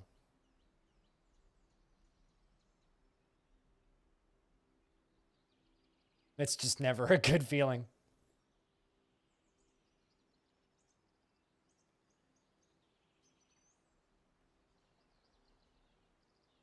Hopping to bed? Don't hop too high. You might hit your head on the ceiling. Have a good night's sleep, man. You go sleep with her. Does my king... Oh. Now this is interesting. The King Kade is together with Taurus. The king has a lover. Of course, you know, the son of... I'm assuming? Yeah, that's the son of Paranoid Android and Crazy Beard. They must have been related to royalty at some point. Need a grate.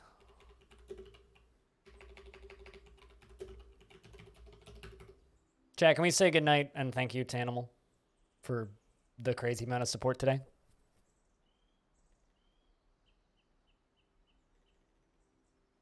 Where's the Longdeath historian? You mean like the tabletop book? Like the Hyrule historian? Except of Longdeath? It's a good question. Someone's gonna need to go through all of the VODs and make that. Oh, about stone? I mean, actually, speaking of, I need to make a statue.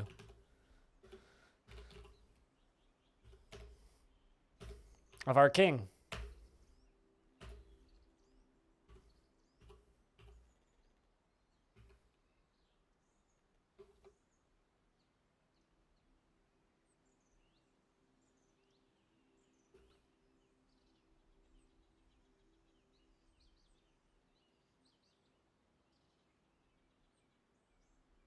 There you are.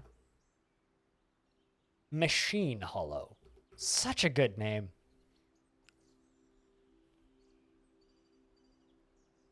Well, no. One's like a profession in logistics. The other one's archaeology or like history or something. So I would argue relative difference.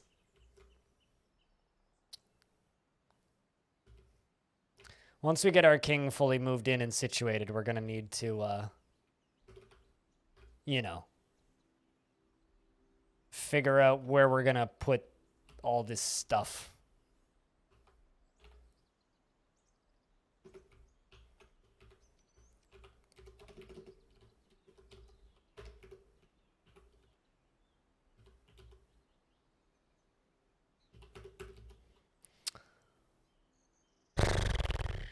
Speaking of what season it's midsummer. Yeah, it's midsummer.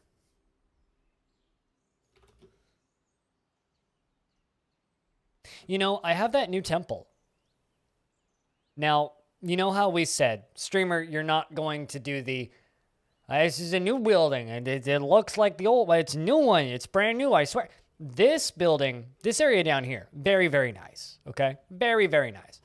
I feel like this would be a good kingly dining room. Oh, maybe not dining. This would be a good throne room for a king. We can pretty it up significantly. I'm thinking like cut back into the walls a little. Hey, LaFonda. Cut back into the walls a little bit. Add some tables and chairs. I think this would make for a good throne room for a king.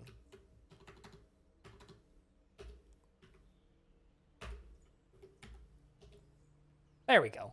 A royal throne room. It's the old church. It even has a trap door down to the maze. Although, I think I'm going to move the throne to the other end.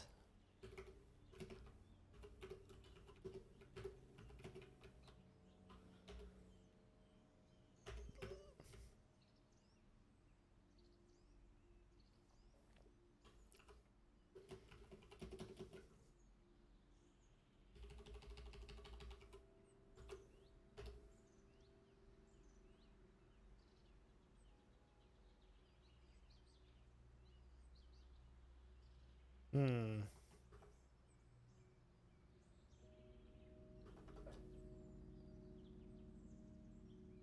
Pig soap. I could totally just like make a soap entrance. I don't have enough rose gold or enough black bronze. Yeah, we'll work on that later. So for right now we just need a grand dining room and a grand bedroom. I'm thinking about we'll make the bedroom over here. The king's bedroom can be over on this side. And you know what? I just thought of something that we could repurpose that weird tunnel for there. It could be a, air quotes, emergency escape hatch.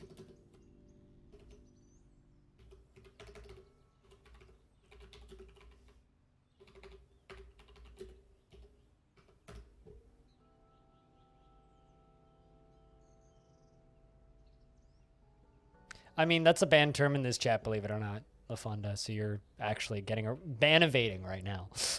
But it's fine. You wish your company was at the home service. You offered an auction over 40 case plus escalation tickets and associated cases. It's going to the bucket list. Is going to show when you leave or you're going to leave for your surgery. Oh, that sucks. That sucks. Which is the reason it wasn't working when you tried.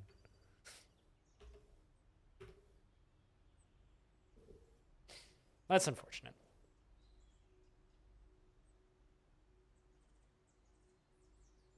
Are there any other words with 2 Ks? Is bookkeeper even a single word? I thought bookkeeper was 2 words. At least I always thought it was 2 words.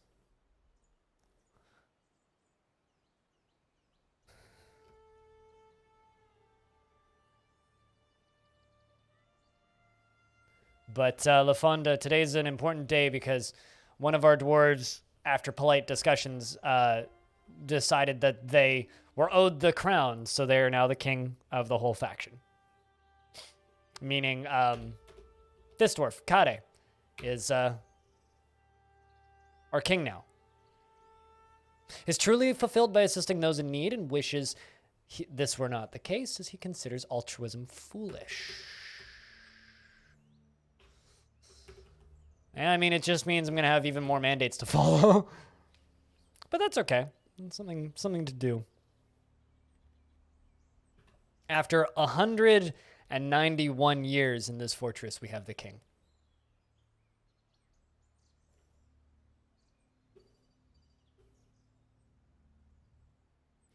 Which is funny, because we basically have the same population as the old mountain home. Trumpet stroke. Yeah, knick-knack, lockkeeper, jackknife. Yeah, those are all words with... I'm trying to think of other words that...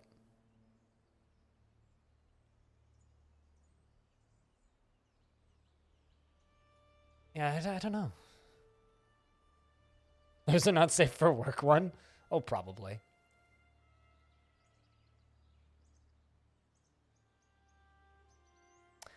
Oh, probably.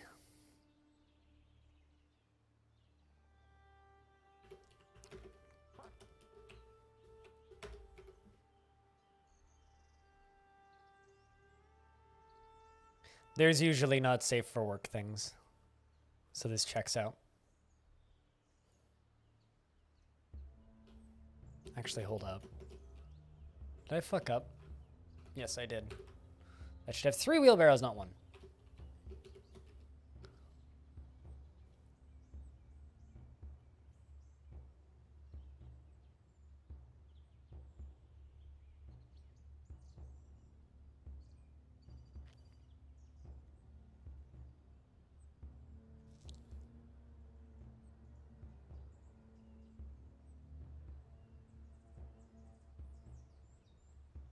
Yeah, I don't know. Can't really think of any off the top of my head.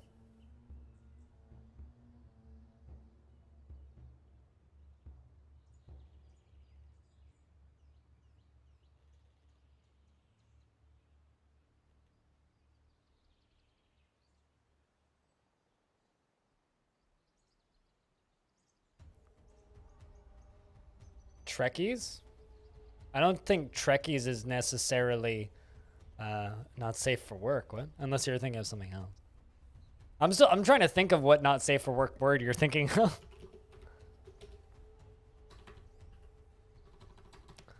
The nicest nice store, made of nice. Oh, okay. Now I know what you're talking about. Yeah, that's not safe for work.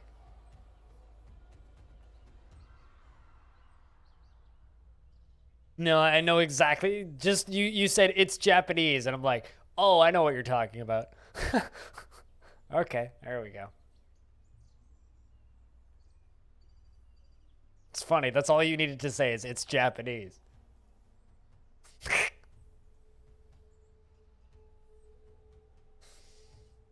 I mean, I know exactly what it is, unfortunately. So, but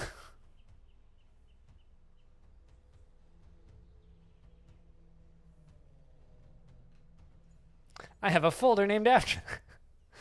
I mean, actually, I don't. There is no pornography on this computer. Period. I swear to God. I wouldn't download that shit for fear of it accidentally popping up on stream.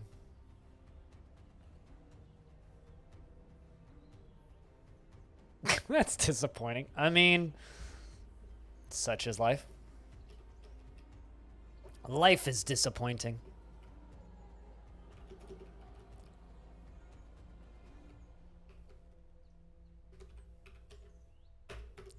Gotta place that statue there.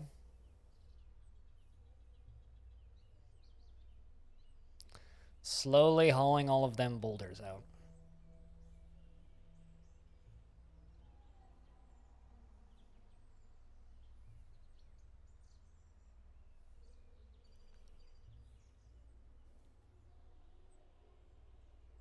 Japanese word that's not safe for work that has 2 Ks in it is basically what's in Diamond's search terms right now. You have fun.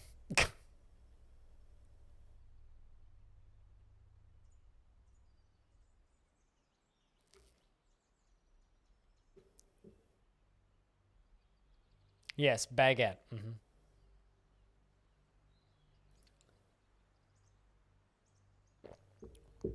Speaking of not safe for work things, I'm just kind of annoyed that my poor dwarves are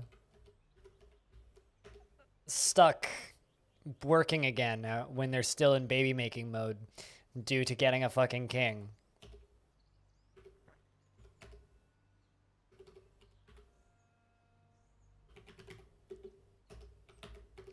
All of a sudden, my mayor's like just popping off demands nonstop. What the hell? Only finding events for Star Trek fans, Japan. All right, well, I mean, I'm not going to tell you what it is. I guess if you want to know what word we're talking about, DM Gate Nerd.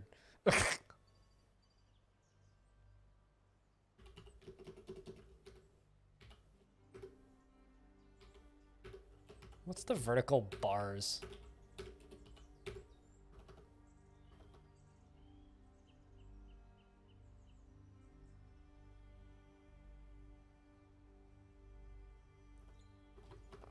It's B.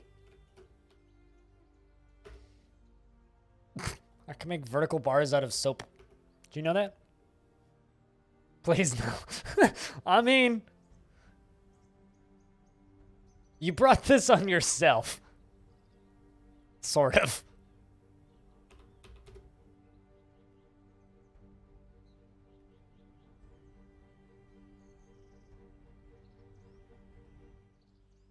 But it's not something I'll say out loud on stream, so. Mostly just because I don't want you guys to clip it and DM it at my mom. That's basically the whole reason. There's some things that it's best to not immortalize on the internet in your voice.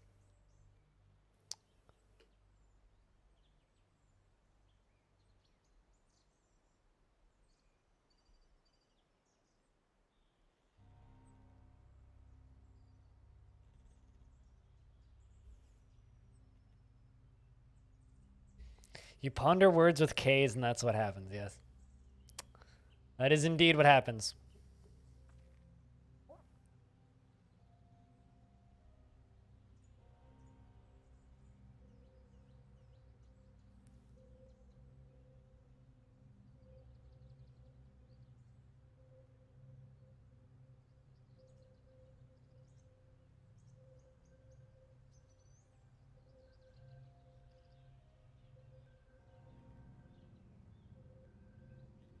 I'm just gonna quietly, slowly change the subject, Vim. Hopefully you understand. There's some things that I don't want to talk about.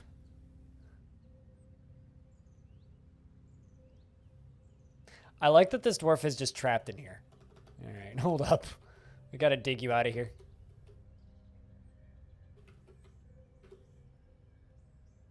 This dwarf's getting hungry.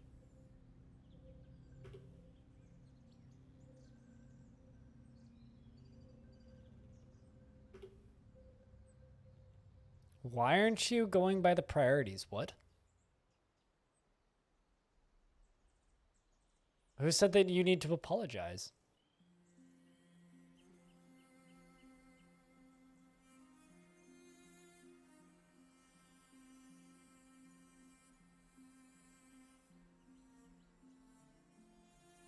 Are there no mice in DF?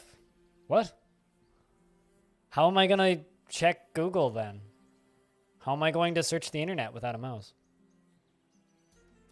Autumn has come. It's paperwork season.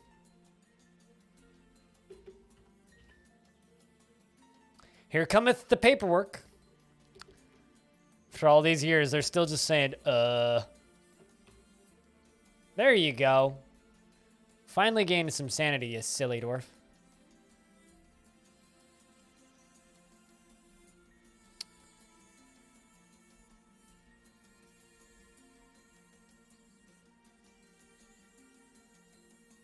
There you go, and your freedom. Well, that's a nice easy one.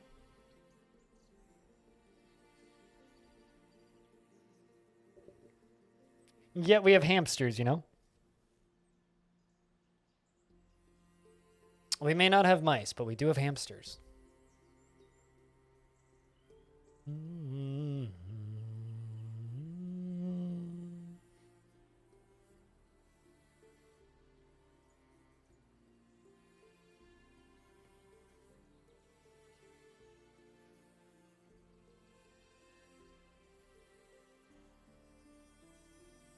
The easy one before the council, yeah. Speaking of, where are they? There they are.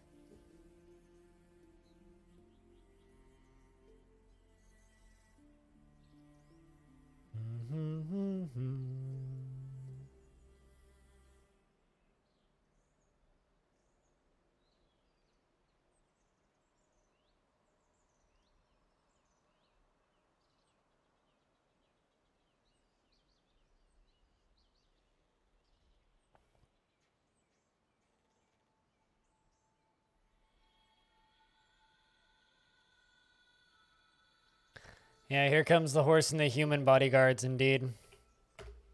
And there they are. I mean, it's a pretty valuable guard. Of course they need bodyguards. Like, look at all this stuff that they brought.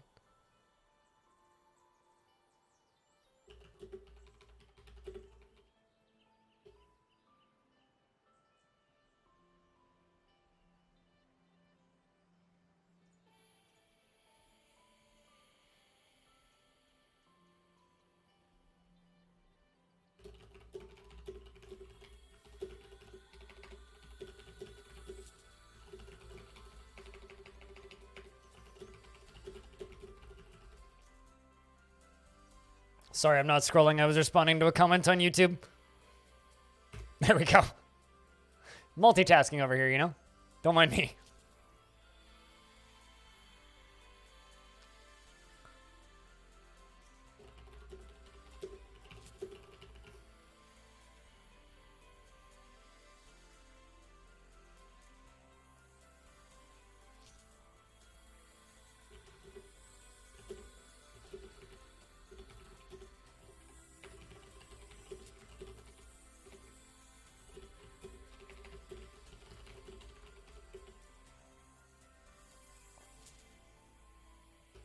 All right.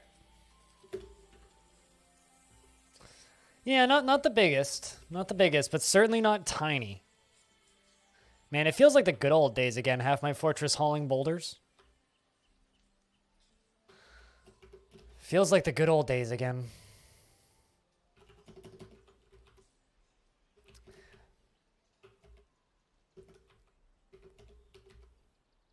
Haul more? I mean, I'm having to haul out boulders to make space for my king's quarters, you know? At least we're hauling boulders and not hauling oats.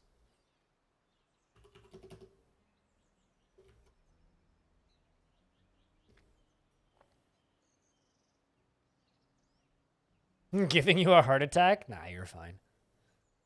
It didn't even drop on my screen.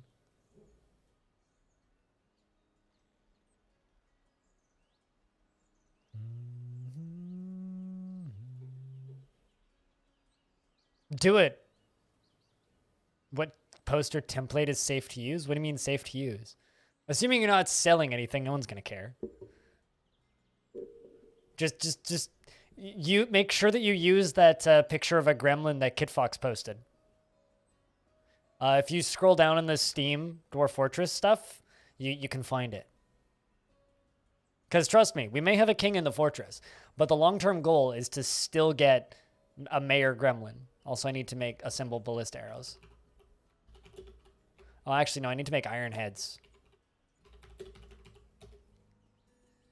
Because we go back to this world. Bow ass is how you assemble those. Bow ass.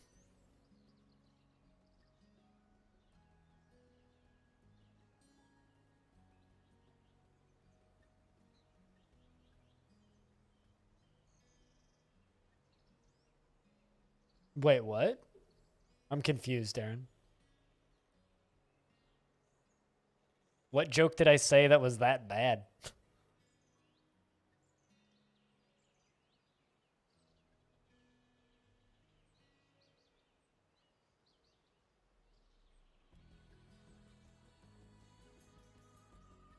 I mean, I've said some pretty bad dad jokes, but that's just par for the course these days. Wolverine is fighting with my unicorn. We'll be fine.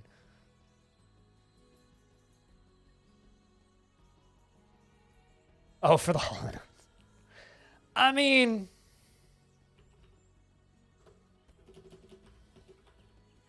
yeah, I would unsubscribe from me too for that one. I didn't think that one was that bad, though.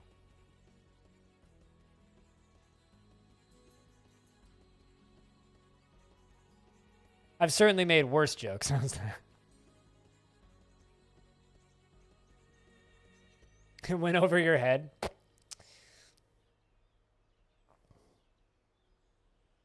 was pretty bad. But I wouldn't say it was... I don't think it was quite like unsubscribe from stream and never come back worthy. Maybe just like yell at streamer and post a facepalm emote worthy. I thought it was kind of a knee slapper, to be honest.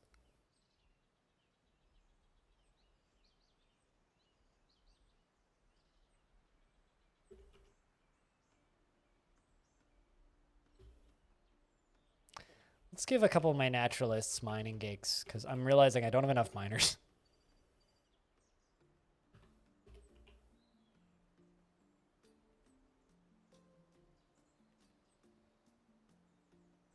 What do I still need to do for the king after this? I need 6 chests, okay. Let's make iron chest, 10. Iron cab, 10. Armor stands and weapon racks.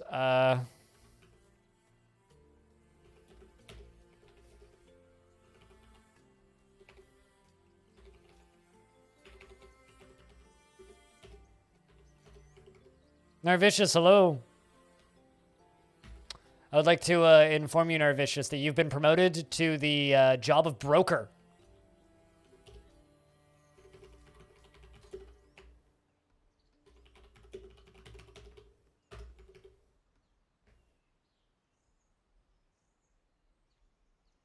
So you are now in charge of all purchases and sales and the value of things. And keeping close tabs on the value of things.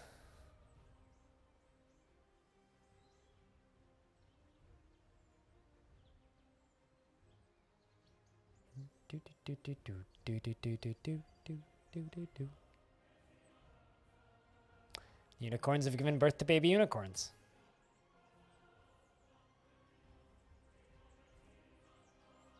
Sometimes when I'm popping off bad jokes, I'll throw a couple of them out all at once, and then someone will comment on one of the bad jokes, and I won't know which one they're talking about, which is always kind of amusing to me.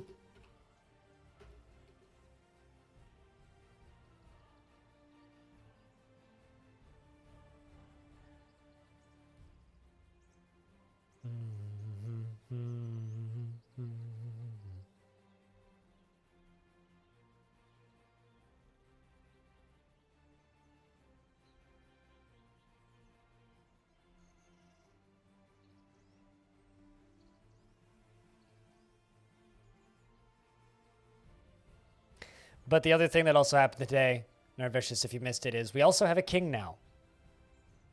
The game just decided to give me king, which I guess means our other king finally died.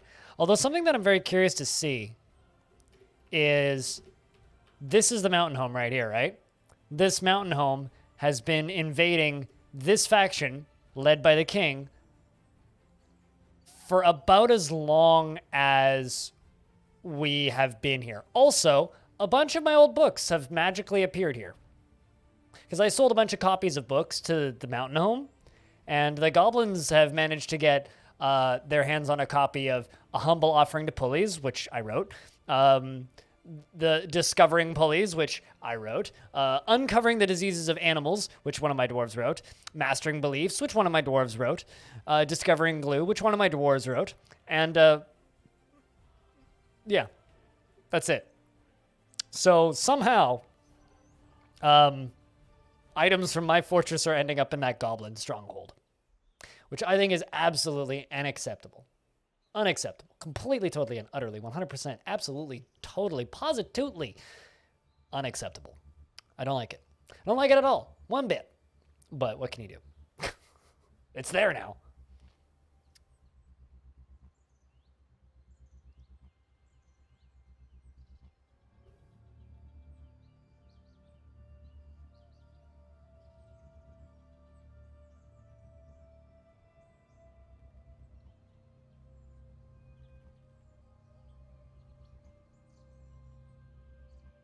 Oh shit, apparently I get a 10% discount for filing my taxes early, or than the 31st of this month, which I'm doing tomorrow. That's nice. They're just fans of my literature. I think what actually is happening is that I sold the copies to the mountain home, and then the people in the mountain home just carried them into battle. That's probably what happened. And then they went in and died, and, you know.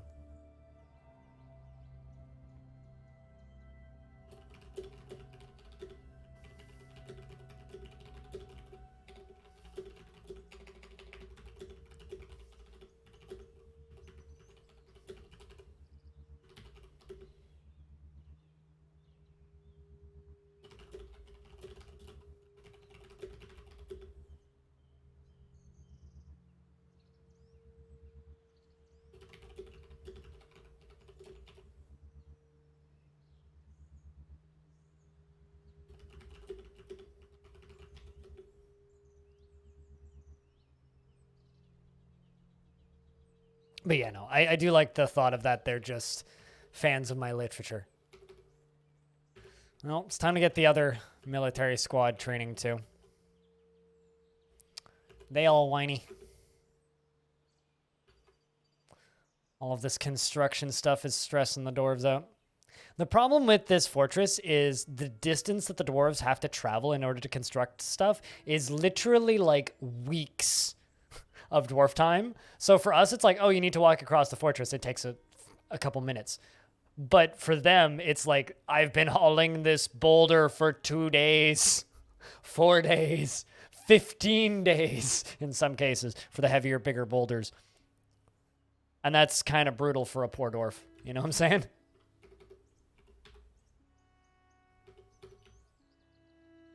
It's kind of a rough ask, I guess.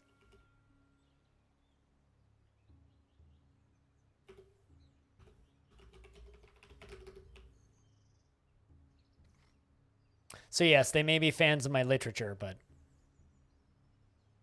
It's kind of interesting, though, that my books are slowly spreading throughout the world. It's kind of like a real-time example of how artifacts and stuff in in world gen spread. You know, like how we're so used to just like jumping into a fully generated world and just seeing artifacts everywhere. But like I'm slowly like I wonder if there's any back at the humans areas that I've written. No, but there are some artifacts popping up here. Crumble breach.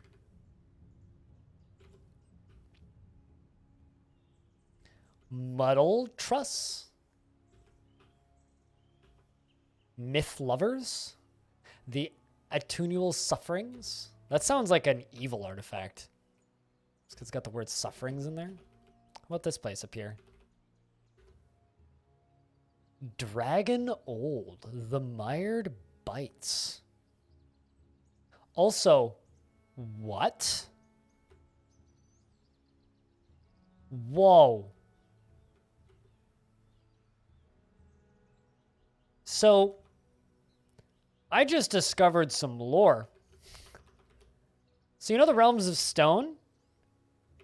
Yeah, they managed to take over a goblin pits of demon islands. And there's now a population of 600 dark humans there.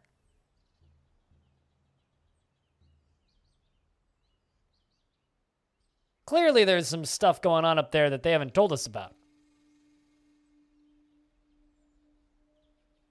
Yeah, indeed. Also, the Humulin hamlet of Dimple Honey has 750 people there. They may not have expanded, but that's a big place now. And 600 for Jawrite. Those are like more than hamlets. Those are fucking cities by Dwarf Fortress terms. And pretty fucking big ones at that.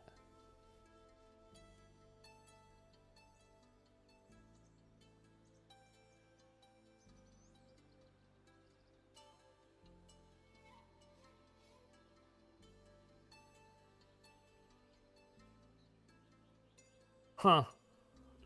Well, that's wild to me. Also, I glance at my team members' chat, and her chat's talking about how Jess didn't know what Nightwish is. Just kind of funny.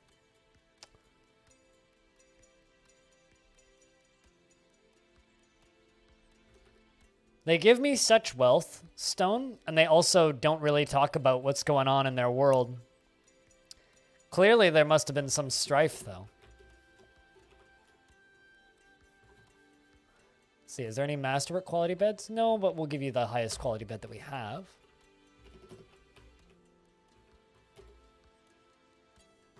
Rose gold cabinet. Iron. Iron. Iron. And iron. Let's give you a iron armor stand, and we will obscure the secret escape route with iron stands and weapon racks.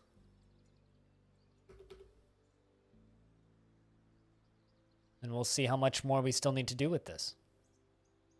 What do you guys think of this royal bedroom? You guys think it's coming along? What do I still need for the king? Dining room. It's the other thing that we need. We need a grand bedroom and then a royal dining room.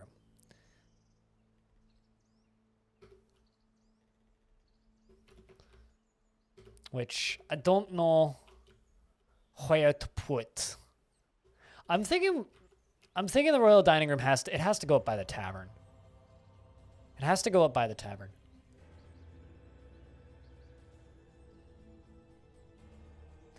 Maybe that can be a task for Monday.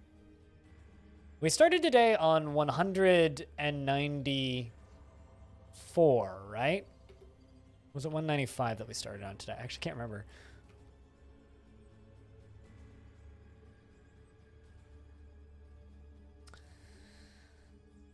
Hot damn, though.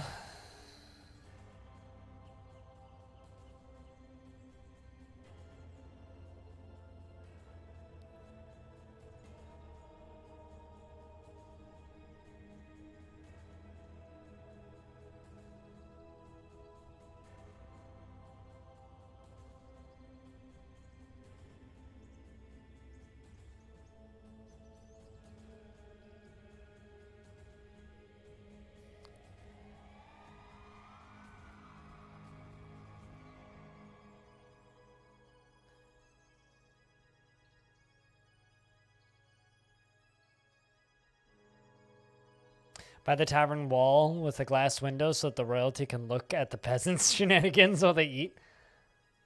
Oh, shit! This is the first time this has happened in a while. Tiny Goliath has gone into a strange mood, who's a scholar and was my captain of the guard for a while, and claimed a clothier shop, and is just sitting there. Well, it can't be trees that you want.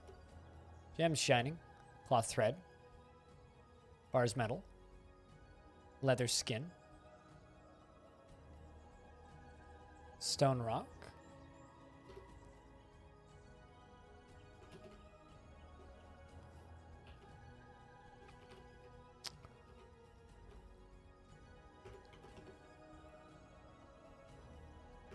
Well,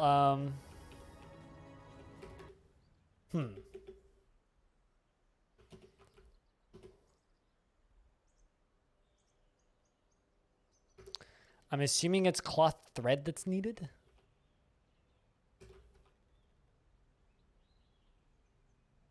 Just kind of wild. But I somehow managed to have no cloth thread. But it's also probably got something to do with the fact that, you know, clothing's been kind of rough recently for some odd reason.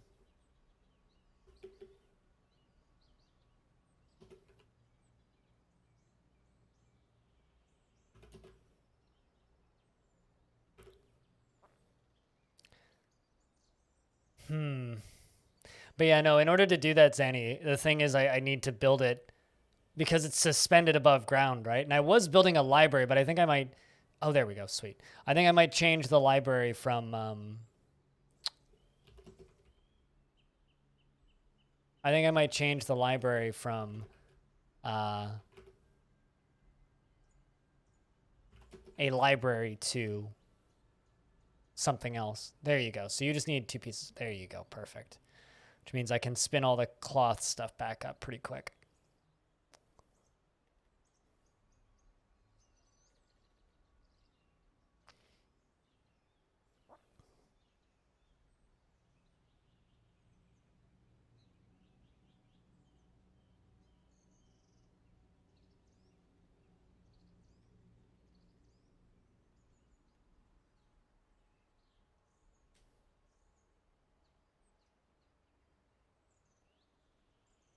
From the library to a rock for all the dwarven sets. What's up, picture point? We have a king now in Longdeath.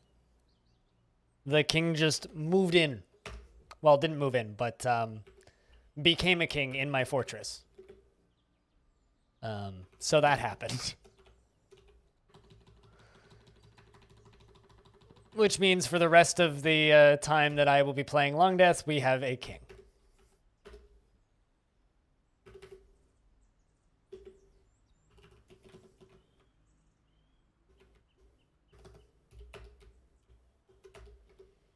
Which is, you know, fun and stuff.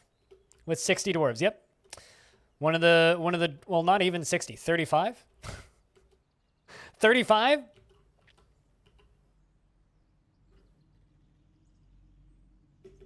Because the old king must have died and this dwarf inherited it.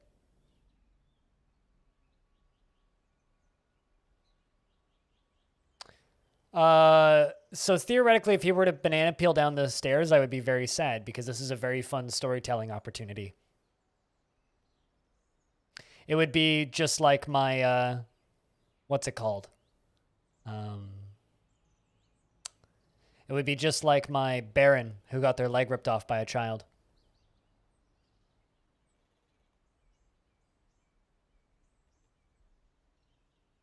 That's no fun, and nobody wants to deal with that.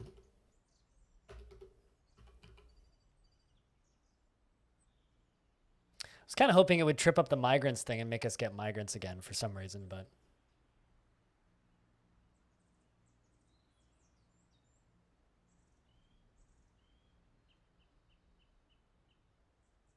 But theoretically, what were they feeding the child? Plump helmets, I would assume? What would you feed your dwarven child? And now we're following Tiny Goliath as they go to make us an artifact. I really hope it has some sort of image of the king on it. Oh, I may have found the problem.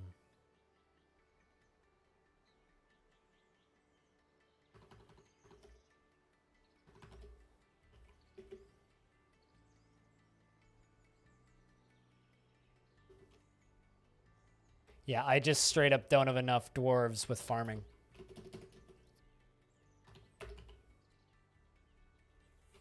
That's the problem. Oh, also we have a breeding pair now of dingoes, which is kind of wonderful.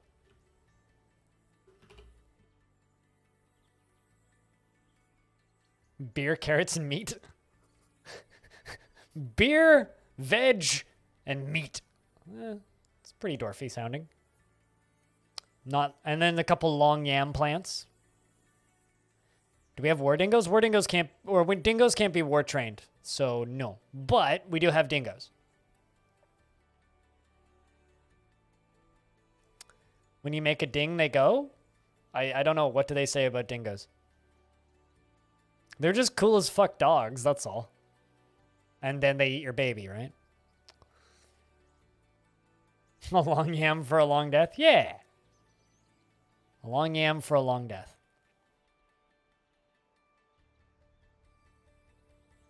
Although, for reasons, I may have to mod potatoes into one of my installs, a dwarf fortress. Blue jades, rough price opals, willow logs, nice, unicorn leather, wolverine leather, exotic, and iron bars, and of course 2 pieces of hemp cloth, 3 pieces of hemp cloth actually. Any bets on what this dwarf makes? Any bets, anybody? Yeah, I don't know if they necessarily say that about my dingoes. My dingoes are very well behaved. Look at them all. They're so cute. Look at all those stray dingoes and dingo pups. They just hang out in there. I'm sure they will be delicious. A hemp robe? Hemp socks. Yeah, there you go. Hey, Patrick has become a peasant. Welcome to the workforce, Patrick. He's grown up.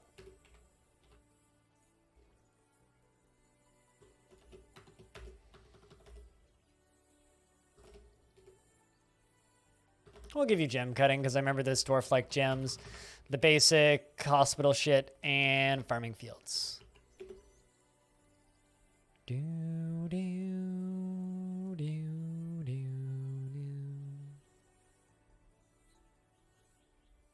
I don't think they can make flags. It would be neat if they could make fortress banners, which just had like the image of the group on it.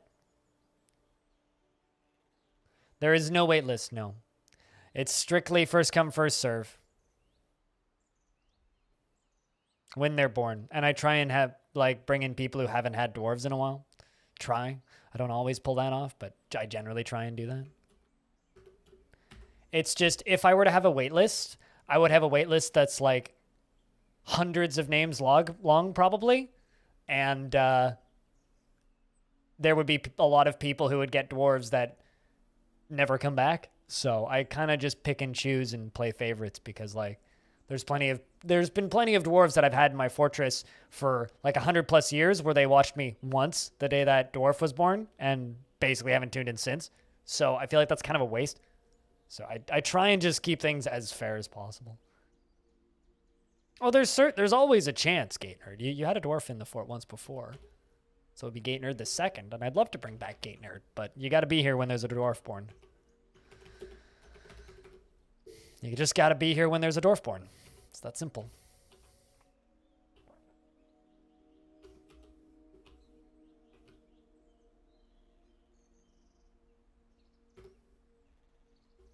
But yes, there is always a chance. Well, there you go. Tiny Goliath, the scholar, has created Vesangorak, a hemp vest, and claims it as an heirloom in the name of the family ancestor, Euthris Workticked. Once again, Euthris returns. The Spry Beetles. Holy shit. This is a hemp vest. All craftsdwarf ship is of the highest quality. It is decorated with hemp, unicorn leather, and willow, and encircled with bands of iron, wolverine leather. It is made from hemp cloth. On the item is an image of dwarves in hemp. The dwarves are laboring. The artwork relates to the foundation of Longdeath by the eternal adventure of time in the ignited creation in the early spring of year 5. On the item is an image of Mistim Attic Paddles, the dwarf, and dwarves in Nice. Mistim Attic Paddles is surrounded by the dwarves. The artwork relates to the appointment of the dwarf Mistim Attic Paddles to the position of Outpost Liaison in the ignited creation in the year 1. Rest in peace. On the item is an image of normal group channel the dwarf and dwarves embrace Opal. The artwork relates to the ascension of the dwarf noble group channel to the position of Queen of the Ignited Creation in the mid-spring of 101. May she rest in peace, I assume. On the item is an image of dwarves and goblins in blue jade. The dwarves are refusing the goblins. The artwork relates to the defeat of the random horror of the joyous devil and the takeover of Seduce Shock by the Ignited Creation in the mid-autumn of year 9 during the conquest of Seduce Shock, which my dwarves still have control over. It's not 60. It's never been 60. It's 56. But we're not even close to that. Picture point. We're at 35. Including merchants, we're at 41. Because we stopped getting migrants a long time ago. That is a fucking great thing. You can't read? I mean, it's not written anywhere, so... But that's just not the right number.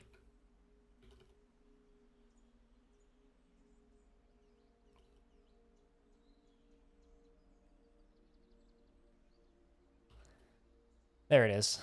The vest. You rounded it up in your brain? Yeah, that's fine. And we're on year 196 mid-autumn.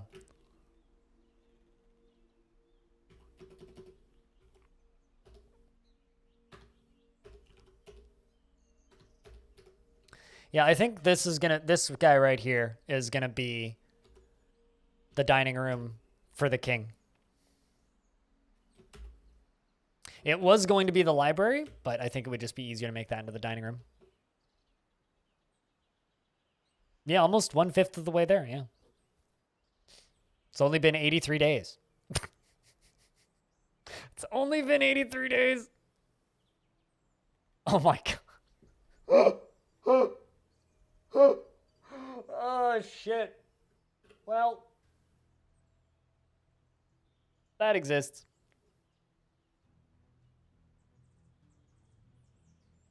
Thanks for tagging my stream at the bottom of it. I like it. I like it. It's good shit.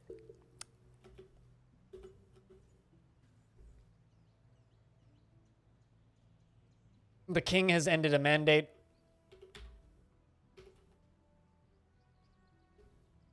Oh, I need to make more ballista arrows, eh? Ass, bow, 3.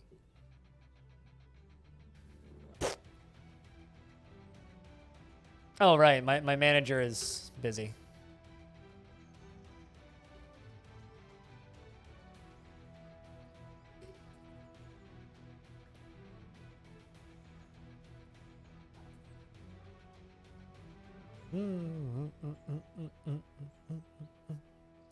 Ba-da-dum, bum, bum, ba-da-da-da-da-da-da-dum.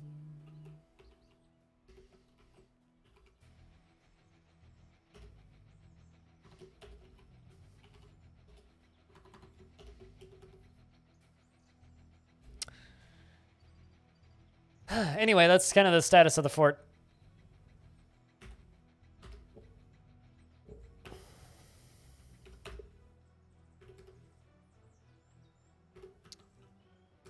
Meaning I hope these dwarves like being in prison, because that's going to happen quite a bit. Hopefully not too much, though. It's currently raining in the king's would-be, or soon-to-be,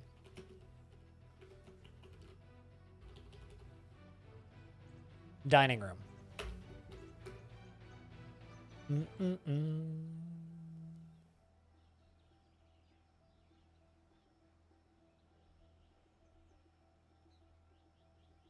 I don't know. I haven't started it yet. Picture point. Ask me in 2 weeks. Because it really hasn't started yet. Like, the actual schedule shift really begins next week. For those of you who don't know, I no longer stream on Mondays, so I take Fridays and Mondays off now.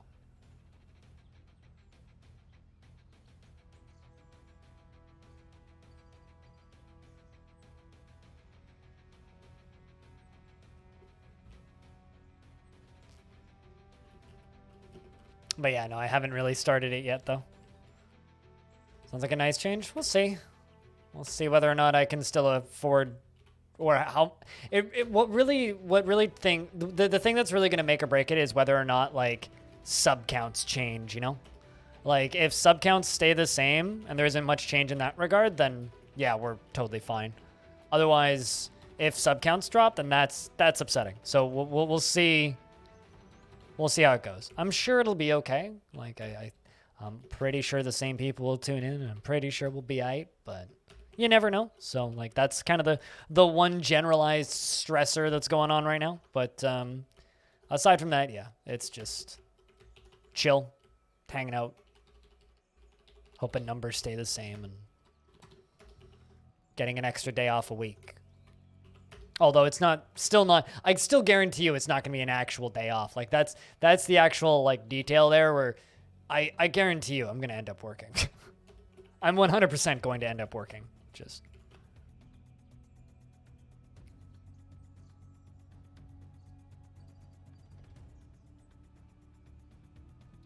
I know that most people on the YouTube channel won't even notice, and I'm sure some people on Twitch will notice, but I'm still kind of aiming to stream the same number of hours each week. So basically, like I stream like 50 hours a week, right? 50 to 60 hours a week, depending on the week. I'm still fully planning on streaming 50 to 60 hours a week. It'll just be over less days. So instead of streaming like 8-9 hours a day, I'm going to aim to stream 9 to 10 hours a day. But like, we'll see. Everything's just and like I used to do short days where like one day a week would be like a 5-hour stream or something. And I just probably won't do that anymore. So the hope is that I won't have as many bad days on stream and I can have my bad days off stream, because everybody has bad days, and it's kind of important for somebody who has any kind of public image to not have them publicly, right? This is where you get like heated gamer moments, I guess. Although I'm not really the sort of person to like scream racial slurs ad nauseum, so I'm pretty sure we'd be fine. Not really at risk of that, but you know, there's still like days where I get weirdly aggro that nobody enjoys, so. That's something I would like to keep to a minimum if possible.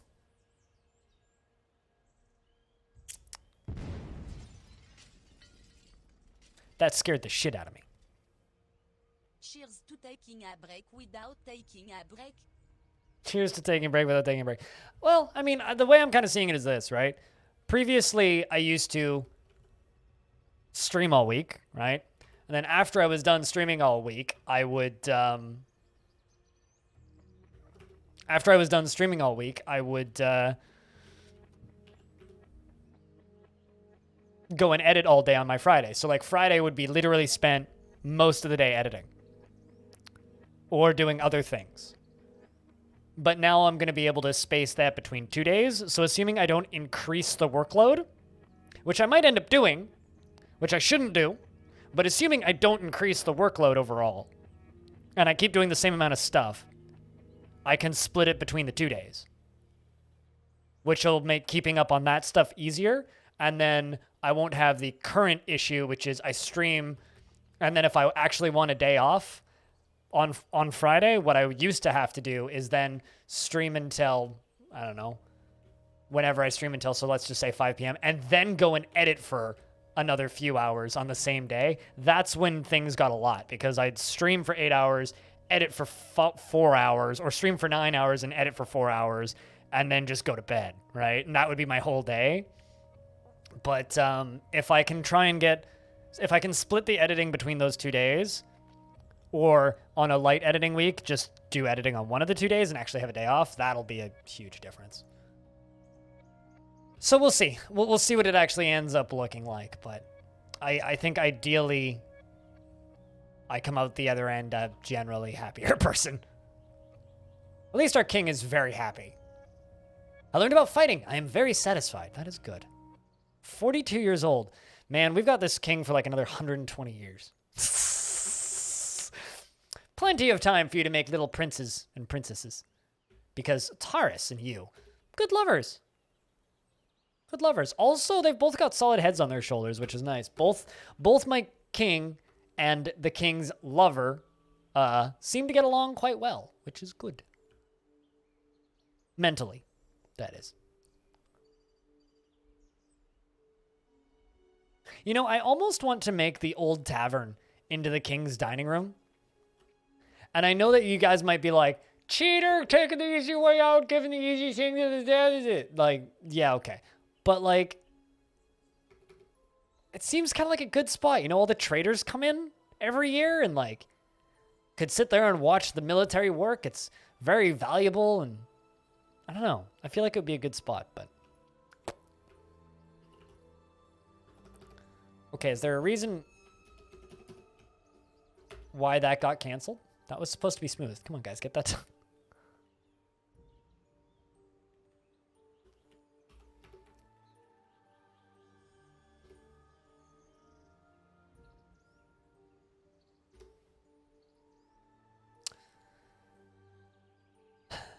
That being said, though, thank you very much, everybody, for, like, the consistent support of this channel.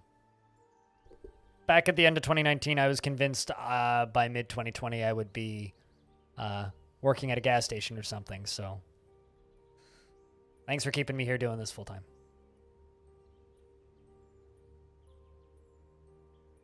It is pretty fancy, yeah.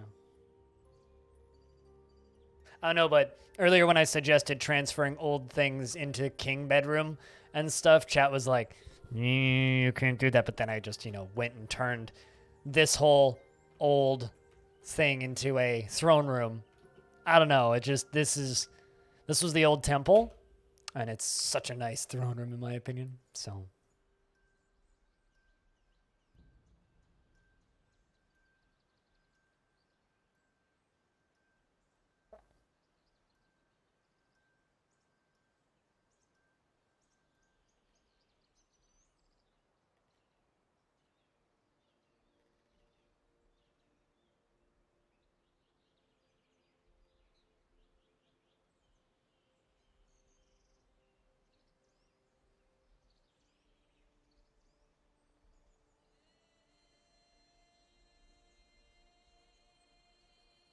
you need to lurk a little? Gotcha.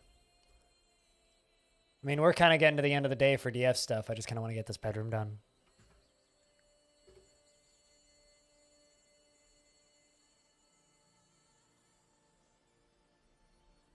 The one issue that I can see with the new schedule, though, is I feel like it's going to slow down Longdeath.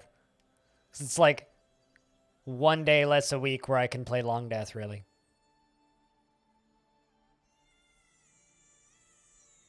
But we'll see.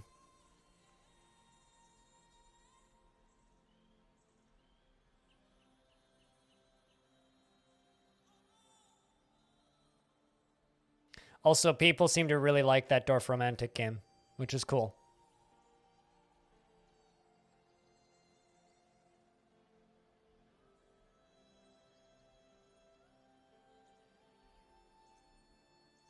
Because that is out now, and you can go play it.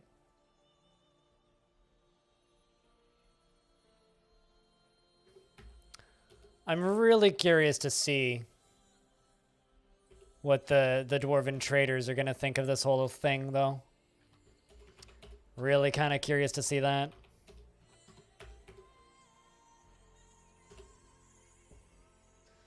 Just need some more chests.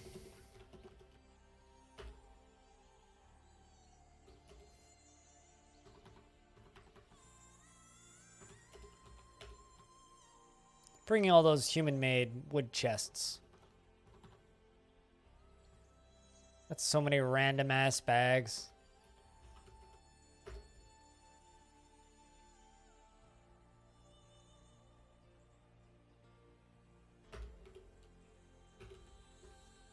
There we go. Now I just need to get the grand tag on this bedroom. which I think will probably be done by just finishing smoothing that floor.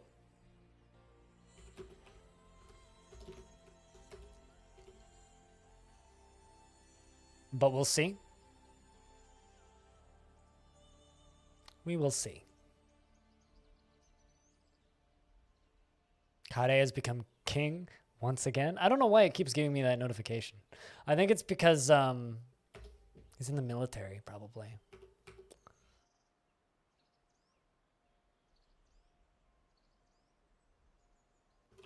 Okay, you know what? I will make a nicer dining room for the king tomorrow.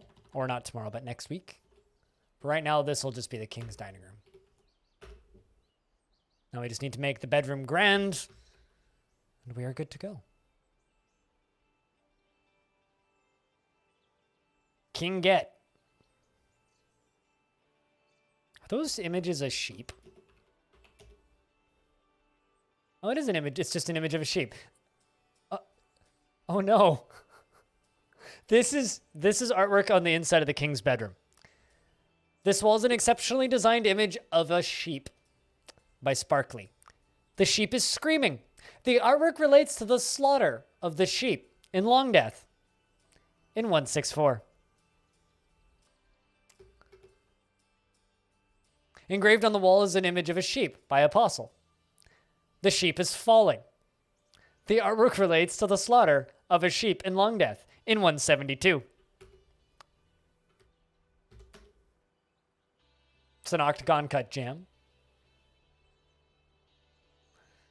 On the inside of the king's bedroom, of all things.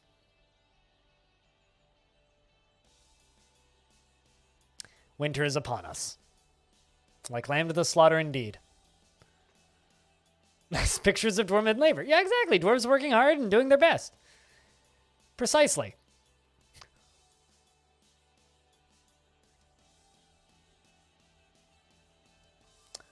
Dwarves working hard and, of course, doing their damnedest. It's just whenever I see artwork and it's just like highlighted by is screaming, it's always a little concerning. Just a little bit concerning, you know what I'm saying?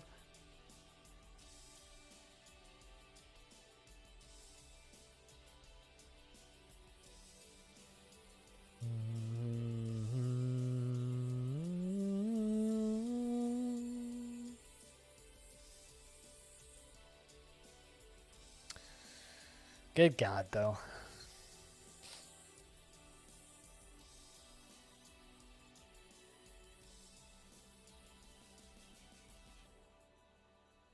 The worst in one pack. Aside from the horse's fault is colliding with an obstacle one. That one's very funny. It's like literally it's an image of a horse falling off my fucking wall. There's something about that that's just great.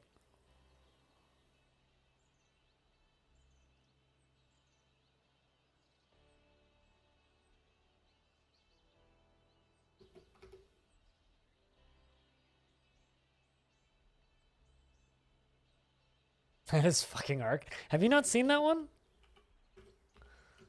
Here. This one. The horse is falling. The artwork relates to the collision of a horse with an obstacle in Longdeath in the mid-autumn of 31. It literally fell off my wall.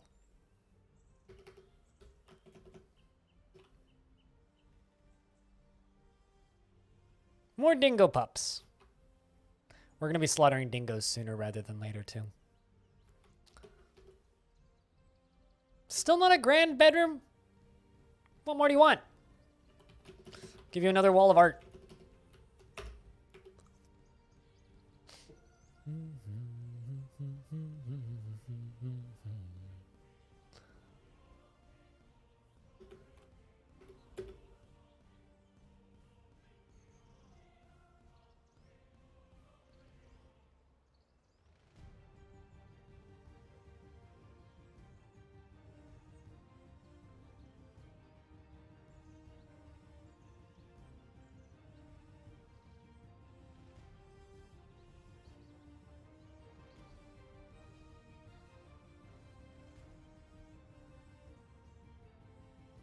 Also, supposedly the cavern layer stuff is still partially a work in progress, but then again, I also always just assume that literally everything in Dwarf Fortress is a work in progress.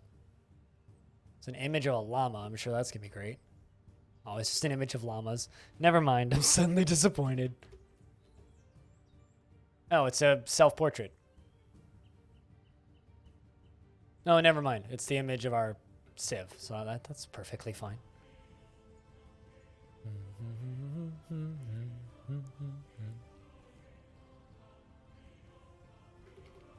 What more do you want, my king? Is that... Oh, that's not going to be confusing at all. It's an image of doors, which dwarves are going to go and try and open and bump into.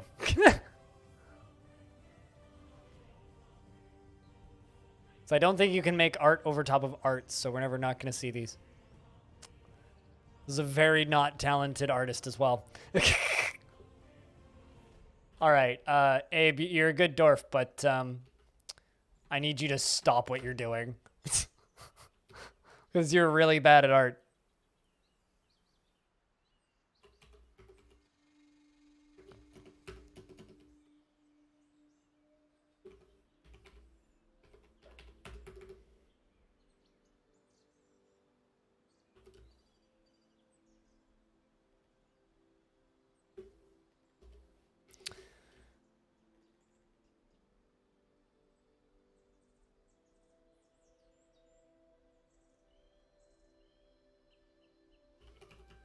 Yeah, I know. Well aware. Gonna play that in a bit. By in a bit, I mean pretty damn soon. Couple of minutes. Preparing a new CUD run right now. You missed the update where the burrowing claws no longer prevent hand equipment. Oh, that was a while ago. So alongside of wings no longer allowing you to put backpacks on. Oh, hey. Anton's sad again.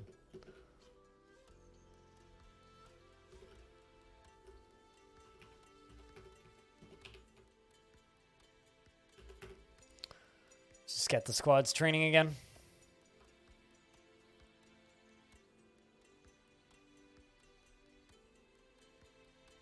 But yeah, no, I know. Squawk, I know. I've been looking forward to this one.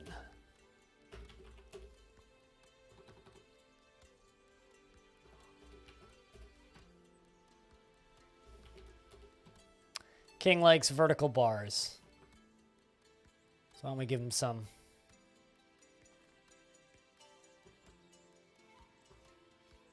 Actually, King, what's your favorite material?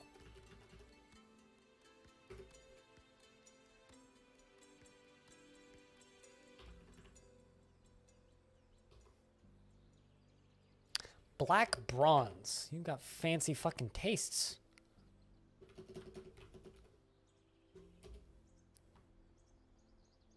It's fine, though. We got a good amount of that.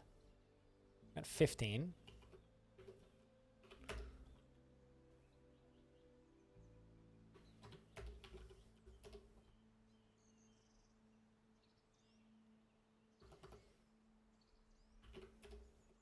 Have you tried the new Survivor yet, Squad?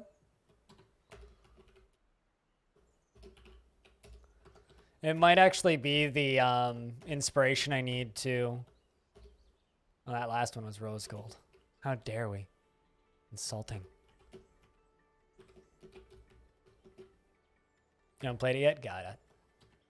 Gotcha. Yeah, they announced a while ago who it was going to be. I think they stated that at the launch of the game, actually. They were going to add Bandit. In March.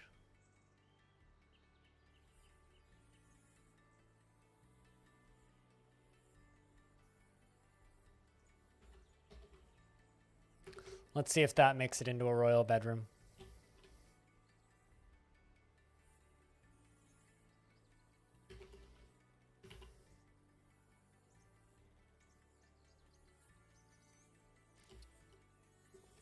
Oh shit, this is what's taking forever.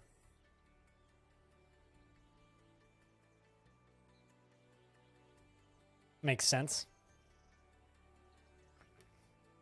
Well, they're almost done anyway. Now, do you mean Dwarf Fortress, or do you mean Deep Rock Galactic? I don't know what dwarf you're talking about, because you talk about multiple dwarves when you're talking about dwarves.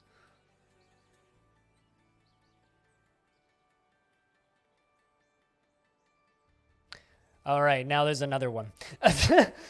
Right. Well, whoops. That's not going to confuse anybody at all, ever.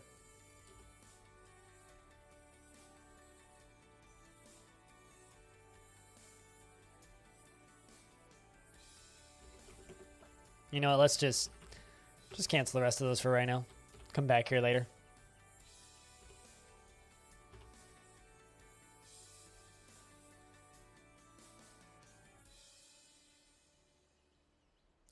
Here comes the first set of vertical bars.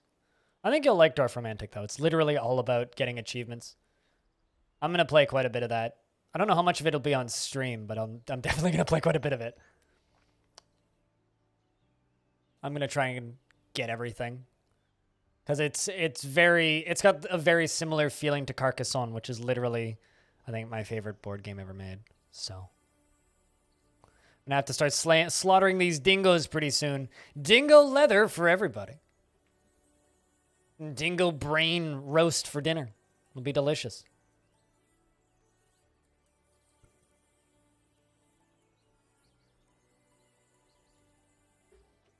Still not a royal bedroom, eh?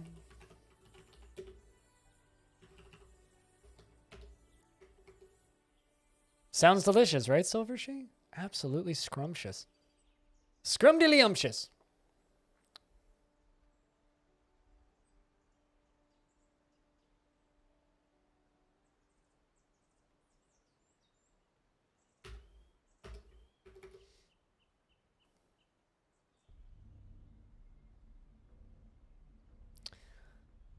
All right, well, that is our very kingly section of the fort. Not quite happy with it and is demanding more arrows, but like, you know, what can you do?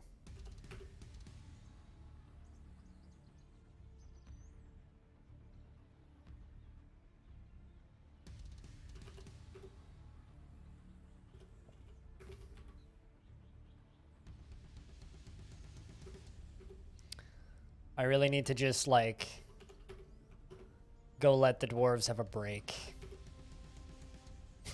Because I was like, yeah, we're still in baby making mode.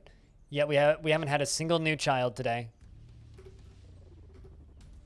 Because I spent most of today just working on my king.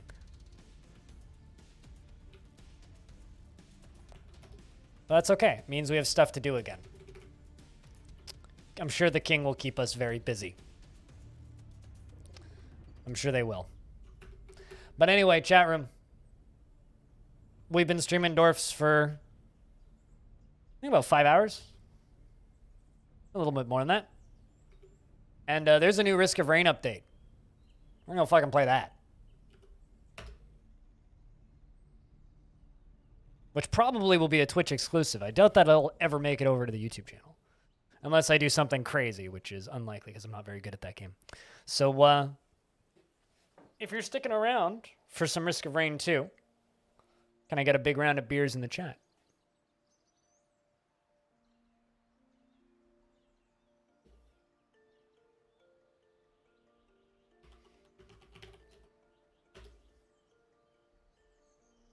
Because we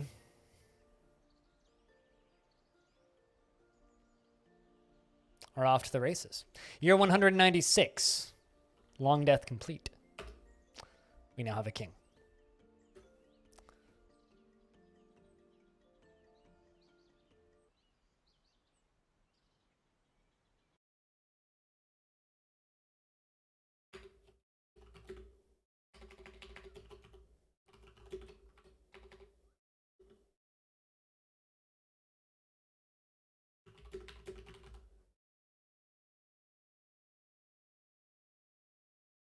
D-Rust. Just gonna post a thing on Discord.